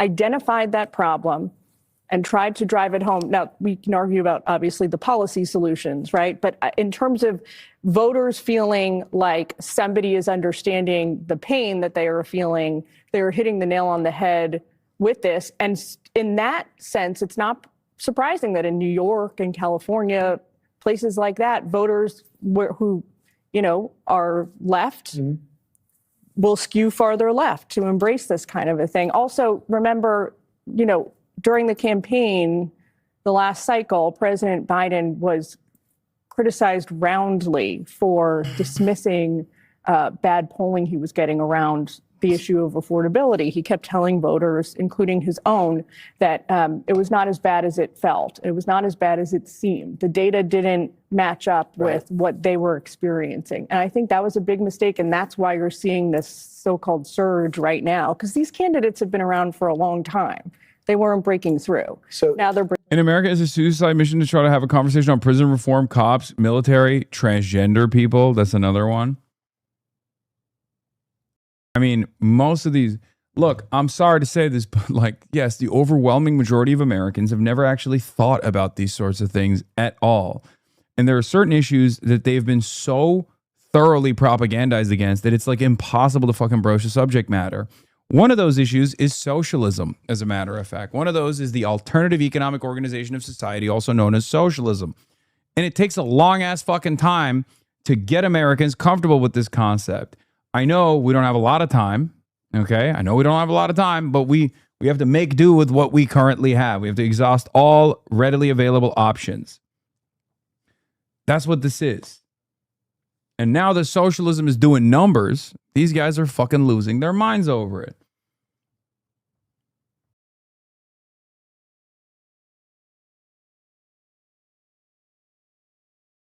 Through. So, Tom, if you look at the Real Clear still, Mike Rogers, typical Republican, conservative Republican, is up or trailing by 1 to Al Saeed, who's another guy that is way to an extreme socialist.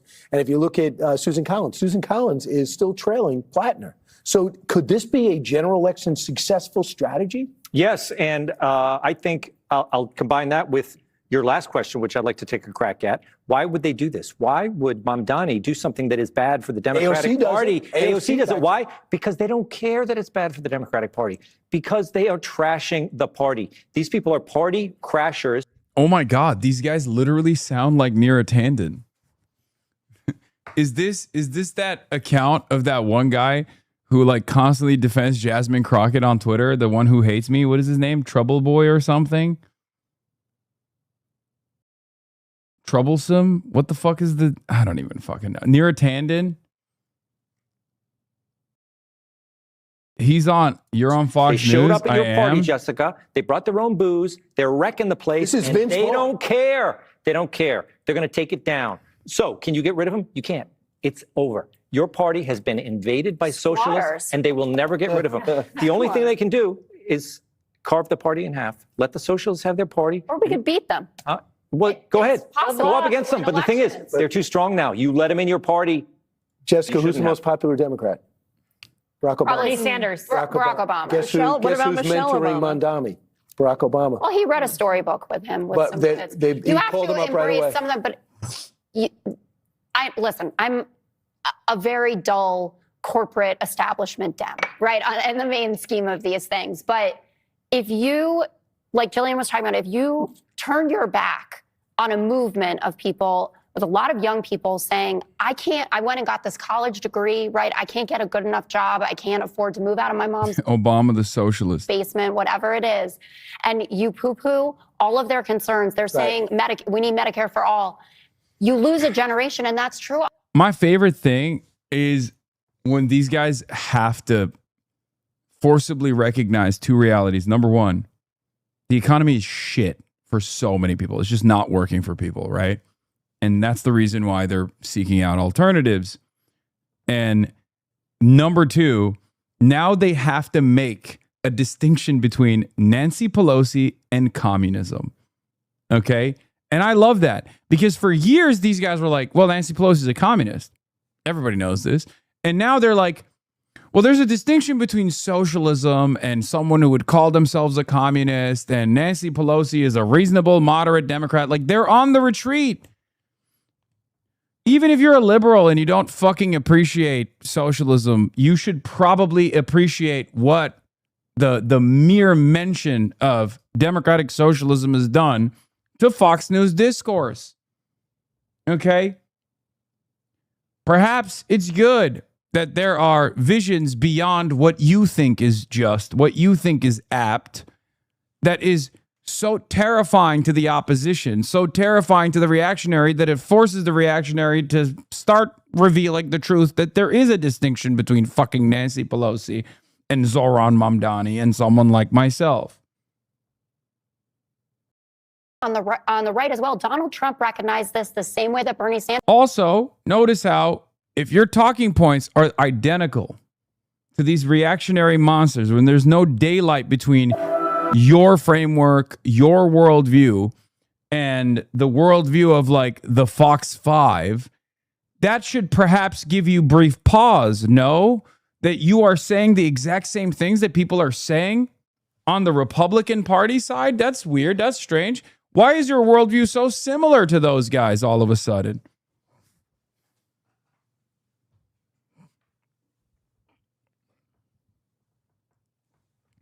Look at that. They've turned into libtards overnight. They're like, oh, we need a strong Democratic Party, not this crazy nonsense. Yeah, you know who else used to say that? Motherfucking Nancy Pelosi about the Republicans. So you think Mamdani's a great one, huh? I do. I mean, did you see his Knicks speech? By the way, the more I see these like quote unquote anti-Zionist, quote unquote communist accounts all over Twitter, whose entire output revolves not around the ultra Zionists that they could be attacking in this unbelievably target-rich environment, but instead their entire output is dedicated to shitting on other anti-Zionists, the more I realize why there were certain ice-picking incidents, okay, allegedly, that took place. Straight up.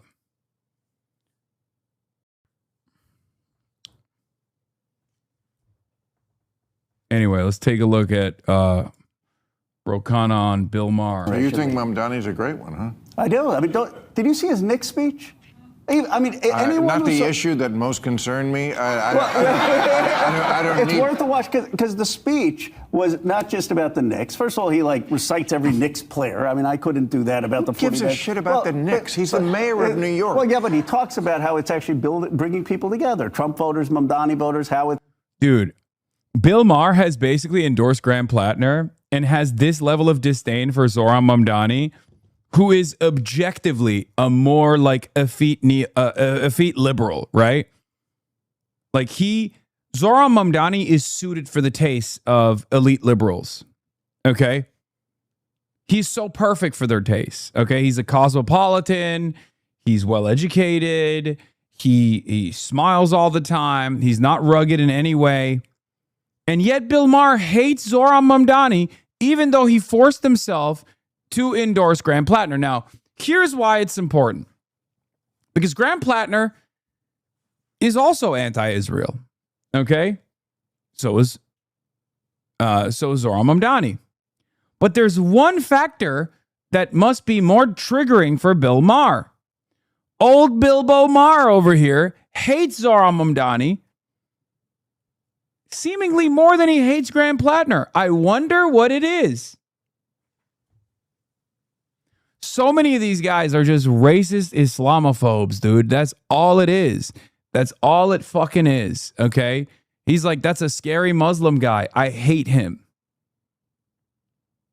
Is there any Muslim person whom Bill Maher likes? Yeah, those former Muslims who are like, I left Islam and now I spend every waking moment being a servant of white supremacy and Islamophobia. He loves those guys. What's his name? God Saad. Or Aya Hershey Ali, right? That's the one, right? The one that was like son of Hamas. Sure. Overcoming the odds.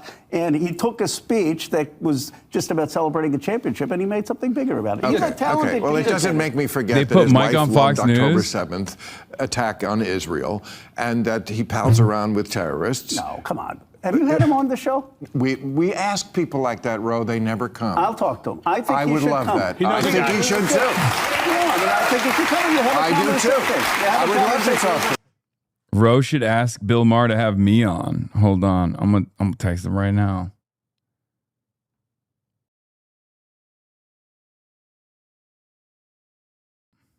He's a smart guy, and I think you would find. I'm not saying he's not a smart guy. He went to the White House. Yeah. I mean, he took. I know. He went there, but he can't come here. Yeah. He should come here. He should come here. Oh, so should AOC? So should all of the Democrats. No, they should come. You don't bite. You're fine. I voted for them, not him. But I mean, he needs Trump's money though, and he doesn't need your money here, unfortunately.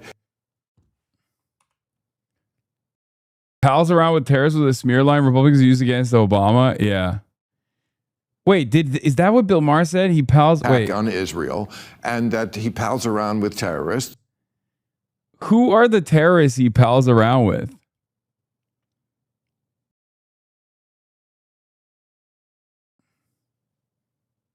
I wonder who he's talking about. Who is the terrorist that Zohran Mamdani is palling around with? Who is Zohran Mamdani palling around with as a terrorist? This is not a criticism, but I feel like your personality would not mesh with his in a way that would be productive. What, Bill Maher?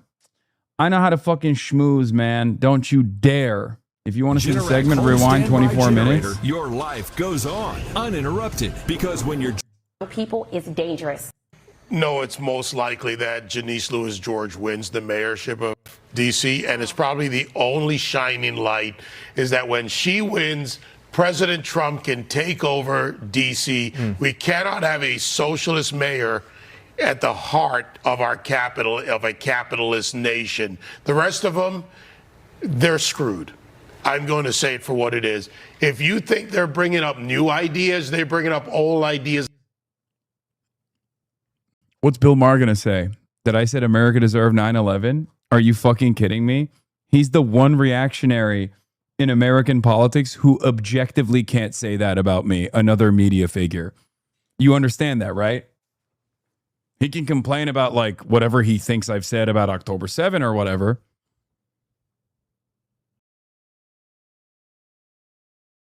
Bill Maher is the original 9/11 Andy. You guys know that, right?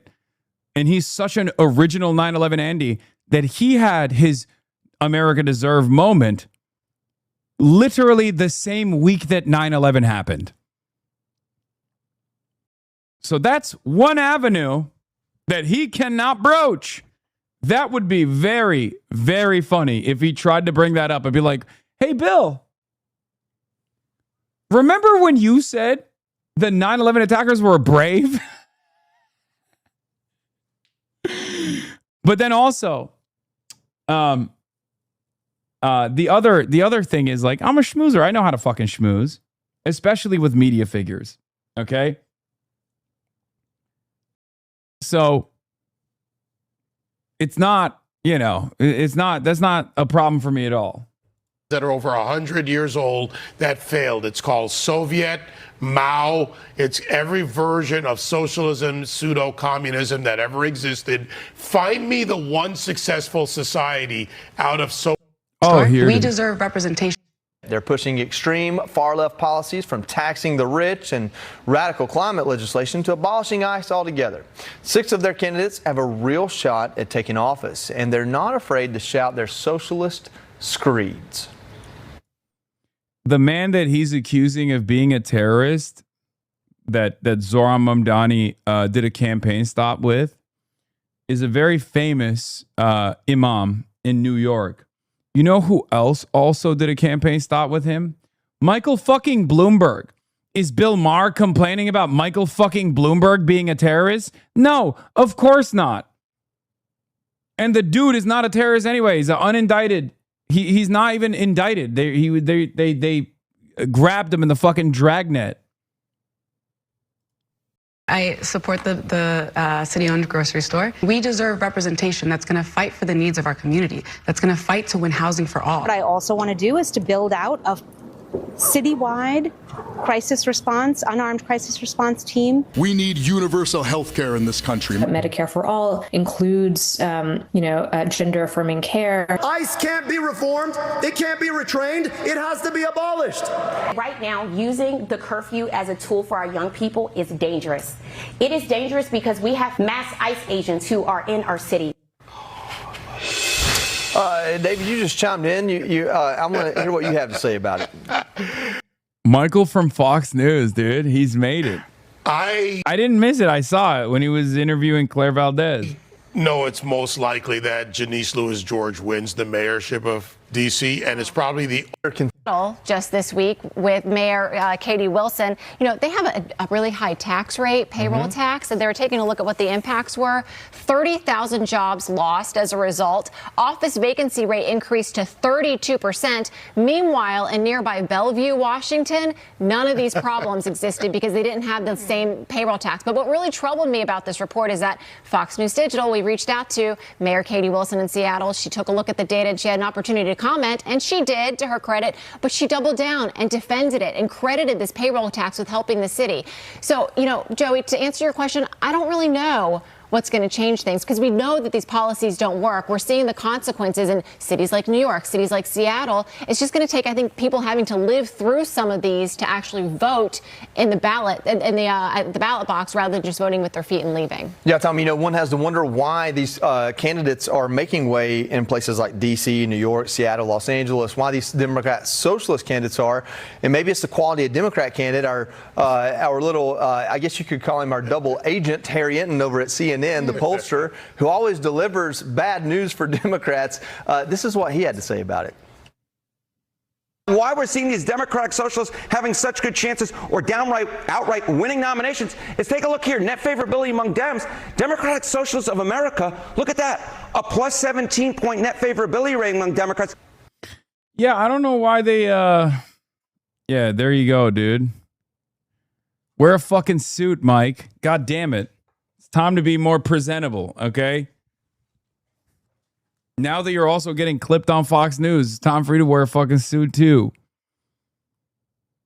The East cities of Seattle are gentrified the fuck beyond sauceless. Yeah, whatever. Anyway, I don't really understand why these guys care so much. Why the fuck do they care so much about democratic socialism? It's happening on the other side, you know?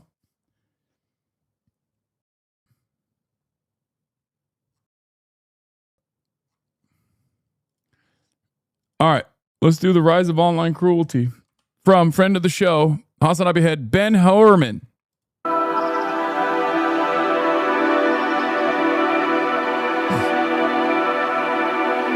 Remember when YouTube was just this?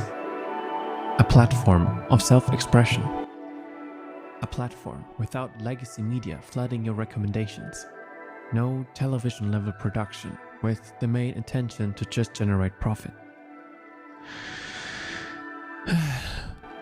I mean, to be fair, when YouTube was just that, it was probably just as racist, if not more racist. Okay? I do have to admit that, because I'm not going to go back to, like, 2007 YouTube and be like, well, that was the beacon of progressive prosperity and good politics. Good times, man. So, did Mr. Beast ruin YouTube? While I certainly miss the times when YouTube was just about that, you broadcasting yourself, I think someone like Mr. Beast was simply inevitable. Mr. Beastification is the natural progression of a platform driven by spectacle and profit.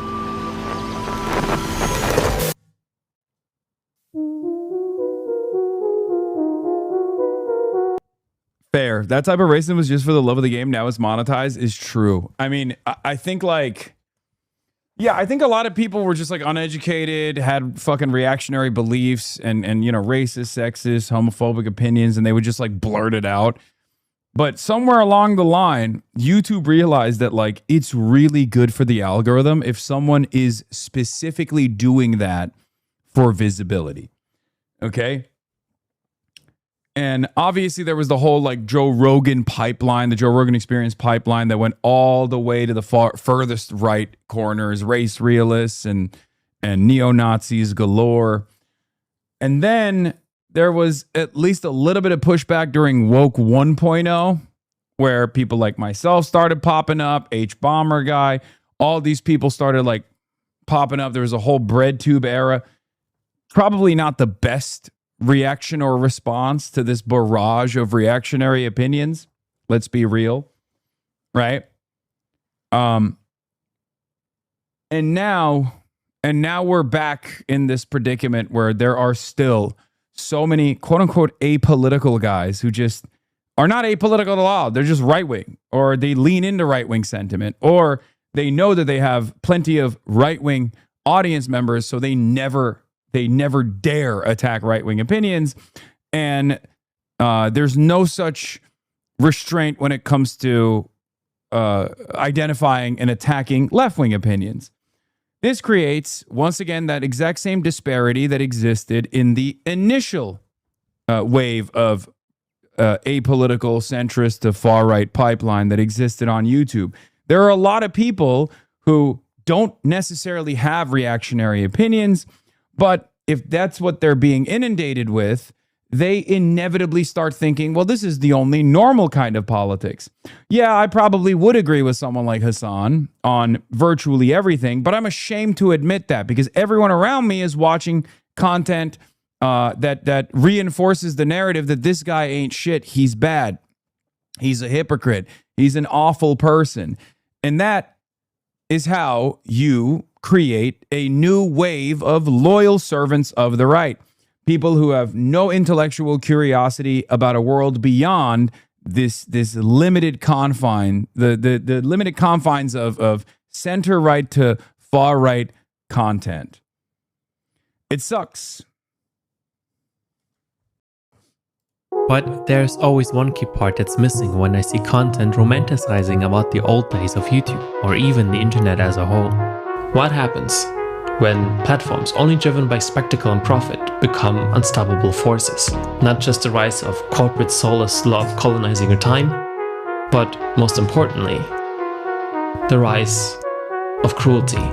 What happens when drama meets real life?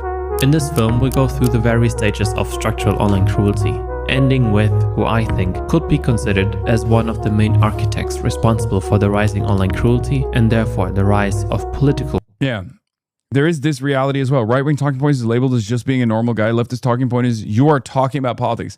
Yes, right-wing politics is never seen as political unless it reaches beyond the confines of permissible bigotry, right?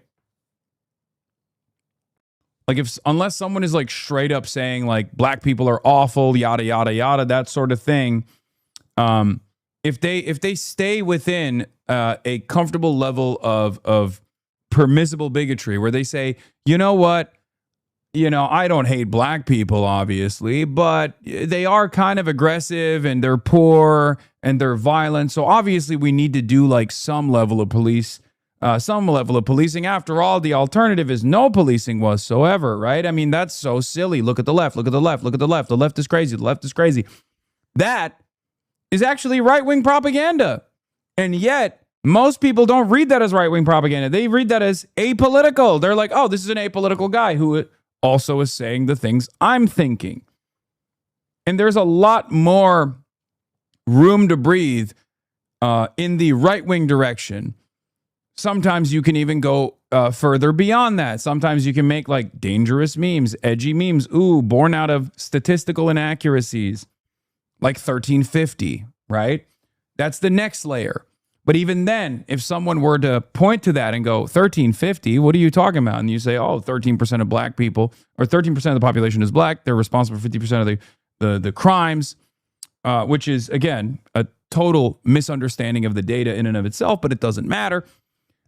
People will go, okay, that corresponds to my internal, my social conditioning, what I do know about society from all the stereotyping and all the things that I've learned. So I'm going to give you a lot more leeway. I'm going to give you a lot more grace when you say this sort of stuff.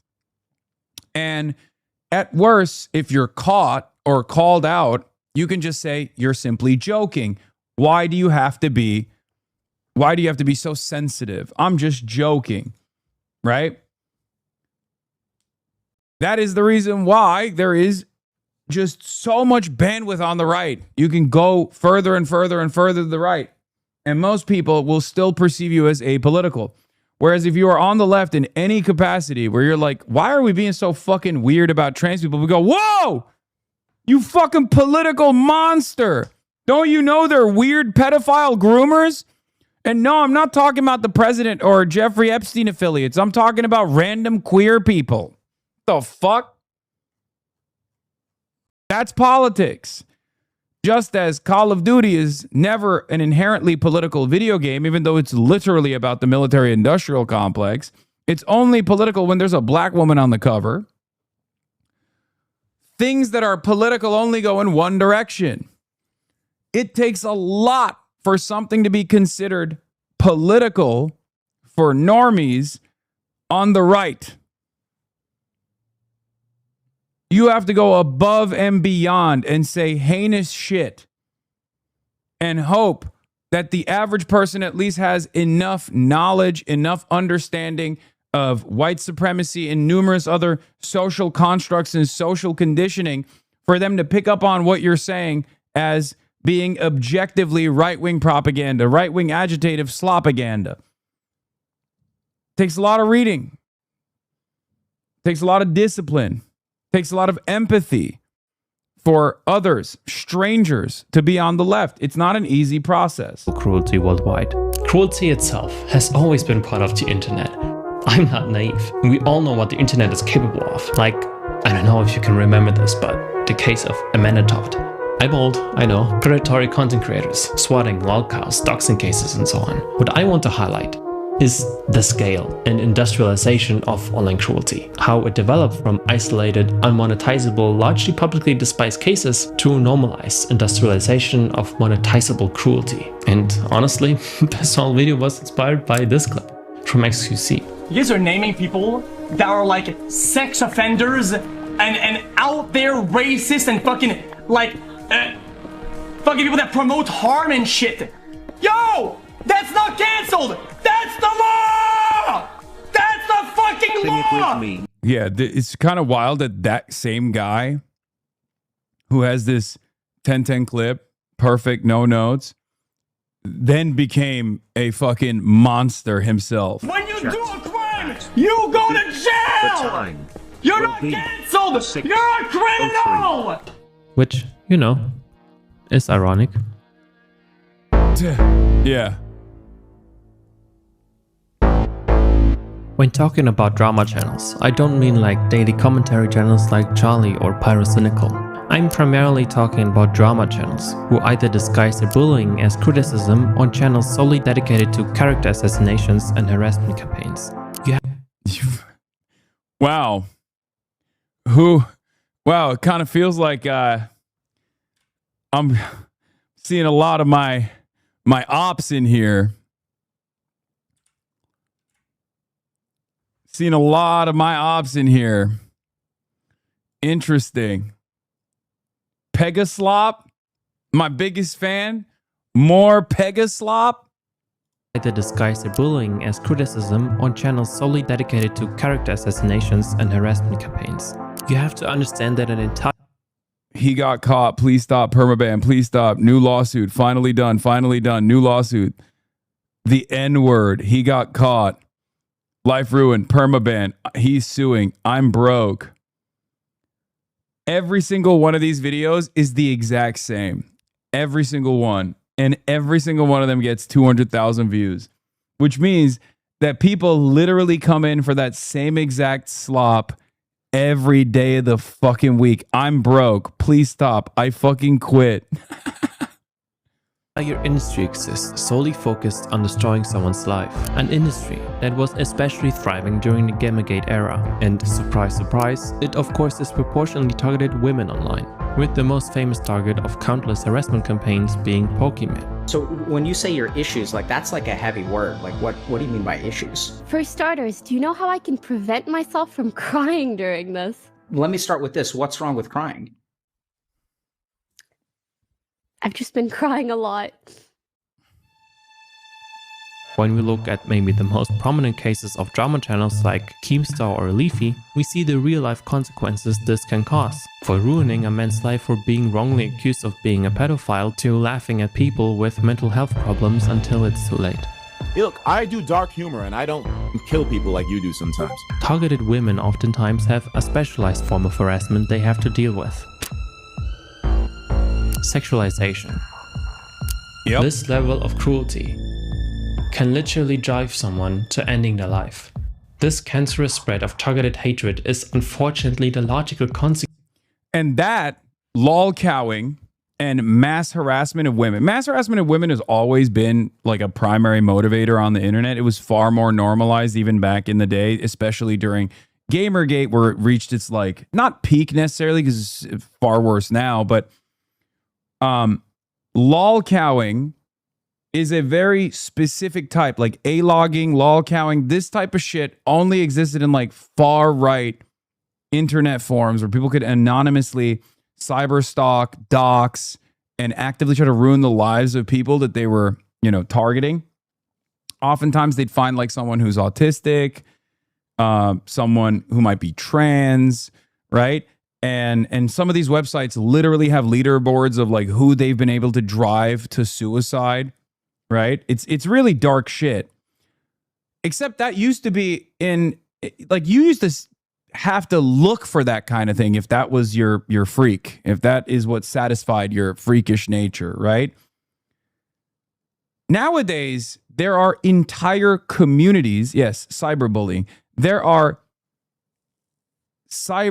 entire communities dedicated to cyberbullying with content creators that generate income, generate revenue off of cyberbullying other content creators. And it's kind of crazy because most of those people that make a living off of that are unbelievable villains, right? Like, they're heinous monsters. And when I say this, I'm not like exaggerating. So many of them have sexual assault charges, like serious allegations of grooming, lawsuits, like a litany of lawsuits they have to deal with from their victims. And yet, their community doesn't give a shit because they are only there. They're only invested. They only generate a sense of community off of targeting others. Okay? Half of the people that are engaging in this also, just like back in the day when people were A-logging on kiwi farms or whatever, the people that are engaging in this are also autistic shut-ins themselves. But that's besides the point. Consequence. When hate just makes a ton of money. On a larger scale, this gets particularly frustrating when drama overshadows real-life tragedies. Large tragedies being turned into content farmed for online drama. Like in Cuba, doctors are manually operating ventilators in order to keep babies alive. And all online people care about is a rich socialist staying at a 5-star hotel in Cuba. Like, do you hear yourself? Children are being murdered with your tax money by a pedophile rapist president. You privileged canceling woke moralists. I don't care who delivers help, they need help. Where is Mr. Beast? I truly believe that most of them aren't doing this with a calculated, cold-hearted motive. I believe they are so hyper online that they simply cannot fathom real-life suffering anymore. Content demons. It's become physically impossible for them to show empathy anymore. If that's not the case, there can only be one other reason why you would focus on a meaningless drama online instead of real-life suffering. Wait, let's look at the drama channels here again. Do you notice something? Mostly the same targets, same talking points. What do a lot of these targets have in common? Woke progressives, if not even leftists. Do these drama channels, or should I even say channels solely focused on grifting, have a political agenda maybe? Yes. I mean, when looking at the Gamergate era, it's not a too far-fetched idea, right? What started as meaningless, apolitical online. Do you think it affects the youth most now because they are entering socials when bullying is so mainstream? Abso-fucking-lutely. 100%. And it causes them to have like these insane opinions that are not grounded in any sort of political education, any sort of political theory, where they will literally, there are probably a shit ton of people who are pro-Palestine, but are also like Aiden Ross fans, right? Aiden Ross community is probably all pro-Palestine. They all most likely have a litany of different, very reactionary opinions on the subject matter, even though they've arrived at the correct position on the most important one, right? All of that stuff happens because they're being inundated with like these insane, they're consuming some of the worst fucking content on a daily basis. And this is what is driving their political education, which leads to this like insanely incoherent worldview where on the one hand, they're like, yeah, I hate bitches. I hate women. Women ain't shit. I'm also pro-Palestine, but also because the Jews are doing the genocide and you know, at the same time, like we should have healthcare, but also at the same time, like everyone that's advancing that agenda is a woke libtard who I fucking hate. Yeah. The internet culture right now for young people is very cop-coded. They love spending their time enforcing invented norms, rules, speech policing, call-outs, cringe clips, etc. Yes, that too. It goes back to the draconian nature of Western society, but especially Americans. And Americans obviously are guiding what the rest of the world consumes. We produce so much content, we produce so much culture that the rest of the world consumes. So we end up basically redefining people's societal attitudes as well. Drama delves deeper and deeper into right-wing culture war talking points with clear definitions of. You've always said women have always had it worse than you in terms of targeting. Do you still feel the same, even post October 7? Yes.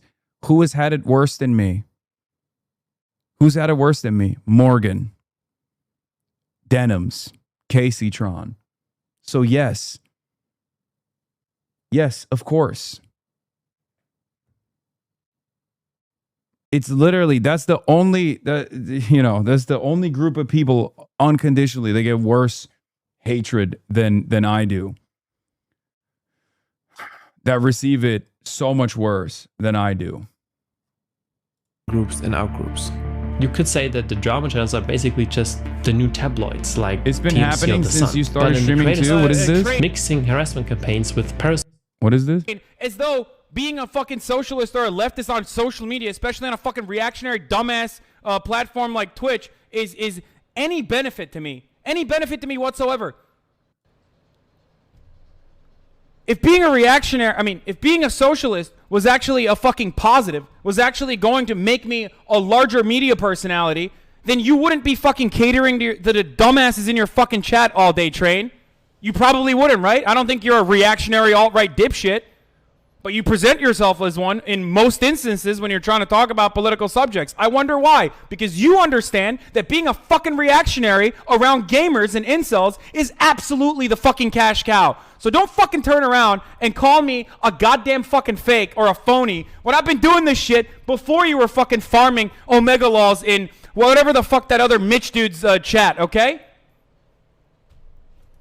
Fuck this shit. I'm out.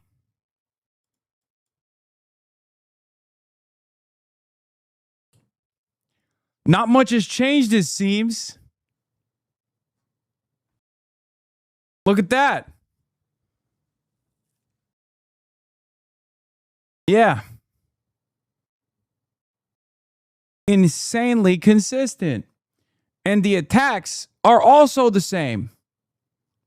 And back then, I wasn't fucking popping either. I mean, I had a fucking daily sub goal of like, this is busted. It's not even correct. It wasn't like a daily sub goal of 100. Yes, I was talking about Trainwrecks TV. Only thing changing is you aging and your hair turning into like a grandpa. The fuck?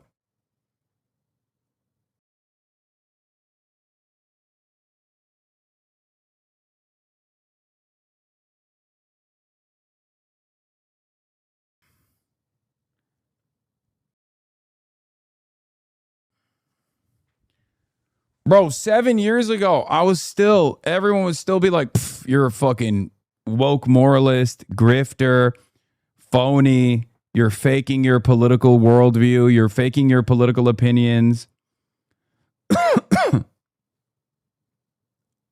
Always right too early. Always right, but too early. And you get used to it, okay? You get used to it.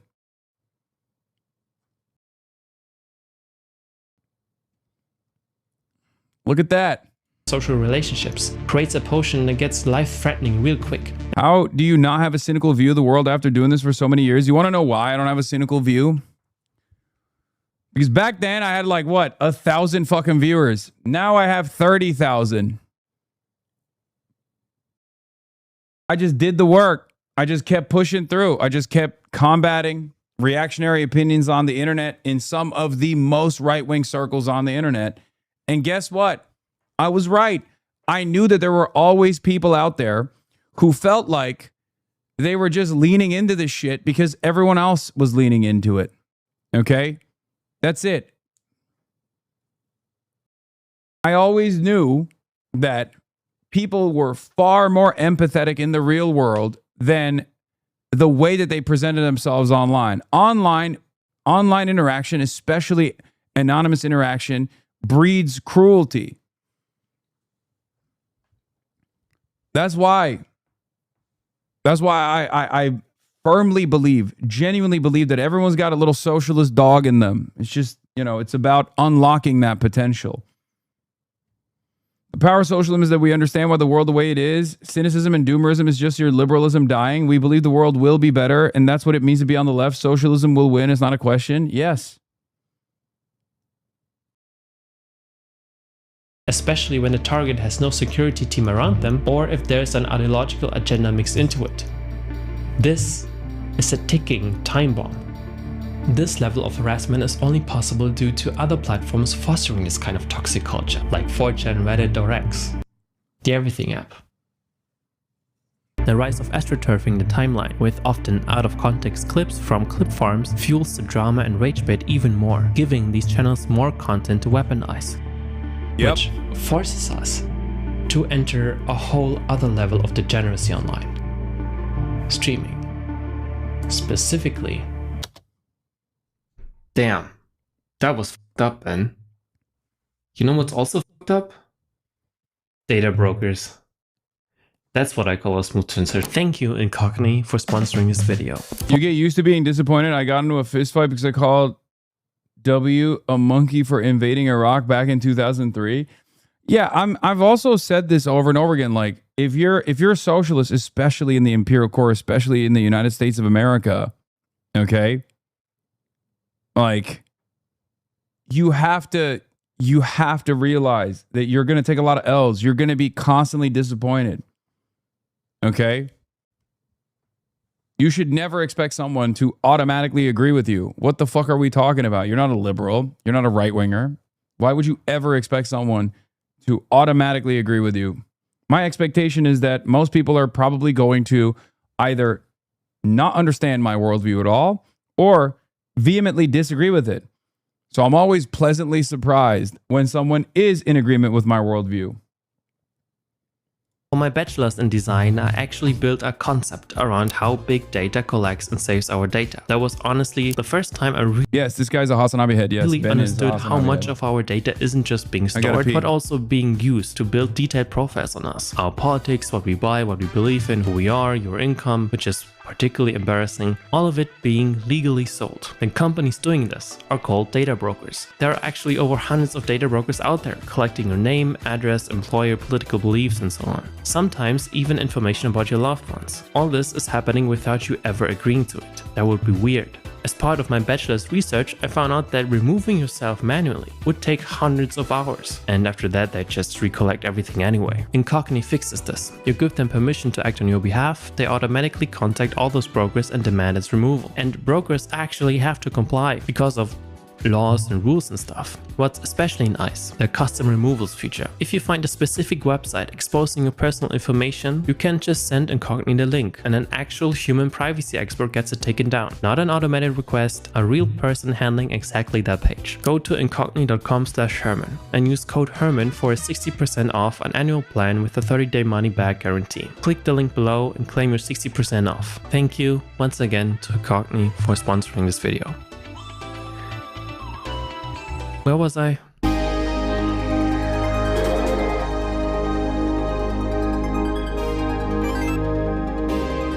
Hey, remember the height of prank content on YouTube? Casual racism, assault, sexual harassment, even arrest for fake bomb threats? Now imagine this type of entertainment being even way worse and live streamed on one of the biggest streaming platforms that exists, Kick. Kick was created as a competitive platform to Twitch under the umbrella of free speech and marketed as the creator-first alternative with a 95-5 revenue split. Kick began to gain massive popularity after the company and co-founder Trainwreck started paying streamers on Twitch millions of dollars to migrate over to them. Most notably XQC, Aiden Ross, and Drake? Yeah, he apparently loved to stream online gambling and got paid $100 million per year. But Kick's creation wasn't of course about goodwill or an ideological stance on free speech. Kick was founded after Twitch began to ban gambling streams on the platform. Who were the most prominent gambling streamers on Twitch? Trainwrecks, XQC and Aiden Ross. But wait, paying millions of dollars to streamers, 95-5 revenue split, where does all that money come from? Well, who founded Kick? Next to Trainwrecks, Ed Craven and Bijan Tehrani, co-founders of Stake.com, an online gambling platform. So the company's goal is fairly easy to calculate. The more people are on Kick, the more people could migrate over to stay.com. So ad revenue isn't their only main income stream, it's also online gambling. The more attention Kick generates, the more profit it potentially generates. And the fact that most of the viewers are minors is of course just a cool fun fact. I ain't turning down $100 million, bro. You got me fucked up, brother. I'll go on there and I will crypto gamble 24/7, dude. At that point, man, it's the parents' fault. You got me fucked up. Them kids, dude. Fuck them kids. More in line with the previously mentioned prank content, you have the likes of Neon or Jack Doherty, who dedicated their entire online presence to being a public nuisance. It's obvious that by being a provocative they hope for any sort of escalation, so the moment can get clipped and distributed by paid clip farmers on platforms like Reddit or X, the Everything app. This will boost their virality and attention, therefore more profit. And as the good old prank videos, this type of content is always filled with edginess, racism, or any sort of hate speech. You're gonna burn in fucking hell, you Jewish. Goddamn. And if being a walking sewage isn't enough for you, well then we could go a step further, into abuse. W in the chat if we should go and punch him up. They all want him to get punched up. A man arrived. My name's Harrison. Excuse me, my friend. Then, sensing something was up, tried to leave, as HS's hangers-on kicked him and rained punches down on his head.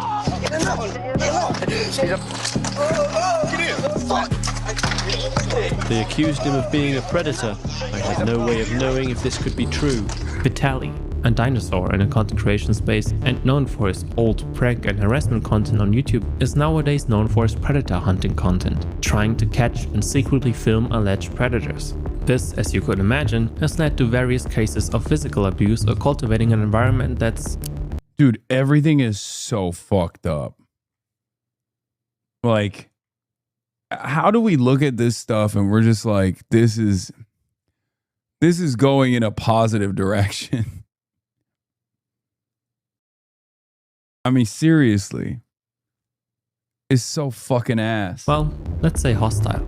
And if you thought he does the public a favor, this has been proven time and time again that this form of justice only worsens the problems it's trying to solve. And also, by the way, if you really thought this is about his moral conscience of catching pedophiles... Who did you vote for? What? Who did you vote for? What do you think I voted for? Kamala? I did. Well, of course, it makes sense. Usually all of them are pedos. Oh, you going on a pedos? Yeah. Not the president and the Jeffrey Epstein, all that stuff? No, there's no proof on that. Yeah, there's no proof of that. Yeah, because every time we catch a predator, they voted for Kamala Harris. I haven't met a Trump... Speaking of sex crimes and pedophilia, yes, this is also a widespread thing that's happening on Kick. From stream to minors to sexual harassment or even filming the act without the knowledge or consent of the woman and distributing it to the fans via Discord. Oh. Yeah. It's kind of wild that like people now know Kick is like pedophile hunting.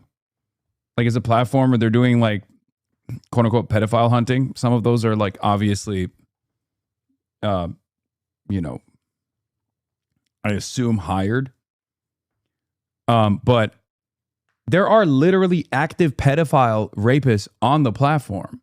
Like there are content creators who are distributing and generating child sexual abuse material on the platform in their Discord servers. Like that was when Kick first started, there were a bunch of content creators. The meta was you go on these platforms where underage girls are on the platform and you try to quote unquote riz them up. I can't believe I'm saying this.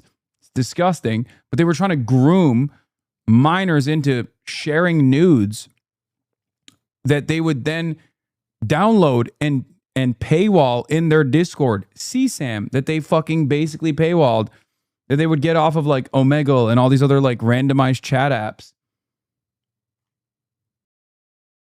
That's what they used to do. I assume they still do it. I'm 16. How old are you? Yeah, this guy. Yes. 14? 15? Damn, that's perfect. You can stand up. I play with that little 8th grade play.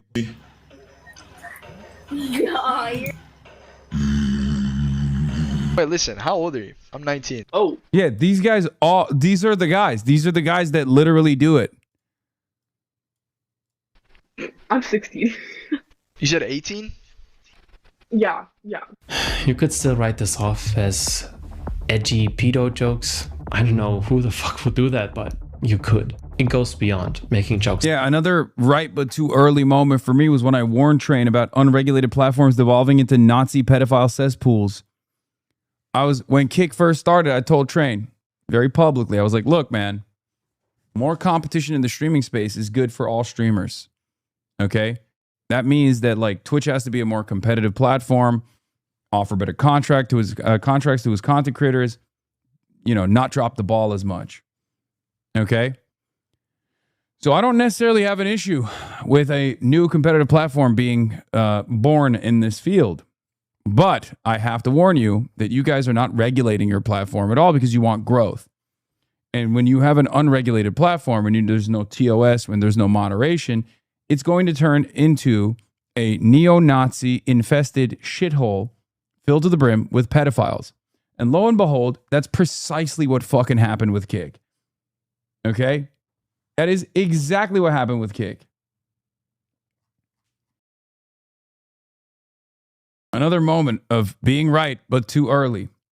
One of the craziest parts about this is like all of the warnings that I issued to both Train and XQC and numerous others, obviously at the time were not well received by these people because they were about to fucking generate $100 million contracts, right?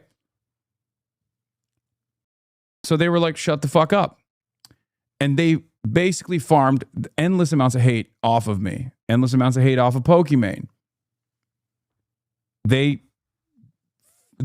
negatively polarized their audiences against myself, against Pokimane, and many others.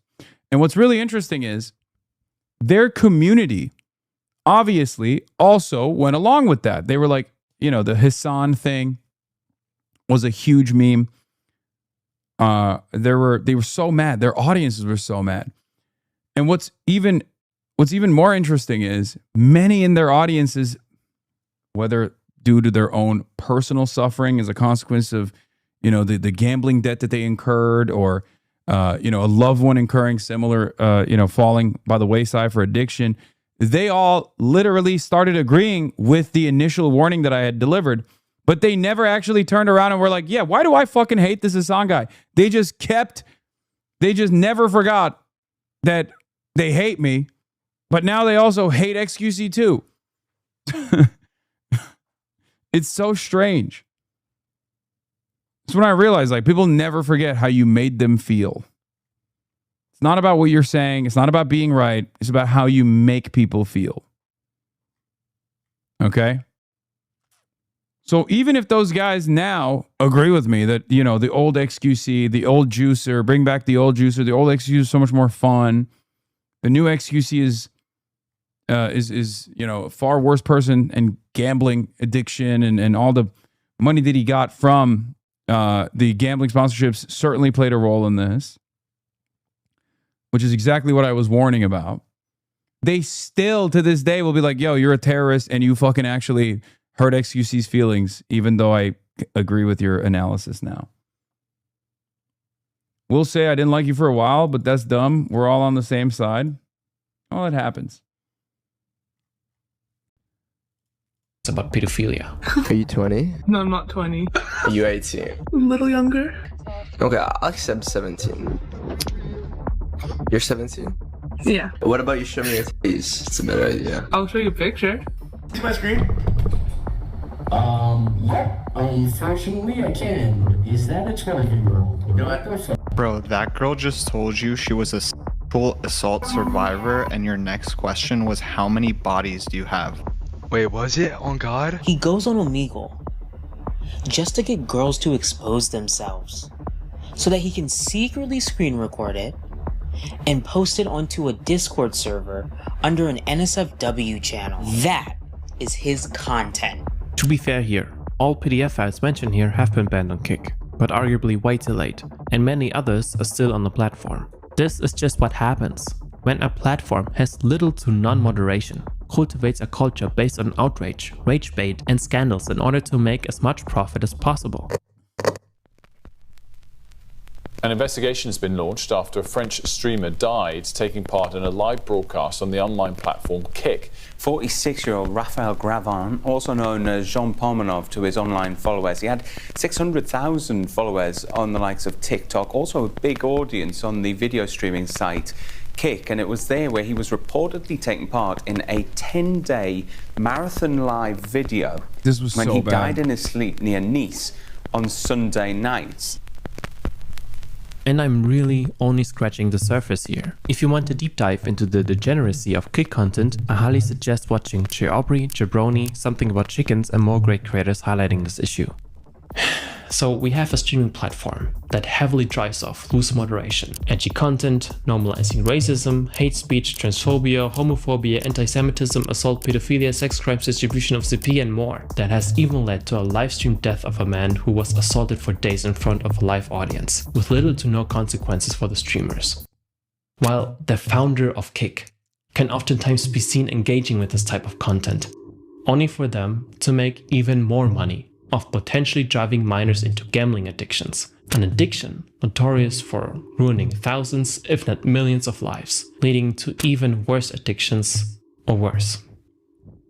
So, why isn't any other independent media showed what's really going on? I haven't seen this anywhere else but on here. What do you mean? Dog, every fucking outlet, every outlet in independent media on political Twitter, and also even down to fucking CNN, is sponsored by Kalshi, Polymarket, and numerous other versions of this exact same thing. They all get paid. They all get sponsored and they all get paid. And that also creates a lot of animosity with people like myself because I'm seen as someone who's fucking up the bag for them. Just as the initial wave of gambling sponsored streamers, who I used to be friends with, by the way, like good friends with, close friends with, all developed tremendous amounts of fucking hatred towards me and towards Pokimane, and farmed a lot of outrage, manufactured a lot of drama, manufactured a lot of hatred on my fucking name, did so not because they had sincerely held disagreements, but because they did not want people to listen to what I had to say. Because if people were charitably encountering my content and then they heard me talk about the dangers of gambling addiction, then all of a sudden their audience is going to be like, well, wait a minute, this guy that you're friends with, who I am also charitable to, is actually making a lot of sense about gambling addiction. They're going to fucking turn around and confront their own content creators.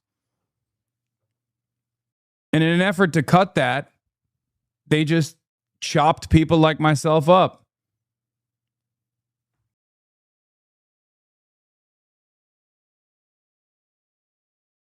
The same angst or the same animosity exists because virtually everyone is sponsored by Prize Picks, fucking Kalshi, and numerous other versions of gambling sponsorships. That's what it is. Everyone is sponsored by it, and therefore everyone has a shared interest in making sure that nobody else fucks up the bag. Everyone else has a shared interest in ensuring that no one turns around and says, this stuff is actually really bad. This is not good at all. We're just like selling vices to people. how can it get even worse? Even Destiny's doing Polymarket ads now. You're probably the only political content creator who doesn't promote this shit now. No, literally. This is how people get an ownership stake in this kind of thing. You force your way in, even if people are, everybody has a price, right? That's the meta. That's the concept. And if you can actually buy out every single person that would otherwise turn around and say they don't fuck with this thing, that they think it's bad, then they can all unite. They can all unite around their shared hatred, not for my ideology necessarily. Some of them are obviously ideologically opposed to my worldview, but many others are actually uniting because they see someone like myself as a spoiler, right? Yeah, I become their biggest enemy online because I stand by my morals, stand by my principles. If you're a principled person in a sea of unprincipled people, well, you're going to fucking make everybody else look bad by design. And therefore, everybody else has to create an environment where you're the villain. It's actually good to be unprincipled. It's actually good to fucking make the bag, no matter what the cost is, no matter what the externalities are, no matter what the excesses are, no matter what kind of harm you're spreading. Everyone is actually a hypocrite at the end of the day. This guy is too. And if we can't find something hypocritical, we'll just invent it. We'll just invent something so that people don't actually fucking listen to this guy or encounter his commentary in a charitable manner. Yes, it is a reminder of Matt Christman's Zen fascism. This is what Republicans do all the time. Where Republicans will always say, like, look, you're a beneficiary to the system too. Why are you trying to fucking change it? Why are you trying to constantly complain and make changes in the system? You're benefiting from it as well. Just shut the fuck up and enjoy it, dude. Just enjoy the bounties of being in the imperial core. Enjoy the bounties of not having been born on the other side of the fucking boundary, on the other side of the border wall. Right? Just eat the fucking cheeseburger, do the gambling ad, and shut the fuck up. And take the money. Why won't you take the money? They're giving you the money for free. All you got to do is just suck it the fuck up and be like, yeah, I love gambling. It's awesome. It's actually really good. It's the best way to generate, some disposable income. It's the best way to reach upward social mobility. That's what it is. They are basically they're basically enticed to buy into the system. So if you're one of the few people that's on the outside, even though they're constantly trying to bring you in and you're like, I'm good, thank you, right? Ironically enough, that is the real quote unquote red pill, right? The real red pill is to not buy into any of this shit and to be like, I think this is fucked up. I'm going to try. It's virtually impossible for me to live a completely moral life. No human being is perfectly moral. No human being is a saint. Everyone is imperfect. But if you just, as long as you try to live by these standards, as long as you try to live by these values you've set for yourself, you should be doing quite all right. And people fucking freak out at that. They're like, what are you talking about? There's so many opportunities to generate more income, generate more values. What the fuck would you do that? That's why they will lean into anything they can find. They'll be like, oh, well, Hasan, you used to run ads when you had a contract with Twitch. It's like, yeah, of course. Why is that antithetical to my fucking worldview? Oh, dude, Hasan, you fucking stream on Twitch. It's an Amazon company. You're benefiting from Amazon's web services. It's like, well, it's impossible for me to find an alternative that is ethical. It's just these guys, billionaires and capital owners, own every fucking avenue. Every avenue to disseminate information is owned in private hands. What am I supposed to do? Fucking print out pamphlets at the commune and just like distribute them by hand by the, give them all, distribute these pamphlets by hand to people with the hopes that they read it? It's ridiculous, right?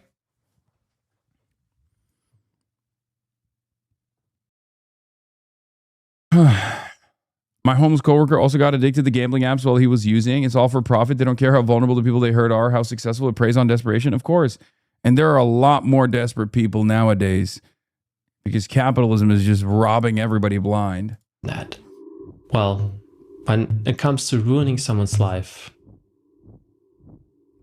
it can't. I mean, we are talking about abuse, distribution of revenge, and CP here. Even a death. So now we've reached a point where we have to go on a more structural, broader level, a more abstract form of cruelty that can influence entire generations, causing real-life domino effects that has the potential to change the lives of millions. There is an ideological pipeline that could start with drama channels or kick type of content that could lead to more extremist ideologies. While there are various creators potentially responsible for the radicalization of mostly young men, I want to highlight one of Kick's biggest streamers here. The guy who, by the way, advocated for a lot of those previously named streamers to be unbanned. Yeah. Aiden Ross. Another judge me by my enemies. Holy shit. This is literally just a wall to wall. This is just wall to wall. All of my biggest ops, dude. Just to be clear, I am 100% not saying that Aiden is somehow worse than the Kick streamers I've mentioned. And in fact, he's far from that. The reason why I want to mention him now is because of his responsibility of spewing and normalizing an ideology that could potentially end up affecting generations, leading to a more radicalized path. Andrew! I love you. I mean, like, I love you. I mean, I love you, man. Like, you don't, I know you have a good heart. I love him, bro. I love him with all my heart. I missed you. You got bigger and you got stronger. And also sexier. A massive... I could just tell you have a good heart. You have good intentions. How could you not smile, XQ? He's great. Andrew, please don't go. So all you guys that get to pick your pronouns, my pronouns is kill/them, okay? Fuck all y'all, bro. Y'all are making the world a shitty place, bro. I'm gonna call you either a guy or a girl. I'm not calling you by a cat, by a turtle.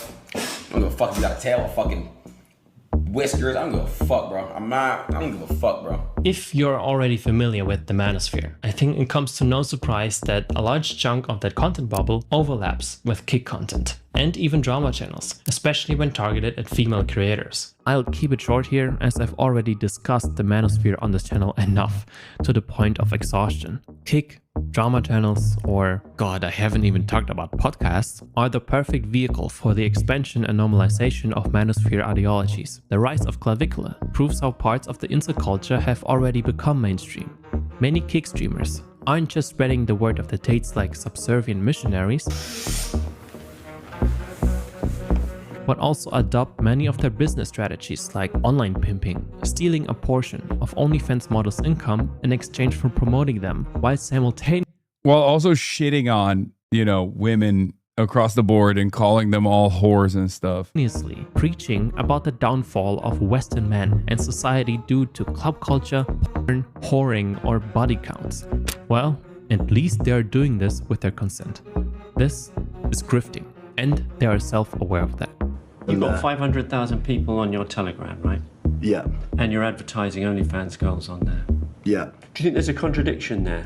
No, because I openly say I don't give a fuck and I'm doing it for money. I don't care about... the morality of it. I know it's not good. I say to people, don't watch porn. It's sad. It's loser shit. You can't say I promote it, but I discourage people from doing it. But you can. Why not try and be a good person? If I'd just done... This is also the classic train wrecks argument. I always tell people gambling is bad. I'm actually doing a social service by showing people how bad gambling is. Good things. I would never have really blown up on social media in the first place. There's one problem, however. Little kids, huh? You always have to adapt your content, otherwise it gets boring real fast. That's the downside of content that relies on shock value, outrage, and rage bait. You always gotta be even more outrageous, more extreme, pushing the boundaries more and more. This is not a sustainable model. In order to not get banned into the shadow realms of irrelevance, you are pushed to do this kind of stuff. I'm kind of thinking we should bring the Nazi salute back. Because the people we've been arguing with for the last 4 years have no interest in objective truth. It's so crazy that he's black. Like, it's just, none of it makes sense. I mean, him and like Myron, they're both black and they're white supremacists. Isn't that wild? He is? Wait, what? You guys didn't know that?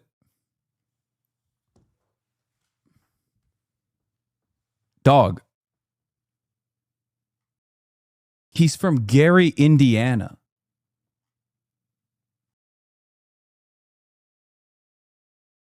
His dad is not only black, but his dad is a famous black chess player.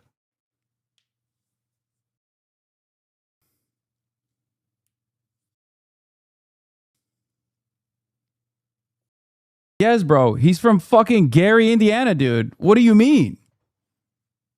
Yeah, and then he moved to Luton. Hail SpaceX! So I become a Nazi, yeah, bitch, I'm the villain. That is genuinely one of the craziest aspects of fucking Groyper culture, is that it's literally far more diverse. It is more diverse than a DSA meeting, bro. I'll say it. Fuck it. I'll say it, dude. Groypers are like, there's only one guy in this fucking entire bus, bro. There's one guy that's white in this bus. It's clavicular. And he's male to male trans. This is technically one of the most diverse groups of guys. Okay?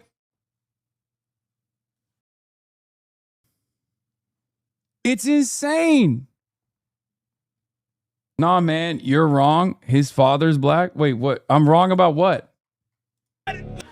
Ironic, or just a joke. You know, the spineless shit you would imagine. Well, unless you're this guy. We'll collab this week. Me and Sneak are going to collab this week. We're going to play Fort with Bradley Martin and maybe Aiden Ross, maybe Cheezer. So we're going to be doing our collab. We'll squash it on Tilted Towers. Here's my advice. Here's a little piece of advice. Be a fucking man, okay? That's the biggest difference. And Tate is so right. It is girls versus boys. The world is being divided now. You've got women and on one side, and you got real on the other. Real men, real guys with real balls. That's the difference. Men win again. And yes, we control your bodies. It's your body, my choice. We're gonna do streamer awards, and we're gonna do the real awards. Nick Fuentes deserves a fucking award, am I right? So we're gonna give out awards to people out on the internet who actually deserve awards. Look, and we like Aiden Ross. We ride for Aiden Ross. We stand Aiden Ross. Aiden Ross is good. I don't care what anybody says. Aiden Ross is one of the good ones. That's the homie. The Jote, the Jew of all time. The man. Holy shit. And we thought PewDiePie introducing Ben Shapiro to a young, impressionable audience was bad. Remember the intellectual dark web? Ben Shapiro, Jordan Peterson, Sam Harris, Eric and Brad Weinstein, Dave Rubin, and... I mean, these guys also paved the way for these other next wave of dipshits, if we're being honest. One of the greatest grifts of all time. I swear to God, I don't give credit to the CIA that much, but I got to give them credit for this one. They really cooked. Was the new atheism movement. Okay?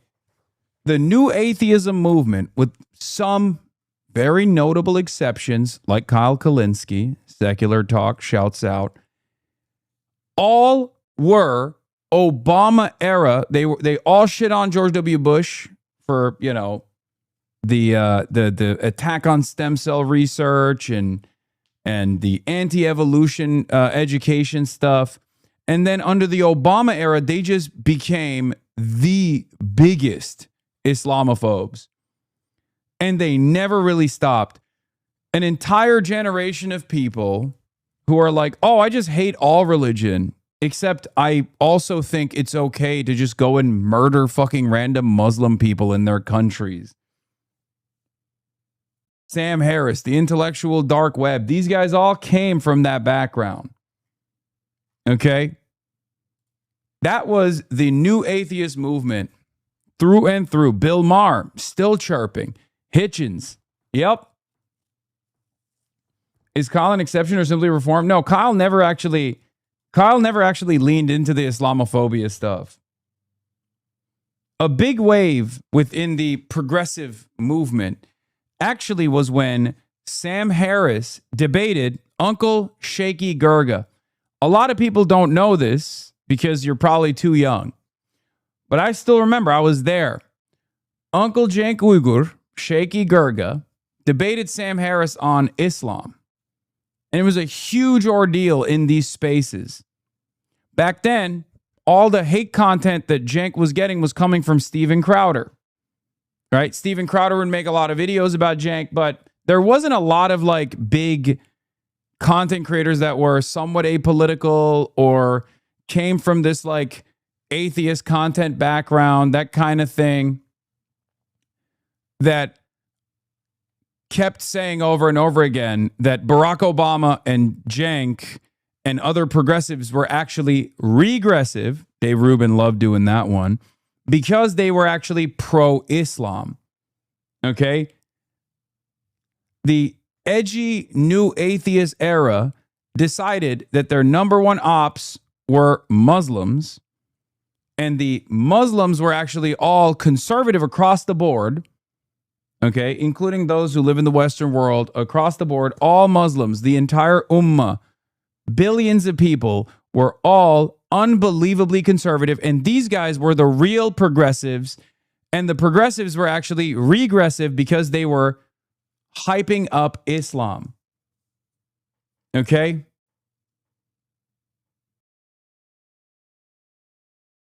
That's what the meta was. So many young minds were broken. Also, yeah, remind us who popularized the term intellectual dark web. Oh, let me tell you. Her name is Bari Weiss. Intellectual dark web was a term coined at the New York Times by the one and only Israel's most bovine-like warrior, bovine Bari Weiss. That's right. Remember. Yep. Beryl Weiss. She's the one who did the intellectual dark web article. I still remember she called Ben Shapiro the intellectual gladiator of the right. Yeah, here's the Shaky Gurga Sam Harris debate. 3 hours long, 6 million views. This was an atom bomb. Okay? I was at the Young Turks when this happened. This was a motherfucking atom bomb, dude. Somehow Cenk doesn't understand how probability theory works. This was the video that killed TYT for me. I'm more intrigued by Sam's patience than his intelligence. When I pictured Cenk licking strawberry popsicle, it made the conversation more sense. Sam, we got to think deeper. Cenk, error 404. So happy with how this video was received. These comments give me hope for humanity. Lol, the number of times Sam Harris spends 5 to 10 minutes trying to explain a complex point of argument Cenk utterly fails to understand.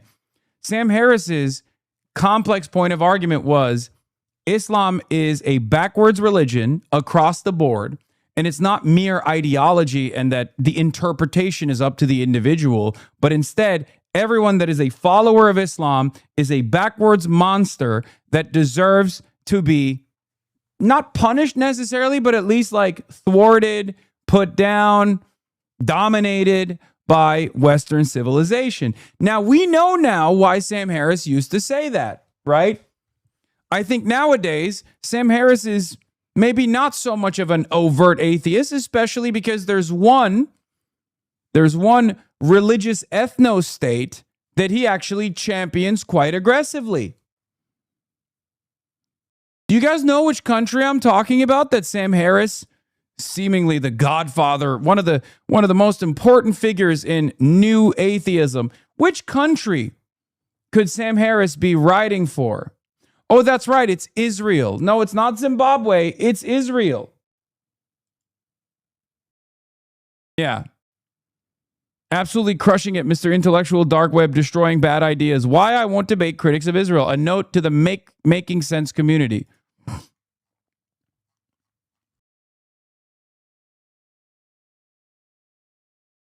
These guys were not presenting an intellectually honest argument.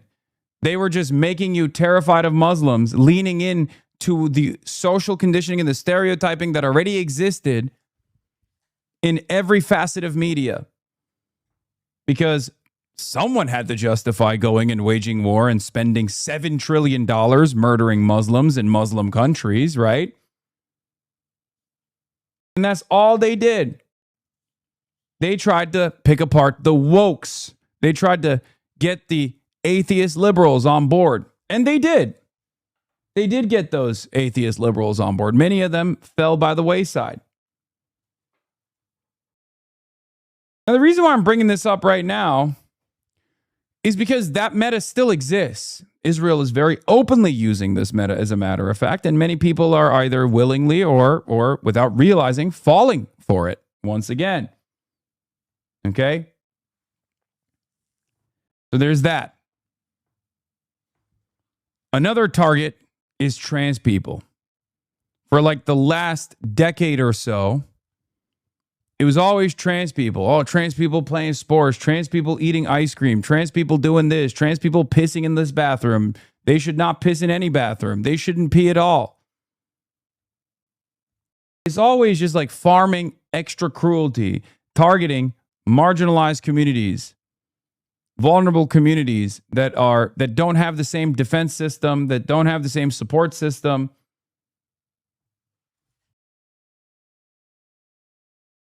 Right wingers now have their own version of this, but for killing all Muslims. What is this? Frerin would kill your pedo prophet who married a 6-year-old? What the fuck? Jesus Christ. I'm not fucking kidding. Joe Rogan, right-wing intellectuals, flooding the podcast commentary scene, destroying snowflake liberals with facts and logic. While this multi-billion-dollar backed content bubble, mainly financed by the Koch family by the way, successfully pushed the Overton window back to the right. In 2026, that type of content became quite outdated. Looking at the data here, most of the channels have lost a large chunk of their audience. To understand this, you have to know that the new right in the US is basically divided in two camps here. The classic neoconservatives pro-Israel camp with Ben Shapiro, Ted Cruz, Jordan Peterson, and the America First, 4chan, alt-right, mostly anti-Israel camp who largely felt betrayed by Trump. Important note here, anti-Israel is, in this specific case, and yes dear German viewer, only in this specific case, actually anti-Semitic, because we're talking about these guys here. Tucker Carlson, they're not Alex Jones, Candace Owens. These guys are anti-Semites who happen to present themselves as anti-Israel. You know. And most importantly, Nick Important Fuentes, distinction. the MAGA party, is being ripped apart, especially after the Gaza genocide and the illegal war against Iran. And no, this isn't a good thing. This will determine the future of the MAGA cult, and therefore not only the future of the US, but of the entire planet. And it actually looks like the even more radical, in parts openly neo-Nazis, are the future of the Republican Party. This morning, new fallout after the leak of racist text messages linked to members of young Republican groups across the country. The website Politico says it obtained 7 months' worth of messages from a group chat in which racist and anti-Semitic slurs were used more than 250 times. It's 2026 and Trump is saying MAGA means war with Iran, no Epstein files, MAGA is dead. We are America first. This means nothing. Fuck this movement. If MAGA means Lindsey Graham, Laura Loomer, Barry Weiss, and Netanyahu, and not Megyn Kelly, Candace Owens, Alex Jones, and Tucker, then MAGA is garbage. It is a dead brand. No young person wants to be a part of this. Nobody is enthusiastic about it, and it is a joke. We are witnessing the 4chanification of the Republican Party. And just the internet and in general. The rise of open Nazism. Whoa, stop, Ben. Not everything you don't like is a Nazi. Okay, but we have to agree on something, right? So how about I pull out quotes from no Nazis as a baseline? Can we at least agree that these statements are what you would also call in line with Nazi ideology? Die Gesellschaft würde sich sofort und dramatisch verbessern, wenn wir die untersten 5 bis 10 Society would instantly and dramatically improve if we took the bottom 5 to 10% of the most R-worded kids out of school and put them all in coal mines instead. Almost all Western cultural problems are derived from adherence to the false god of equality. Who could have said that? The Roach Man, of course. 10% der zurückgebliebensten Kinder aus der Schule nehmen und stattdessen in die Kohlegruben stecken würden. Fast alle westlichen Kulturprobleme sind auf den blinden Glauben an den falschen Gott der Gleichheit zurückzuführen. Diese parasitären Migranten, wir haben eine Infektion. Es gibt offensichtlich ein Problem und es gibt offensichtlich eine Lösung. Aber darüber wollen sie nicht reden. Ich würde diese Typen jeden Tag jagen. Ich würde vor ihren Haustüren auftauchen. Ich würde so brutal zu diesen Menschen sein, dass man sagen würde, das sei zu viel. Ich würde sie beim Flennen aufnehmen. Ich hasse sie. Ich werde keine Träne verlieren, wenn Sie Völkermord in Ihre Gesetze eingeschrieben haben, selbst ausgerottet zu werden. Das kümmert mich nicht im Geringsten. Sie sind schrecklich! Das steht außer Frage. Sie sind nicht eure Verbündeten, Sie sind nicht wie wir. Sie kommen aus einer minderwertigen Kultur. These are all Asmongold Und quotes. sie steht in direktem Widerspruch zu allem, wofür westliche Werte stehen. Und sie ist in jeder Hinsicht minderwertig. So einfach ist es. Okay, these are the baselines. With these baselines in mind, let's continue and look at the content of some creators who are representatives of the 4th-gen America First Gamergate type. Let's start with the most obvious example here. Yeah, the should worry about what's happening in the cotton fields, right? Go sing your slave song.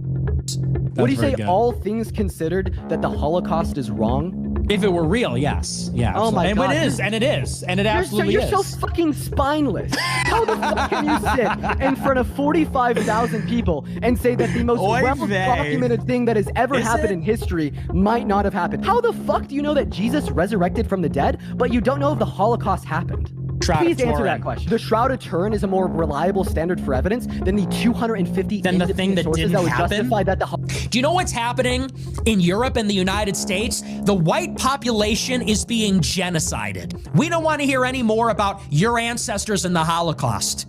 We don't want to hear about it. We don't care. We're in the middle of a Holocaust. Yeah, okay.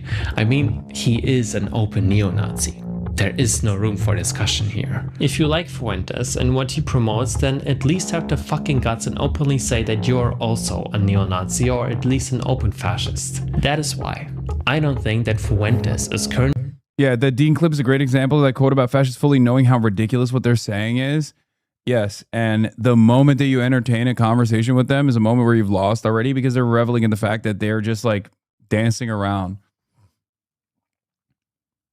Like there are certain concepts that are especially if someone is like very skilled as a communicator, very skilled as an orator, and Nick Fuentes certainly is. I hate to admit that, but it's true. They're just going to have fun with you. They're just going to dance around the issue. They're just going to be like, I'm memeing, whatever, because they don't have a sense of shame around their worldview. And you can't shame a shameless person, right? Sex Destiny is another great example of this. Destiny also has no shame whatsoever and is a mercenary and will assume any position that he wants in order to make it seem like he's actually dominating his opponent in the marketplace of ideas. And that is virtually an impossible person to debate because they don't stand for anything. They don't have any like real perspectives. Now, Nick does. Nick has an ideology and Destiny has somewhat of an ideology, certainly. Right?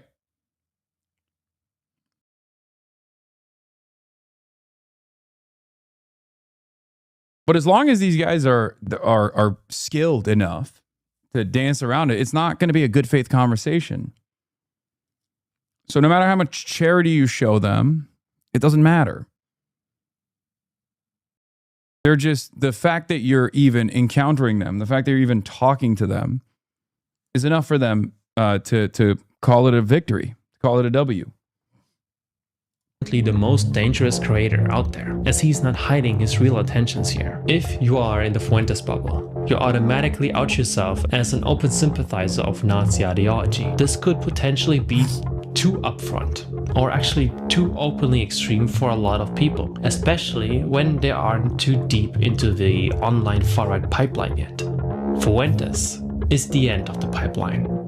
The most dangerous creator, who currently outpaces all of them in reach and influence, is also someone who has been the most watched Twitch streamer worldwide multiple times and even outranked Kendrick Lamar and iShow Speed in 2025 in most such terms on YouTube. Asmongold. I think I'm gonna resolve to become a club guy in Miami. Maybe these Jews and women and blacks aren't so bad. But then they proved me right. My former life of hatred and anti-Semitism is completely vindicated. I am doubling down. More anti-Semitism, more Hitler, more racism, more sexism. Oh my banned God. me from the club? Well then, now we're going even harder than ever. Oh, I love it. Wait for me? Yeah. I'm kidding. Oh my God. dude, so based. Oh, so based, dude. I mean, this is the fakest laugh of all time. He just has to sit there and fucking act like this dude is incredibly cool because he has a lot of clout. Yeah, Twitch banned me for reading Manifesto of a Shooter as part of my job because it was, once again, another breaking news incident that right-wingers were disseminating misinformation on, you know, biased through a biased lens. And Twitch banned me for that. It's awesome. This, on the other hand, the ADL doesn't care about this. The ADL works alongside Asmongold to try to actively ban me. One must think of why the Apartheid Defense League, the Anti-Defamation League, spends a great deal of time and effort and money actively coming after me, a person who has spent his entire professional media career combating the far right, combating anti-Semitism, and of course, understandably, combating Zionism as well.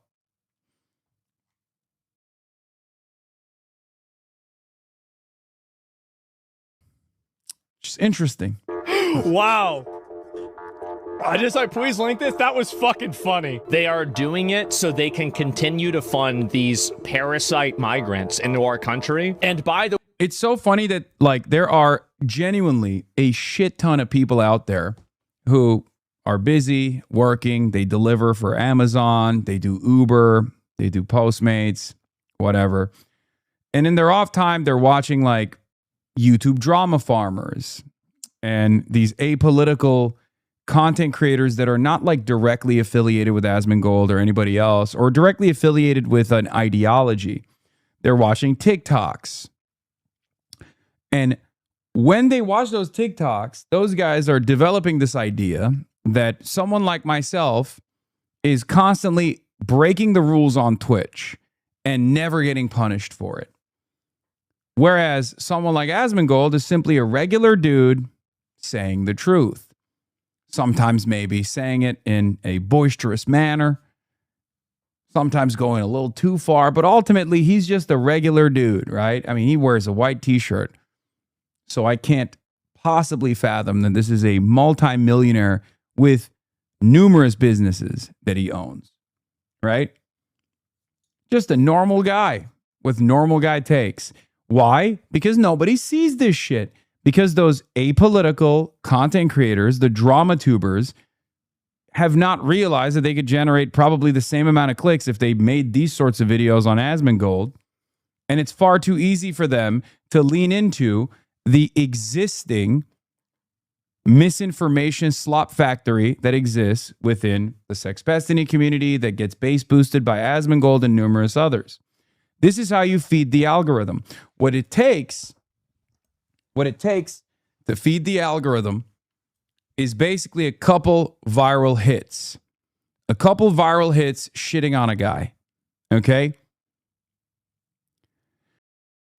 And if those hit, then everybody looks at that and goes, okay, there's an incredible trove of manufactured outrage that we can farm off of shitting on a guy, off of shitting on a dude, without any care or consideration for what that does to the space overall, you know? So they just continue with it because most of these people are amoral. Some of them are right-wing, but most of them are just straight up amoral. They don't care. They're just like, I just want to make money. I don't give a fuck.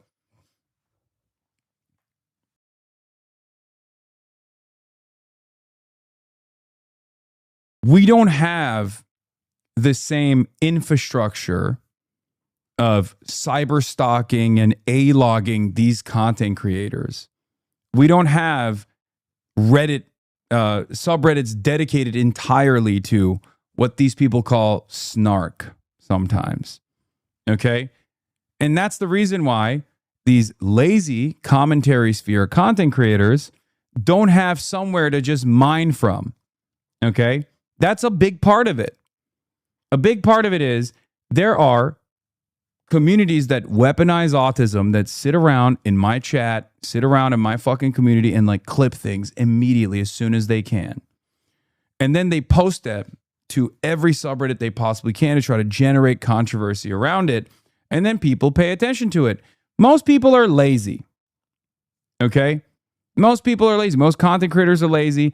They don't want to actually develop a worldview. They don't want to do reading.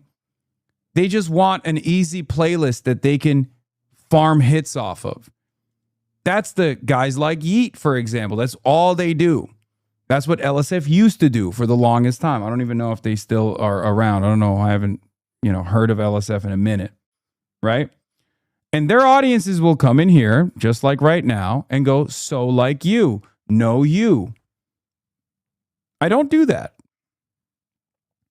I don't have an audience that is dedicated to A-logging Asmongold or Sex Pestiny or all these other people and constantly snark them so that I can spend a great deal of time talking about that, because I've been live for 6 hours and 30 minutes. If you were a subscriber, you could actually rewind and go back and check. But for the first 6 hours or for the first 5 hours, I covered actual news. That's what I covered. Right? And now I'm actually watching a video that is delivering a broader point about the rise of online cruelty. Maybe you don't like that you're kind of feeling called out here.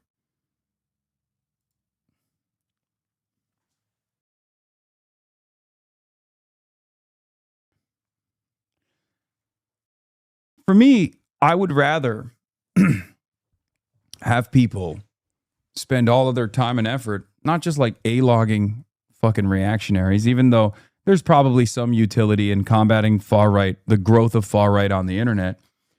But I'd rather have them join DSA. I'd rather have them go door knock for a candidate. I'd rather have them unionize their workplace, make meaningful changes in their own lives. Okay? That's it. Way for you guys that are in Europe that are watching this, the same thing's happening over there. The West has a huge problem that we have an infection and we refuse to admit that there's a problem. There is clearly a problem. There is So this is the other side of it, though. You get on this. Yes, A-logging means stalking and harassing people. That's what it means. So you get on this pipeline. You start developing a negative opinion over certain people. Morgan, Denims, Caseytron, Pokimane, me, iDubbbz.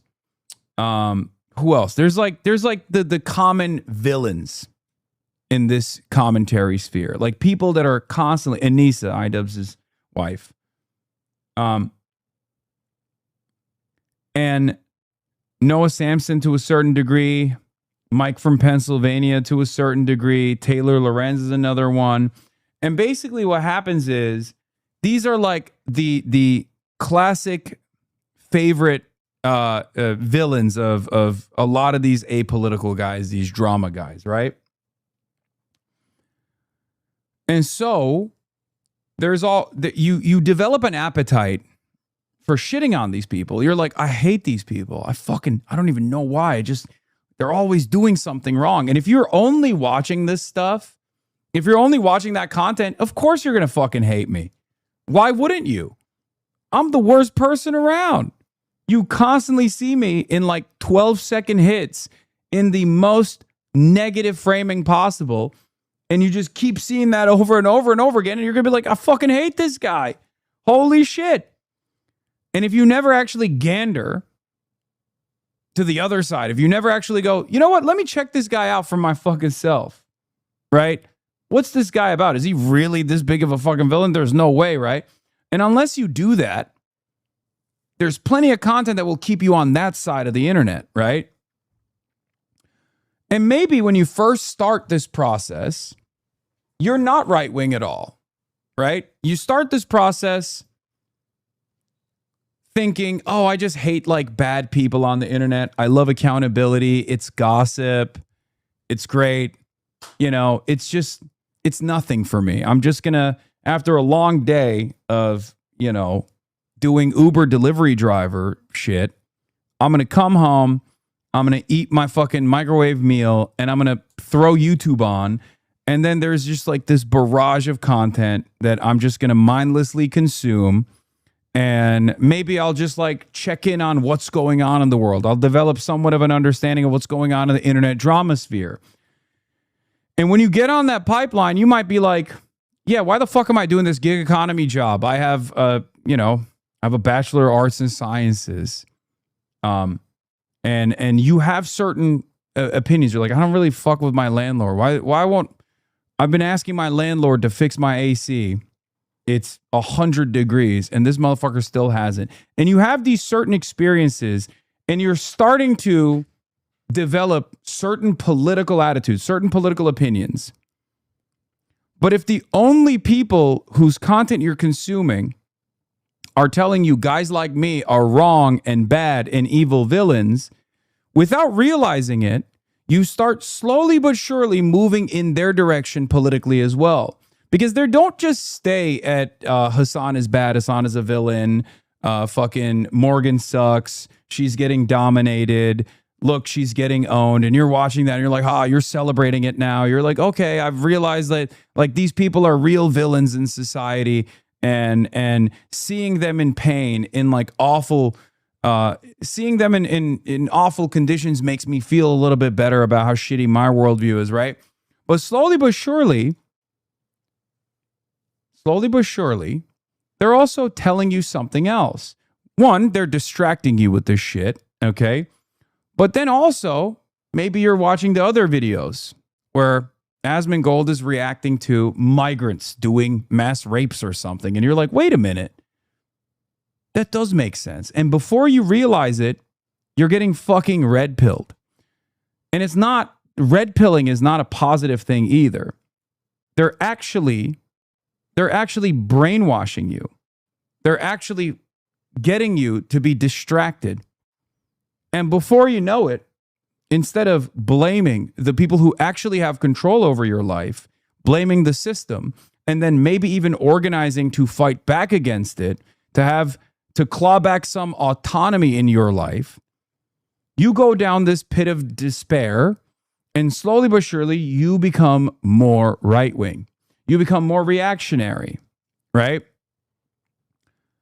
And when you're in this pit of despair, the only sense of community that you gain is by more and more of this content. Okay? You are giving into the red pill community. Hasan, what the fuck you doing? Wait, what? What are you saying? It forces you to be more antisocial. So you lose your sense of agency. You become a part of a broader movement and it makes you feel good. There's a level of warmth there where you're like, well, I have a community now on the internet. Maybe you're going to a Discord server, right? And in that Discord server, you're like tuning in and you're learning more about the deep, intricate details of the lives of these people that you fucking despise. Okay? And maybe you yourself start searching for more information about this person, right? On the internet. And now you're a part of that movement. This is giving you a sense of community, a sense of purpose in your life. Okay?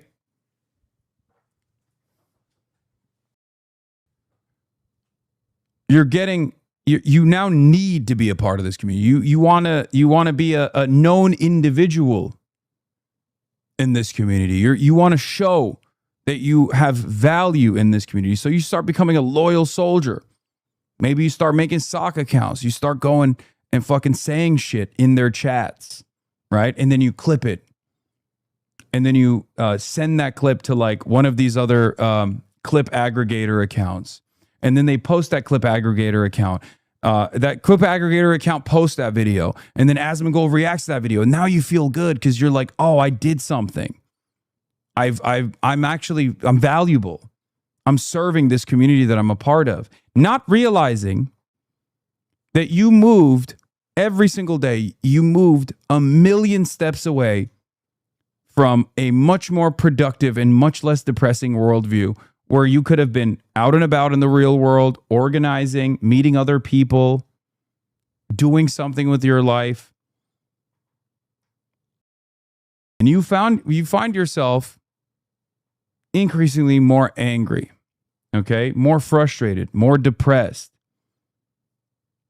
because day in, day out, you're doing this miserable thing.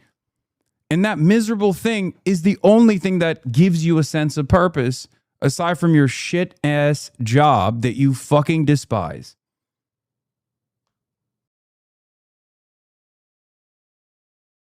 This is how people lose themselves on the internet. Okay? This is how people fall down the right-wing radicalization pipeline. And slowly but surely, they start embodying the rest of the ideology of the community that they're a part of.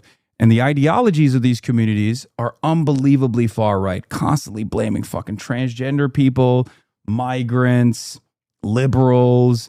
They're all responsible. Women are the reason why you don't have what you were supposed to have, because you were born for a purpose.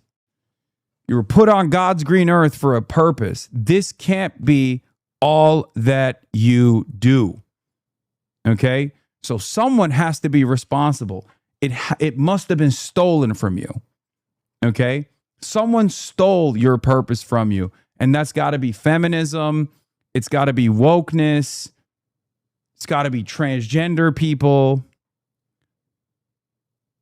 All of these people have the exact same class interest as you. They all want a roof over their heads. They all want comfortable lives.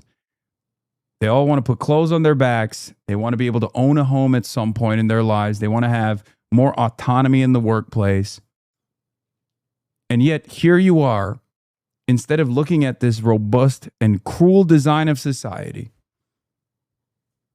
the systemic factors that have robbed you of your potential, of who you were supposed to be, instead of blaming those who benefit from the system, you find yourself blaming other people. People who either are objectively successful while simultaneously trying to get you to wake the fuck up to the reality, myself, right?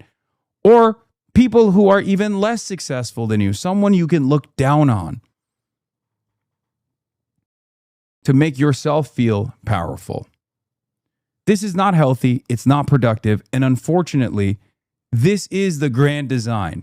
This is how you divide the working class. This is how you destroy solidarity. This is how you make sure, this is how the wealthy, the billionaires, the millionaires, the capital owning class have successfully divided and conquered the working class. Okay?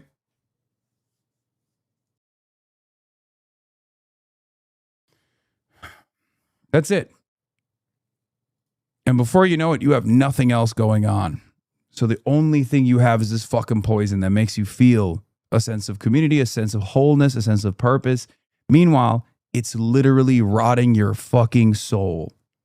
Clearly an affliction, and there is also clearly a solution. But they don't want to talk about that because it might make them feel bad. You think about killing random people? Yeah, all the time. Oh, constantly.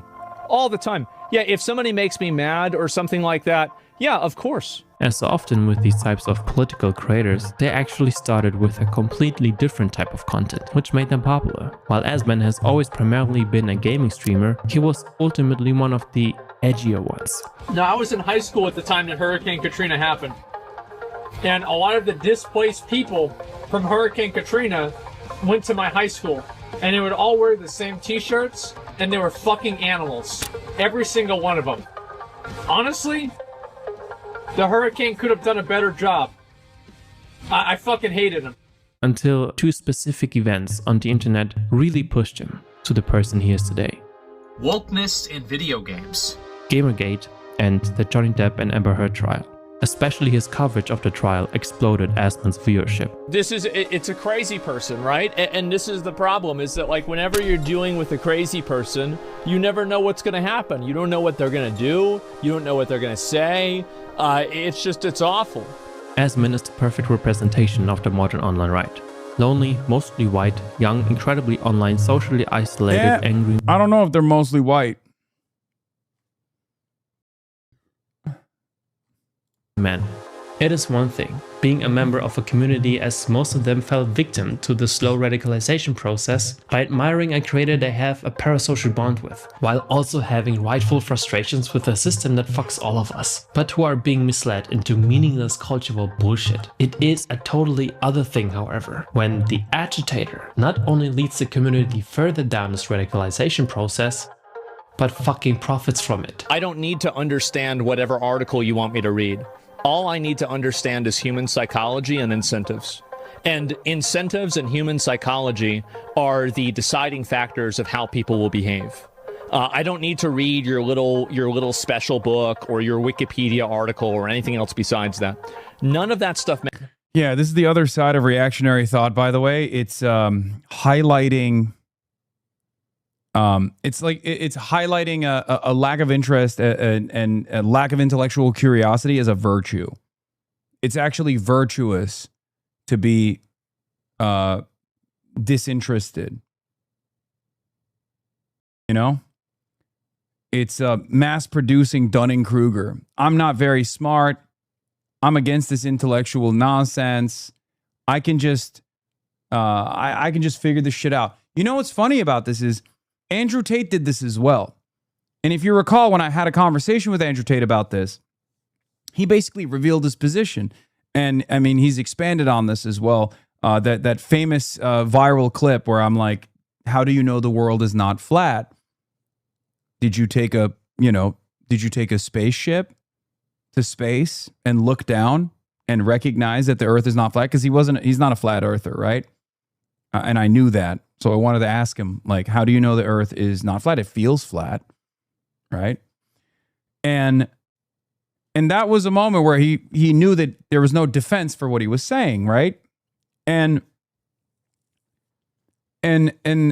basically that is the counter argument for a lot of these people, where it's like, you can't develop a worldview just by, with your own personal thoughts and with anecdotes. It's not a productive way to approach society. It's not a productive way to understand the world. There are billions of unique experiences that you're not privy to. And the only way to get privy to those experiences is by reading, by broadening your horizon, by, traveling around the world. But because that's not accessible for a lot of people, I think people like Asmongold basically give comfort to those who don't want to read, find it to be boring, don't have the finances to be able to travel and encounter other culture, stuff like that. So their whole worldview is stuck with these guardrails on the internet, these algorithmic guardrails. And that's all they need. And this kind of sentiment actually gives those people comfort. Like, oh, you should be comfortable in your lack of interest, your lack of intellectual curiosity. It's just common sense. It's common. Everybody feels this way. You are not alone. Matters. What matters fundamentally is, how do people act, how do people think, and how do people respond to incentives? If you can understand that, then nothing else matters. It's pretty simple. You're either a self-aware closeted far-right extremist yourself, or in most cases probably, especially in Asmon's case, just the dumbest, most unaware immature. I mean, that is like a perfect distillation of exactly what I was talking about. 7 hours ago, clipped on live stream fails. Hasan political commentary about white people in Japan. I'm making a joke. I'm a white person in Japan, right? I make a joke. They take it. They frame it in this like super negative manner. They brigade it. Everybody goes, oh my God, this guy's a real fucking anti-white racist. Asmongold does, 45 minutes on how anti-white racist I am. All of a sudden, the very same people that maybe in a different timeline would have laughed at that are now thinking, you know what, I do hate this guy because I've already learned that I should hate this guy because all of these other people in this community that I'm a part of now also hate this guy. So he's not capable of fibbing, making a joke, being insincere, being hyperbolic, embellishing. He must actually sincerely hate white people. And you are literally being socialized into thinking that there is like a sincere effort out there amongst people who are actually trying to generate anti-white hatred. Now, you believe that. You didn't believe that yesterday, but now you believe it. You're like, yeah, you know what? Anti-white hatred is a real problem. After all, my favorite content creator is saying it is. After all the other people in this community that I'm a part of are talking about it, right? So that must be real. That must be a real thing. Well, I'm a white guy and I feel fucking kind of mad about this. We are we're very easily manipulated, and we don't realize how easy that is. Like when someone extends an open hand, a warm welcome, and a sense of kinship, a sense of community, that goes a very long way. Unfortunately, leftists hate doing that. Leftists love being as repulsive as they physically possibly can be because they mistake that for moral purity, unfortunately. Okay? Let's be real. We do that quite a bit. We like to be off-putting a little bit. Sorry. And we mistake that for being, morally pure or morally righteous. It's very tough to organize on those boundaries. Okay? But in any case, your enemies, both on the internet and in the real world, don't do that. They always welcome people with open arms. One of the most common memes around this meta is the classic one where a Nazi will never say, "Oh, it's not my job to educate you." Okay? A Nazi will never say, "It's not my job to educate you." A Nazi loves that opportunity to educate you. Okay? A far-right figure or right-wing figure will sit there and tell you till the motherfucking cows come home about how, all of these third world migrants have come here to demographically replace you, and how the only reason why you don't have a high-paying job is because of that demographic replacement that took place, and they'll fucking chew your ear off. We can't be the type of people that sit around on the opposing side of that and go, I can't do the emotional labor, I'm sorry. And I understand that there is an emotional imbalance there too, right? Because obviously it doesn't take a toll on the white supremacist, oftentimes a white guy, to explain these concepts to other people. Whereas if you're transgender, if you're black, if you're brown and you want to describe white supremacy, or if you're transgender and you want to describe the negative consequences of transphobia, of course, you are basically at that point justifying your existence, right? But we have to overcome that. We have to. That's why I always tell you guys, you have to sometimes take on that emotional labor. You just got to do it. We have to do it. Look, I do it for Islamophobia, right? All the fucking time. I eat it on a daily fucking basis, right?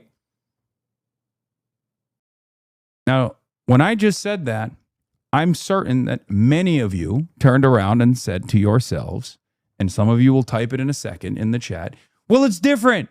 You're rich, you're privileged, you're white. You're looking for excuses, okay? I didn't say it's harder for me to take on the Islamophobia than it is for you to take on, as a black person, white supremacy, okay? I know it's harder. I'm just saying we all have to the best of our ability, try and explain these concepts to people and be normal, okay? See, you're so fucking white, my dude.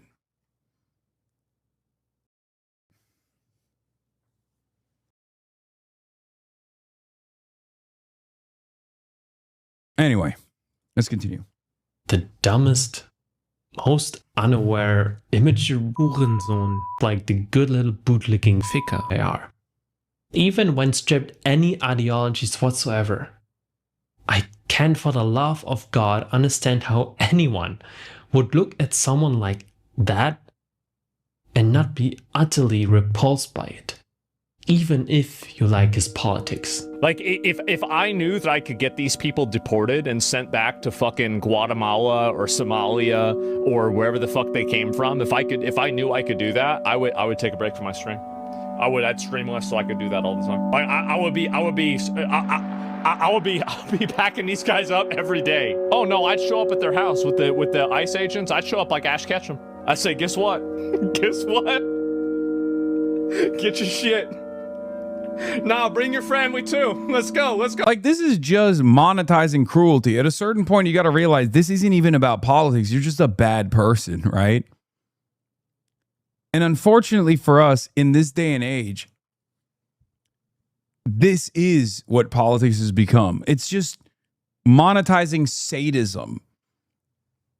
Like, what utility, what purpose exists there? Like, how are you making society better? Like, you're not even presenting an argument as to why these mass deportations are going to somehow clean up the streets or anything. At that point, you're literally just saying that the joy is not coming from this dystopian future where we have a purebred white society. The joy is coming from the fact that you're punishing people who are, black and brown, punishing people who are migrants. It's so joyful. This is bully behavior. It's pure sadism.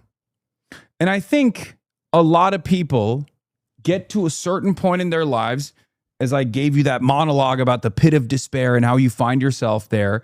And it makes you so depressed and so angry at the world that you just want to share that anger with others. You want others to also feel a sense of the resentment that you experience on a daily basis, where you're like, everybody looks at me weird. Everybody fucking hates me. I'm a fucking loser. I'm a chud.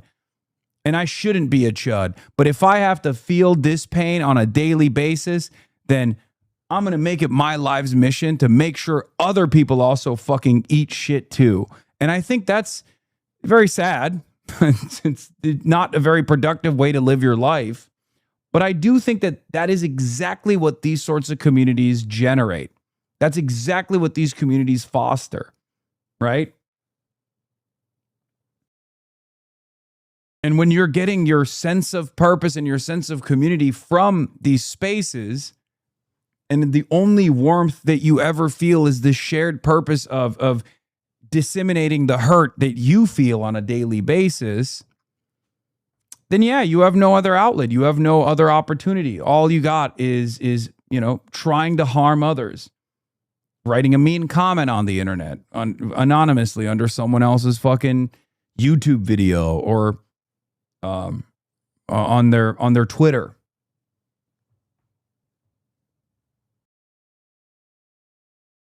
Are you aware that APAC mold is mentally ill, right? Because I never see you bring that up. I mean, it doesn't really matter. Yeah, he's not all there, but who cares? No one is fucking normal. Now, I'm mentally ill. You know what I mean? Oh, boys, come on. Get in the van. I also don't want to see that as like, I don't want to even give that as an excuse. You know what I mean? Man, gotta catch them all. That's right. I would do this, and honestly, I'd make videos about them. Like other, and I'm gonna be real. Like I would be so brutal to these people. People would say it's too much. I would be filming them crying, walking out, getting dragged out. By the way, this is the LBJ quote. If you show the lowest white man that he's still higher than the highest black man, they'll open their wallets for you. Okay? That's what this is. He is teaching his audience that there are those who are worse off than the people who experience real struggle on a daily basis, people who actually feel a lot of pain, people who feel a sense of loneliness, people who lack purpose in their lives and kind of recognize it. And he's telling them like, yeah, your shit sucks, but guess what? There's other people we can be fucking cruel to, and they're underneath you.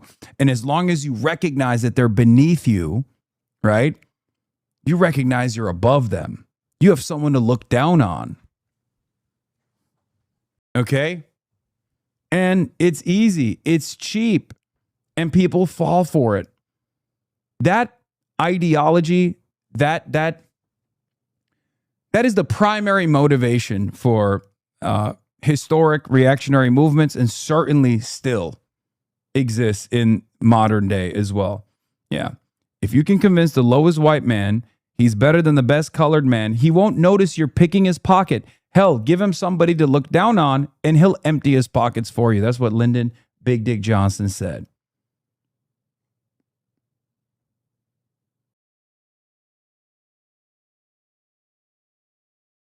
Oh, he just replied. He said, I've spent hours covering the UK grooming gang reports. I have zero sympathy for people who are downplaying it and calling it bullshit. The atrocities against those children and the years of authorities covering it up are disgusting. Epstein defender, by the way.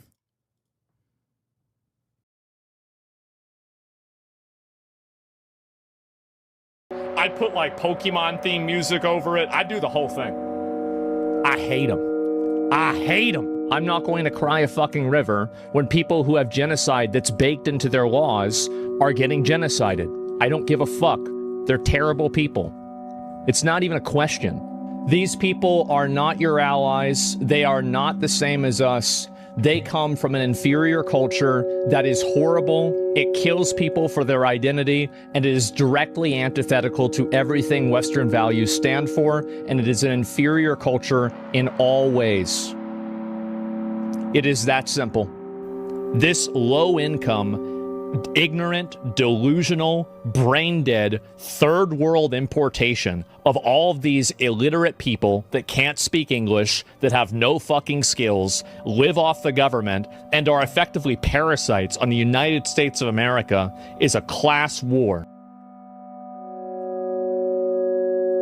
As you might have already guessed, remember the baselines? The quotes?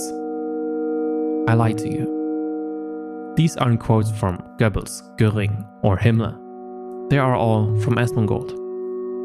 And don't bitch out by saying, well, but the context matters. The pathetic cowardice of people demanding context of these clips are hiding their real intentions here, rationalizing, looking for justifications of his ideology and therefore theirs. The difference between the Asman and Fuentes audience is simple. Asman's viewers are just closeted fascists. Then again, a core tenet of fascism is making weak men feel strong by executing violence against others for them. That's the other thing. Fascism is the perfect chud ideology. If you're a fucking chud-ass loser, fascism is so perfect. And it's always been. Historically, every fascist movement, the backbone of every fascist movement has always been rudderless men who feel like they have no sense of purpose in life, who have been told that they were supposed to be destined. They were told that they were destined for greatness and they never achieved that greatness. So now they're angry and they're lashing out and they have to look at, like they have to look down on people, right? That's what it is. That's always what it is. And there are plenty of people who fall into this. There are so many people who fall into this mentality because there's just no one out there who extends them a helping hand at any step, at any point, and slowly but surely they just go down this pit of despair and become horrible monsters at the end of it. The ultimate daddy issue cockchair. The point I'm trying to make in this entire video here is to show you that the manufactured outrage, the pushing the boundaries more and more, making edgier and edgier jokes, being as controversial as possible. This tactic of content creation not only mirrors the main tactic of the modern far-right, but is also the main recruitment strategy of modern fascists. Pushing the extreme normalizes the obscene, political extremism, and pure cruelty. Unmoderated, edgy content radicalizes. And the White House knows this.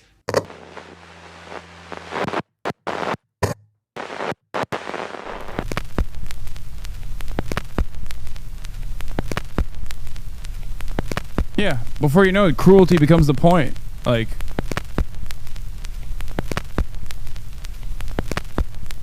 the chief characteristic of the mass man is not brutality and backwardness, but is isolation and lack of normal social relationships.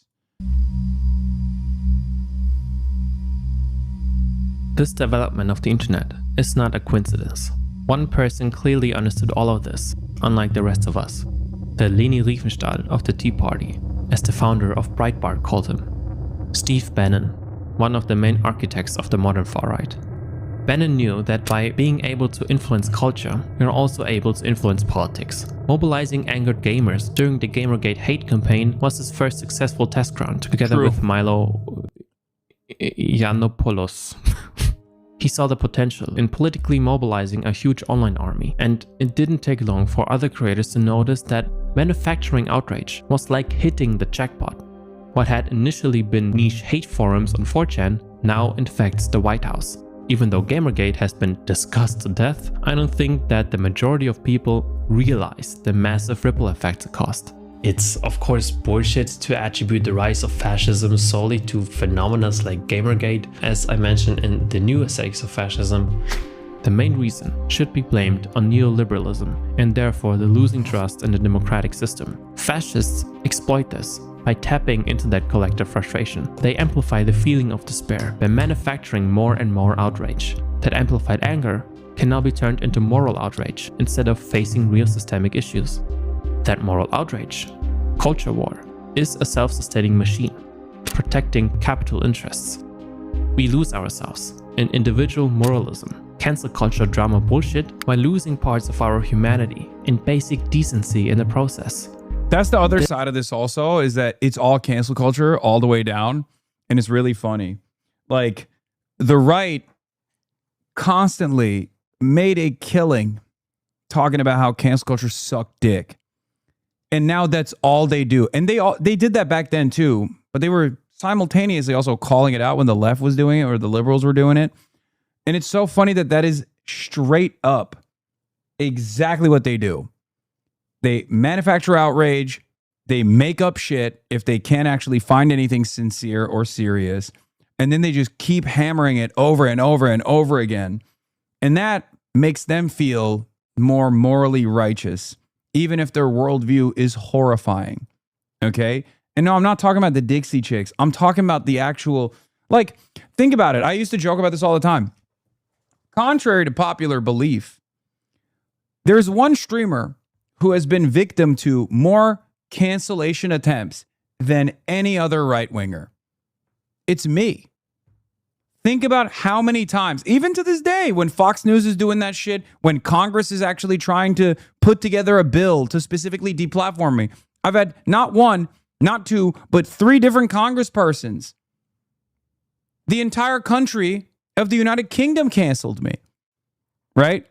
Don't say me, me, me, me, me. The reason for why that's happening is not because I'm fucking awesome or dope and I'm just saying like, oh, I'm the biggest victim here. I'm just saying that I am a prominent leftist figure on the internet. And that is precisely the reason why I go through this process on a daily fucking basis. Right? Like, think about that. This shit has never even happened to Joe Rogan. Joe Rogan made a living. Joe Rogan made a career off of rallying against cancel culture. Joe Rogan never got banned from the UK. Sure, they yelled at him for fucking saying he was taking ivermectin. That's it. Bitch, they call me a terrorist on Fox News on a daily basis and on CNN. Where's my fucking $250 million Spotify check? It's not coming, and I'm not expecting it. My point is, okay, high horse much? Law? Come on, dude. Think.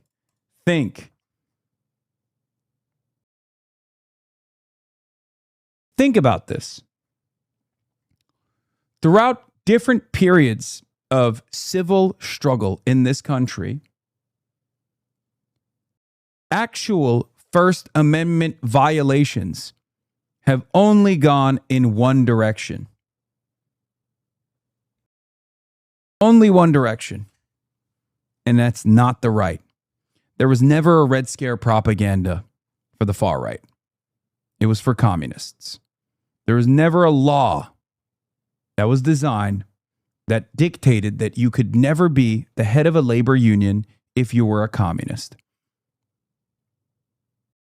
The government assassinated black revolutionary leaders. Wake up. Cancel culture, or the real version of this, which is the government trying to chill speech, only goes in one direction. For the right, it's a rallying cry. They'll say they're attacking us. They're taking away our voice. The algorithm is suppressing our content, our commentary.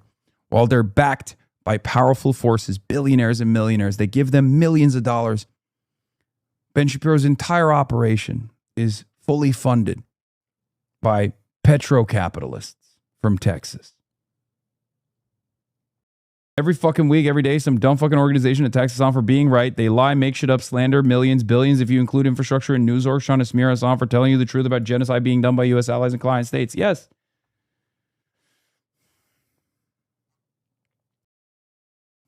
That's it.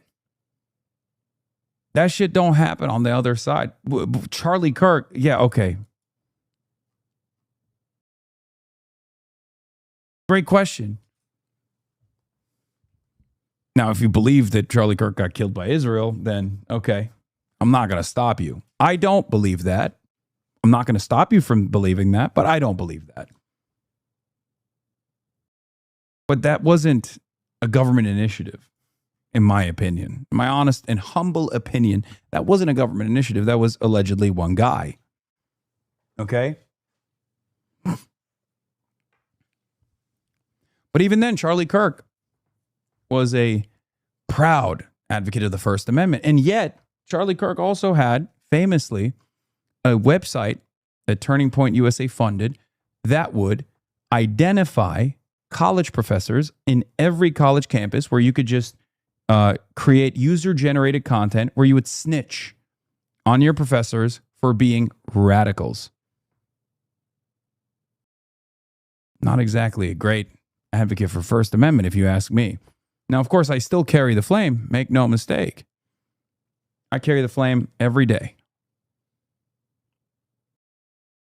Get the level 10 hype train. I can carry the flame twice today.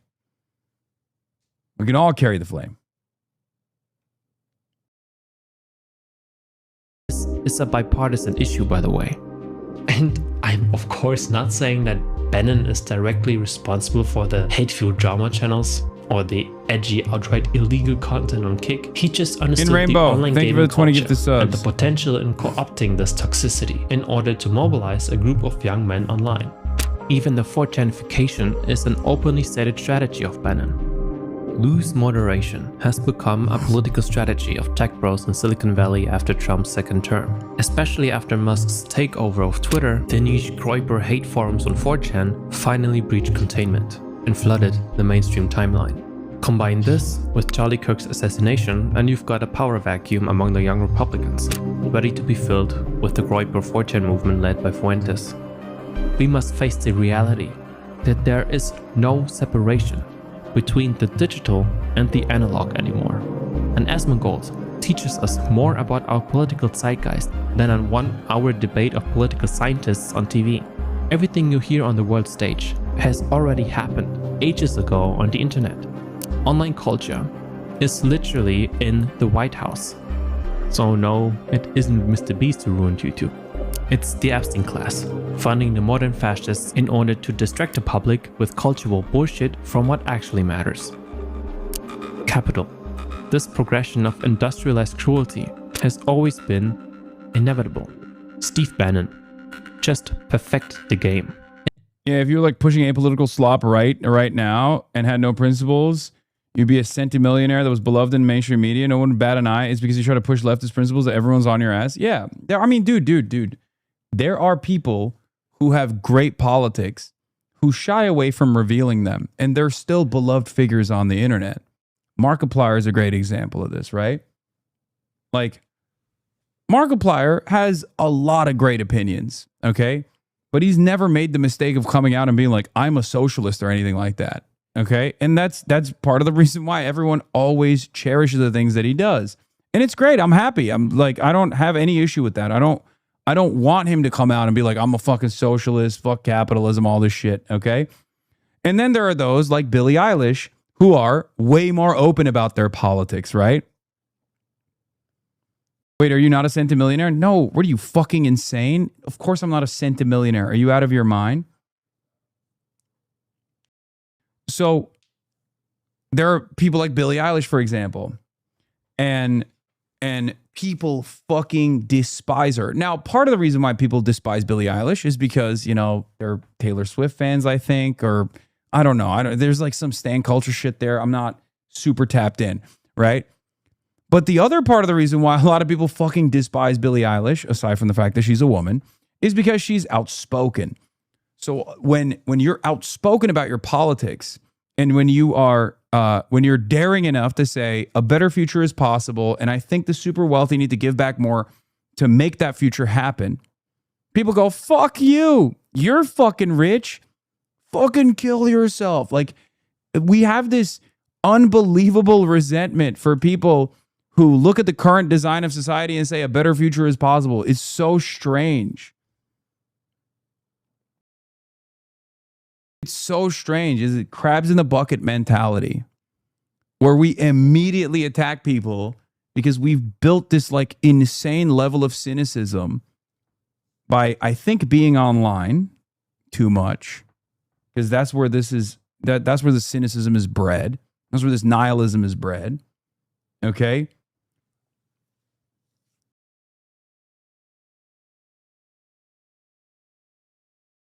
And it's very interesting that a lot of people who would otherwise be like woke or whatever get fucking geared up by people who are objectively not woke. Leftists get duped by the right all the time. For the longest time, the if you don't like it, leave this fucking country mentality that I received my whole career only came from the right. It came from Steven Crowder. It came from Ben Shapiro. Now I hear that shit from liberals. Okay? For the longest time, the idea that if you were in any way, shape, or form trying to advance progress in society, that you were a hypocrite if you were in any way, shape, or form financially successful while trying to advance a better society, was hypocritical, only came from the right. It's an inherently reactionary opinion. And yet, so many leftists, self-identifying leftists, have identified with this message. It's very interesting. So what's the alternative? If someone is successful, if someone is rich, they should just shut the fuck up and enjoy the benefits of wealth. They shouldn't try to advance society. What are you talking about? Because that's what you're demanding. That's what you're saying. That's what you're saying should happen. Okay. Hasan and I are gonna go see Disclosure Day together. Let's go, dude. Okay. 10 minutes. Okay. I'm about to end it. There's 2 minutes left of this video. It's the game that is sick, and that sickness is monetized spectacle I'm ending it. It's fueled 2 minutes by left. algorithms, monopolies, and the accumulation of wealth caused by the virus, which is, you know this as well. You just don't like the big bad C word. Those in power will do everything they can to protect that. All right, I gotta go. If that means mobilizing fascists worldwide. No, not because capitalists are just greedy and evil people, but the system. Yes, I lied that about produces gaming. them. I'll see you tomorrow, guys. All right, I gotta go. All right, everybody. Peace out. Okay, peace. I can't even finish it. No gaming. I love you all, and I will see you tomorrow. That was a great video by Ben, friend of the show, Ben. Go check it out.